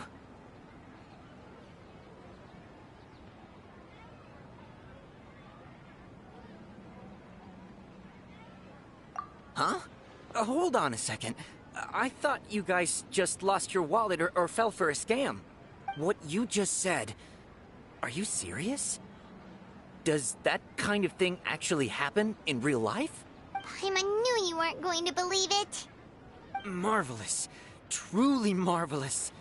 I believe you. Recall the interpretation of your divination.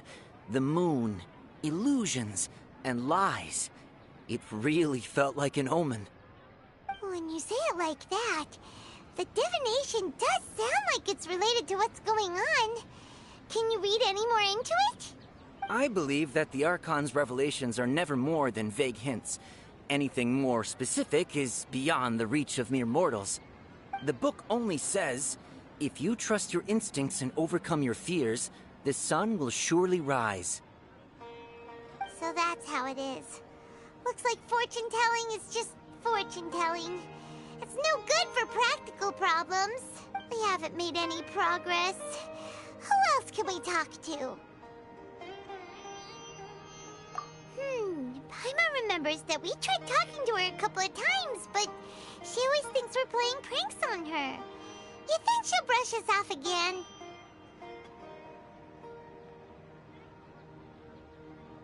Yeah, if we tap into Dia's strong sense of responsibility as a mercenary, then she'll definitely take us seriously. At this time of day, Dia's probably just finished beating up those kidnappers. Let's go find her.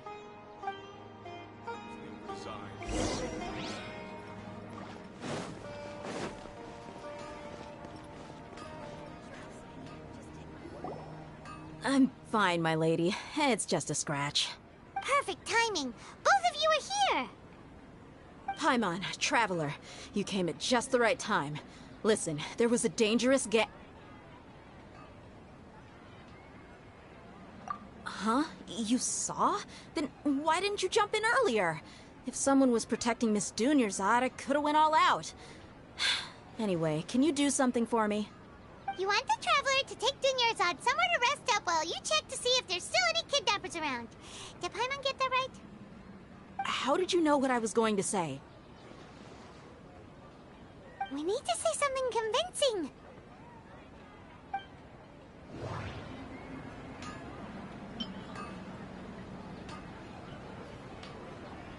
Dia sold her greatsword to raise additional funds.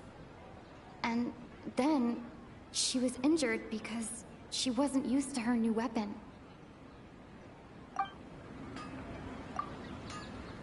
Tell her, Traveler!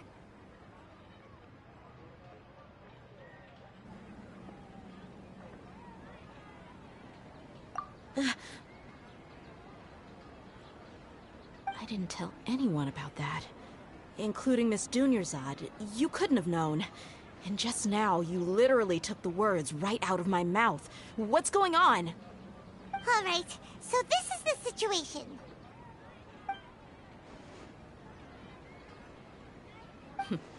It's kinda hard to believe what you just told me. First, let me make something clear. Most of us desert dwellers might not be the scholarly type, but we do have basic common sense. She's quieter than usual. Uninterested in anything and really gloomy. Yeah, she isn't the same as before, but her parents said that this is how she was like at first. Huh? At first? I don't quite understand what you're all talking about. I'll go rest on the bench over there. My lady, are you angry? All right, I'll give you the benefit of the doubt since you knew about my greatsword. Let's make this a quick trip. Miss Dunyarzad isn't completely safe here.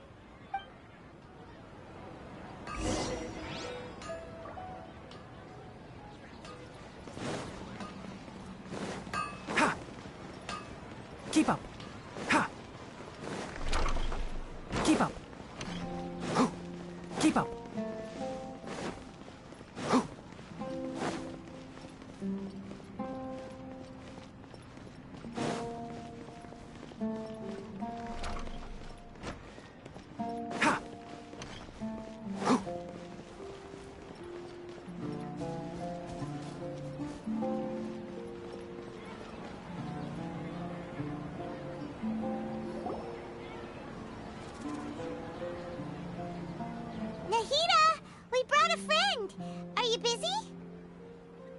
I told you that it won't help to bring anyone here.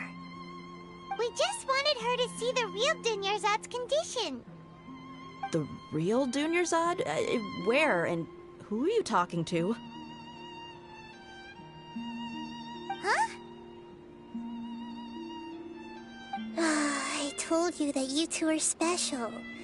Other people can't see me or Miss Dunyarzad here.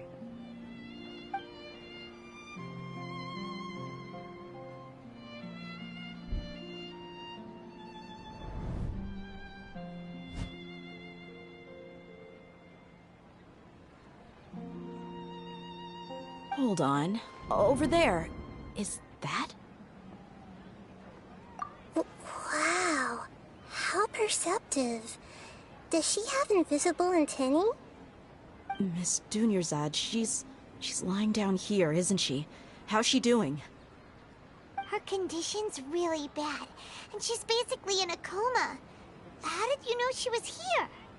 I can sense her aura. There are also lingering feelings of something like regret or disappointment. What happened? Do you believe us now? The Sub-Zero's festival has been repeating itself. So, you think the sages are behind this? Yeah, they've always been against us. Wouldn't surprise me if they're using the Akasha to intentionally repeat the Sub-Zero's festival as a sick joke. You have a point. Aside from the Dendro Archon, the Academia's sages are the only ones in Sumeru who could pull off something like this. Maybe there's more to the Akasha than we know. Right!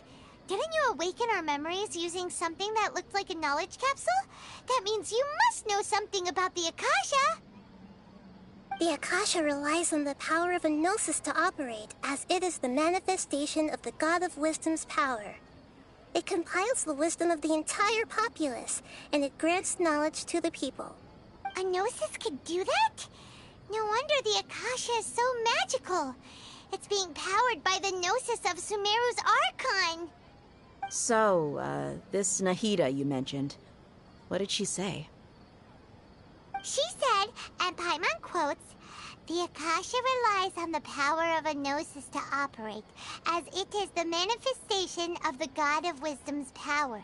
It compiles the wisdom of the entire populace, and it grants knowledge to the people." Compiles the wisdom of the entire populace and grants knowledge to the people. Wait. I get the grants knowledge part. That's what people have always used the Akasha for. But compiling the entire populace's wisdom? How does that work? Did she mean that the sages enter new knowledge into the Akasha? Oh, yeah. That sounds about right. What do you think?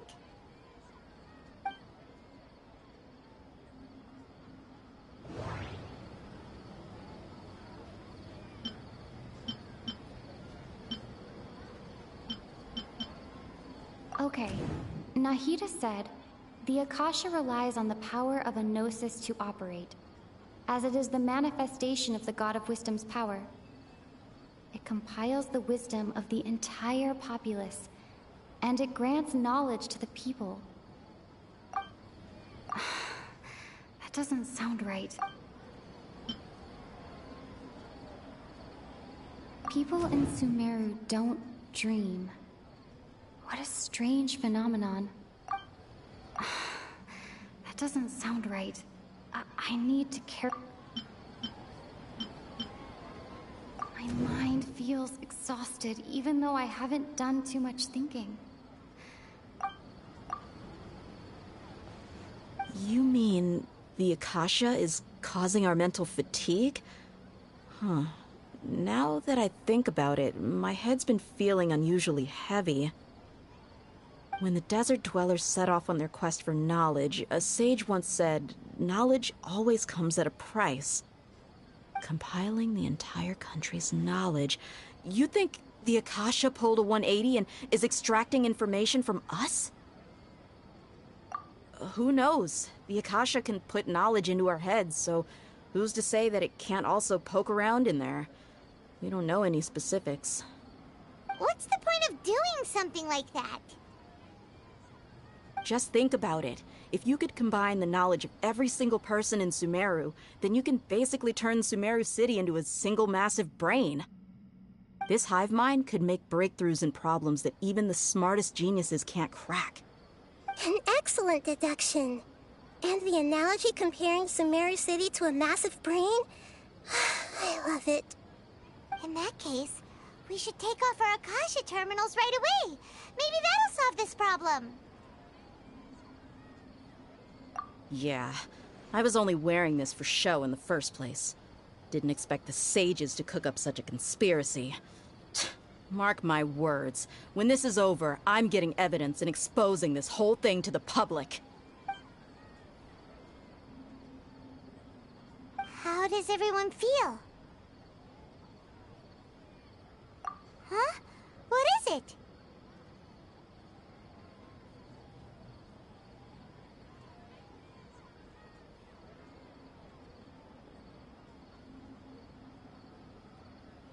Oh, that! Paimon knows what you're talking about. It's a single soft beep that sounds like it's coming from the Akasha terminal. The sound of a beep. Could it be a prompt tone for when the Akasha is operating?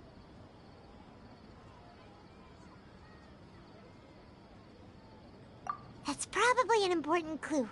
We weren't using our terminals, but we heard a beep anyway.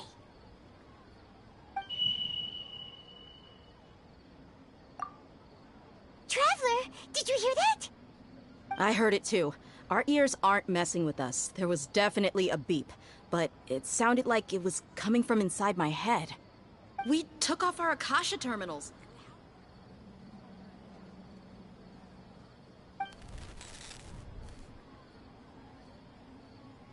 Phase runtime has exceeded its expected length. At this rate, there may be casualties. But we cannot lose all of our progress.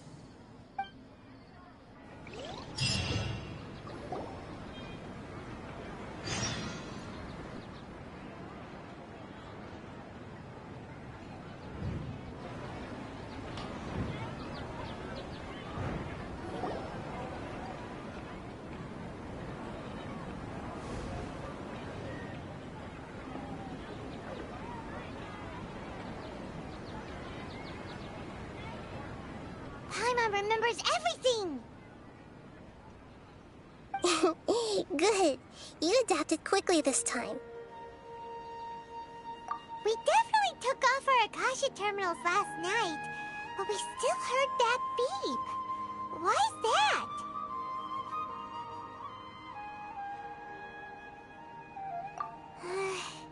But now we can at least confirm one thing. The Akasha definitely has something to do with whatever's trapping us in this cycle. Oh, Paimon doesn't get it. Why would the Akasha go this far if all it wants is everybody's wisdom? It's extremely difficult for lab rats in an experiment to understand why they're being treated the way they are. If we're lab rats, then what are you? Nihida, you've never told us anything about yourself. I guess I'm the moon. The moon? Wasn't that the result of our divination? Anyway, knowing who I am won't help you get closer to the truth, so you should focus on other things. Don't get distracted and miss any clues. Okay then. Dia helped us a lot yesterday, so let's go find her. If Paimon's reading the time correctly, those kidnappers should be showing up soon.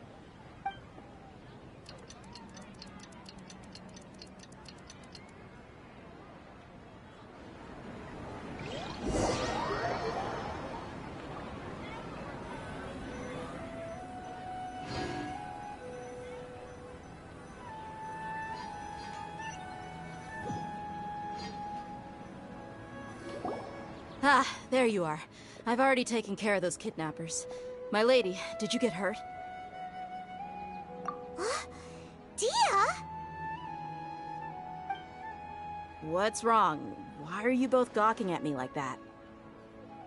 You didn't get hurt this time. Huh? What do you mean this time? Why are you so surprised that I managed to get out unscathed? Those kids were amateurs.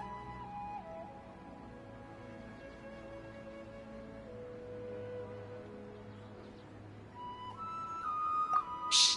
How did you know about my greatsword? I haven't told anyone about it. Please, don't tell Miss Dunyarzad. So Dia's lost her memories after all.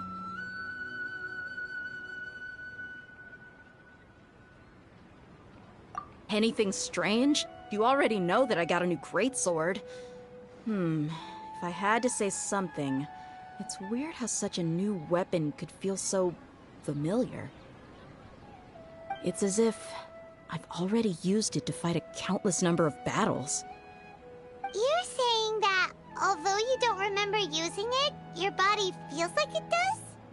That's right. Both mercenaries and warriors heavily rely on muscle memory. Only knowing the theory of battle won't get you anywhere. Traveler, what do you think?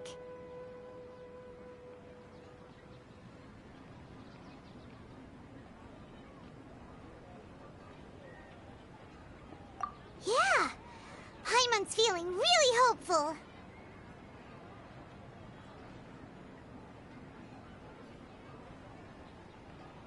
Oh, you're right!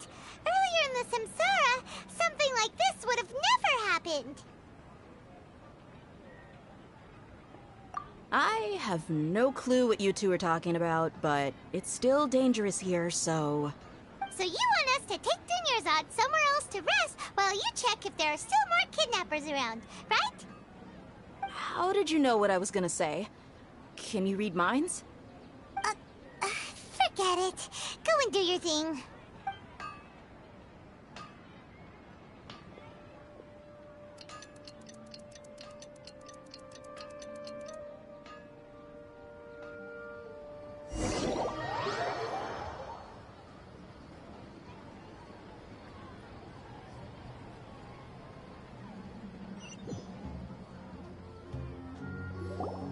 Whew. It's finally nighttime. Aside from Dia not getting injured, everything seems to have stayed the same. Listen, Nahida, we found out that Dia got out just fine today, even though she got injured every other time she fought the kidnappers. Do you think the Samsara has been broken? Have we saved Dunyarzad? Really? Good job on all that progress. Get some good sleep tonight. Hey, what kind of an answer is that? Tomorrow will come. Everyone assumes this is common knowledge, but the only way you can know that for sure is if you experience tomorrow. How many todays has it been? Is it possible that today will be followed by yesterday? Does tomorrow truly exist as anything beyond a made-up concept? It's even possible that this entire world is a lie, and the history of the whole world has just been one endless Sub-Zero's festival. Okay, no more. Paimon's brain is already shut down. That's why it makes no sense to waste your energy thinking about things you will learn tomorrow. Get some good rest. You know, use the bathroom and flush your anxiety dookie away. Huh? Hold on, what did you just say? Did Paimon hear you correctly? Huh? People always say they feel a sense of relief after they take a duk-duk. That's why I suggested you could try that. Is that so strange? It's so strange and so against common sense that Paimon's at a loss for words. You were sounding kind of smart just a minute ago. Yeah, even though it's happy and lively at the Sub-Zero's festival every day, it feels like it's been a long time since we've really gotten to relax. Let's go back to our room.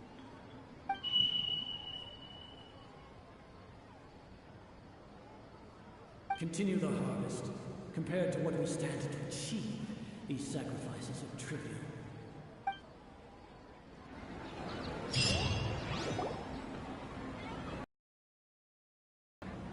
We're still in the same day!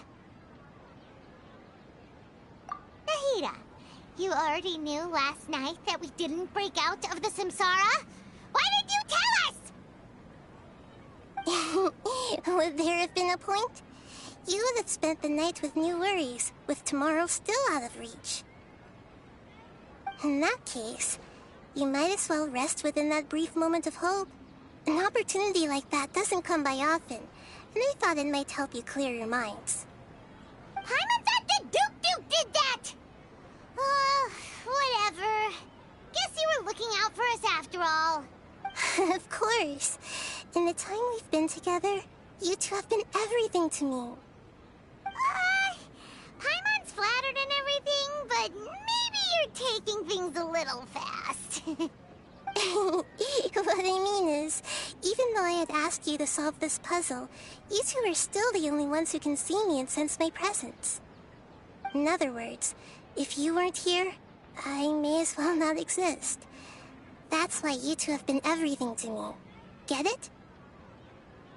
Nahita's talking about confusing stuff again.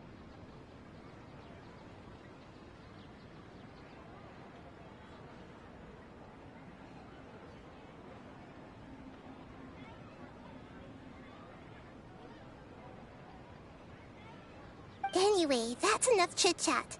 So, Traveler, did the new clues yesterday help you gain a new understanding of the situation? Huh? Why are you scrapping your previous theory?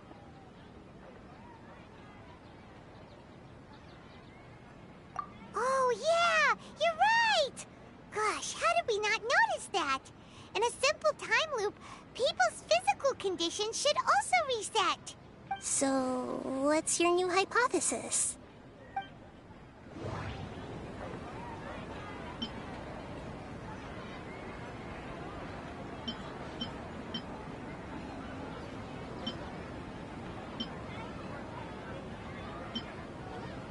Mercenaries rely heavily on muscle memory. And Dia was able to use her experiences to avoid injury in later samsara cycles.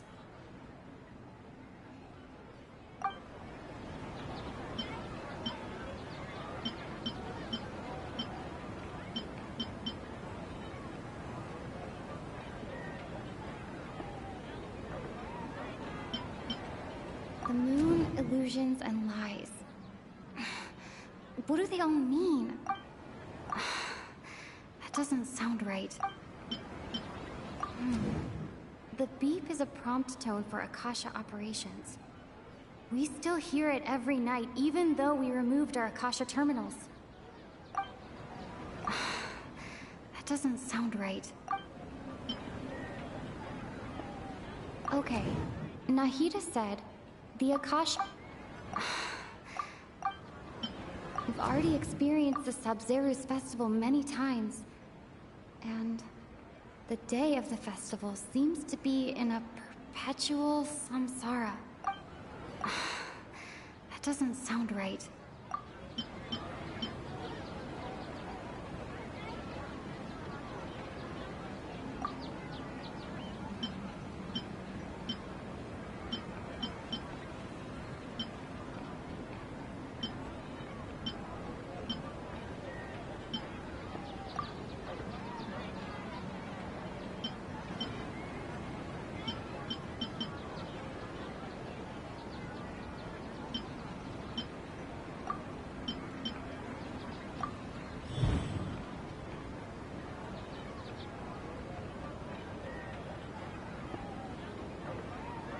All our memories of a day are erased at the end of that day.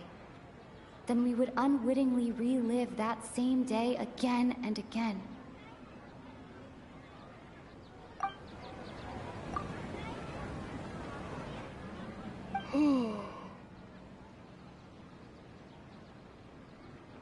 Oh! Then the beep we hear every night could just be indicating the deletion of our memories! That's why, when we wake up, everyone thinks the Sub-Zeru's festival hasn't happened yet. It's already the next day, but everyone still thinks it's the day before.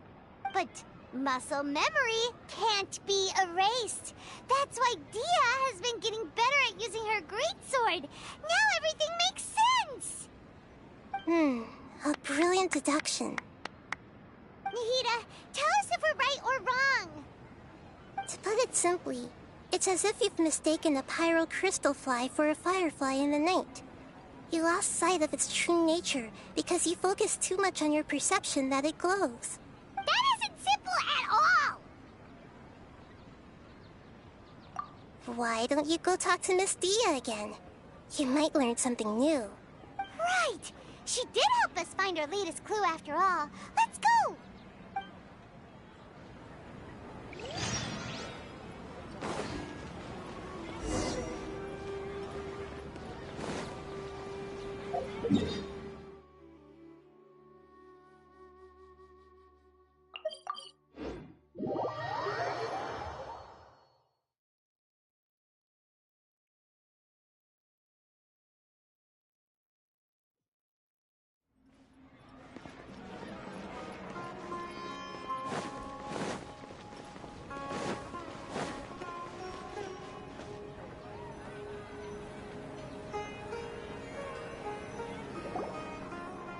there you are. Really took me a while to find you.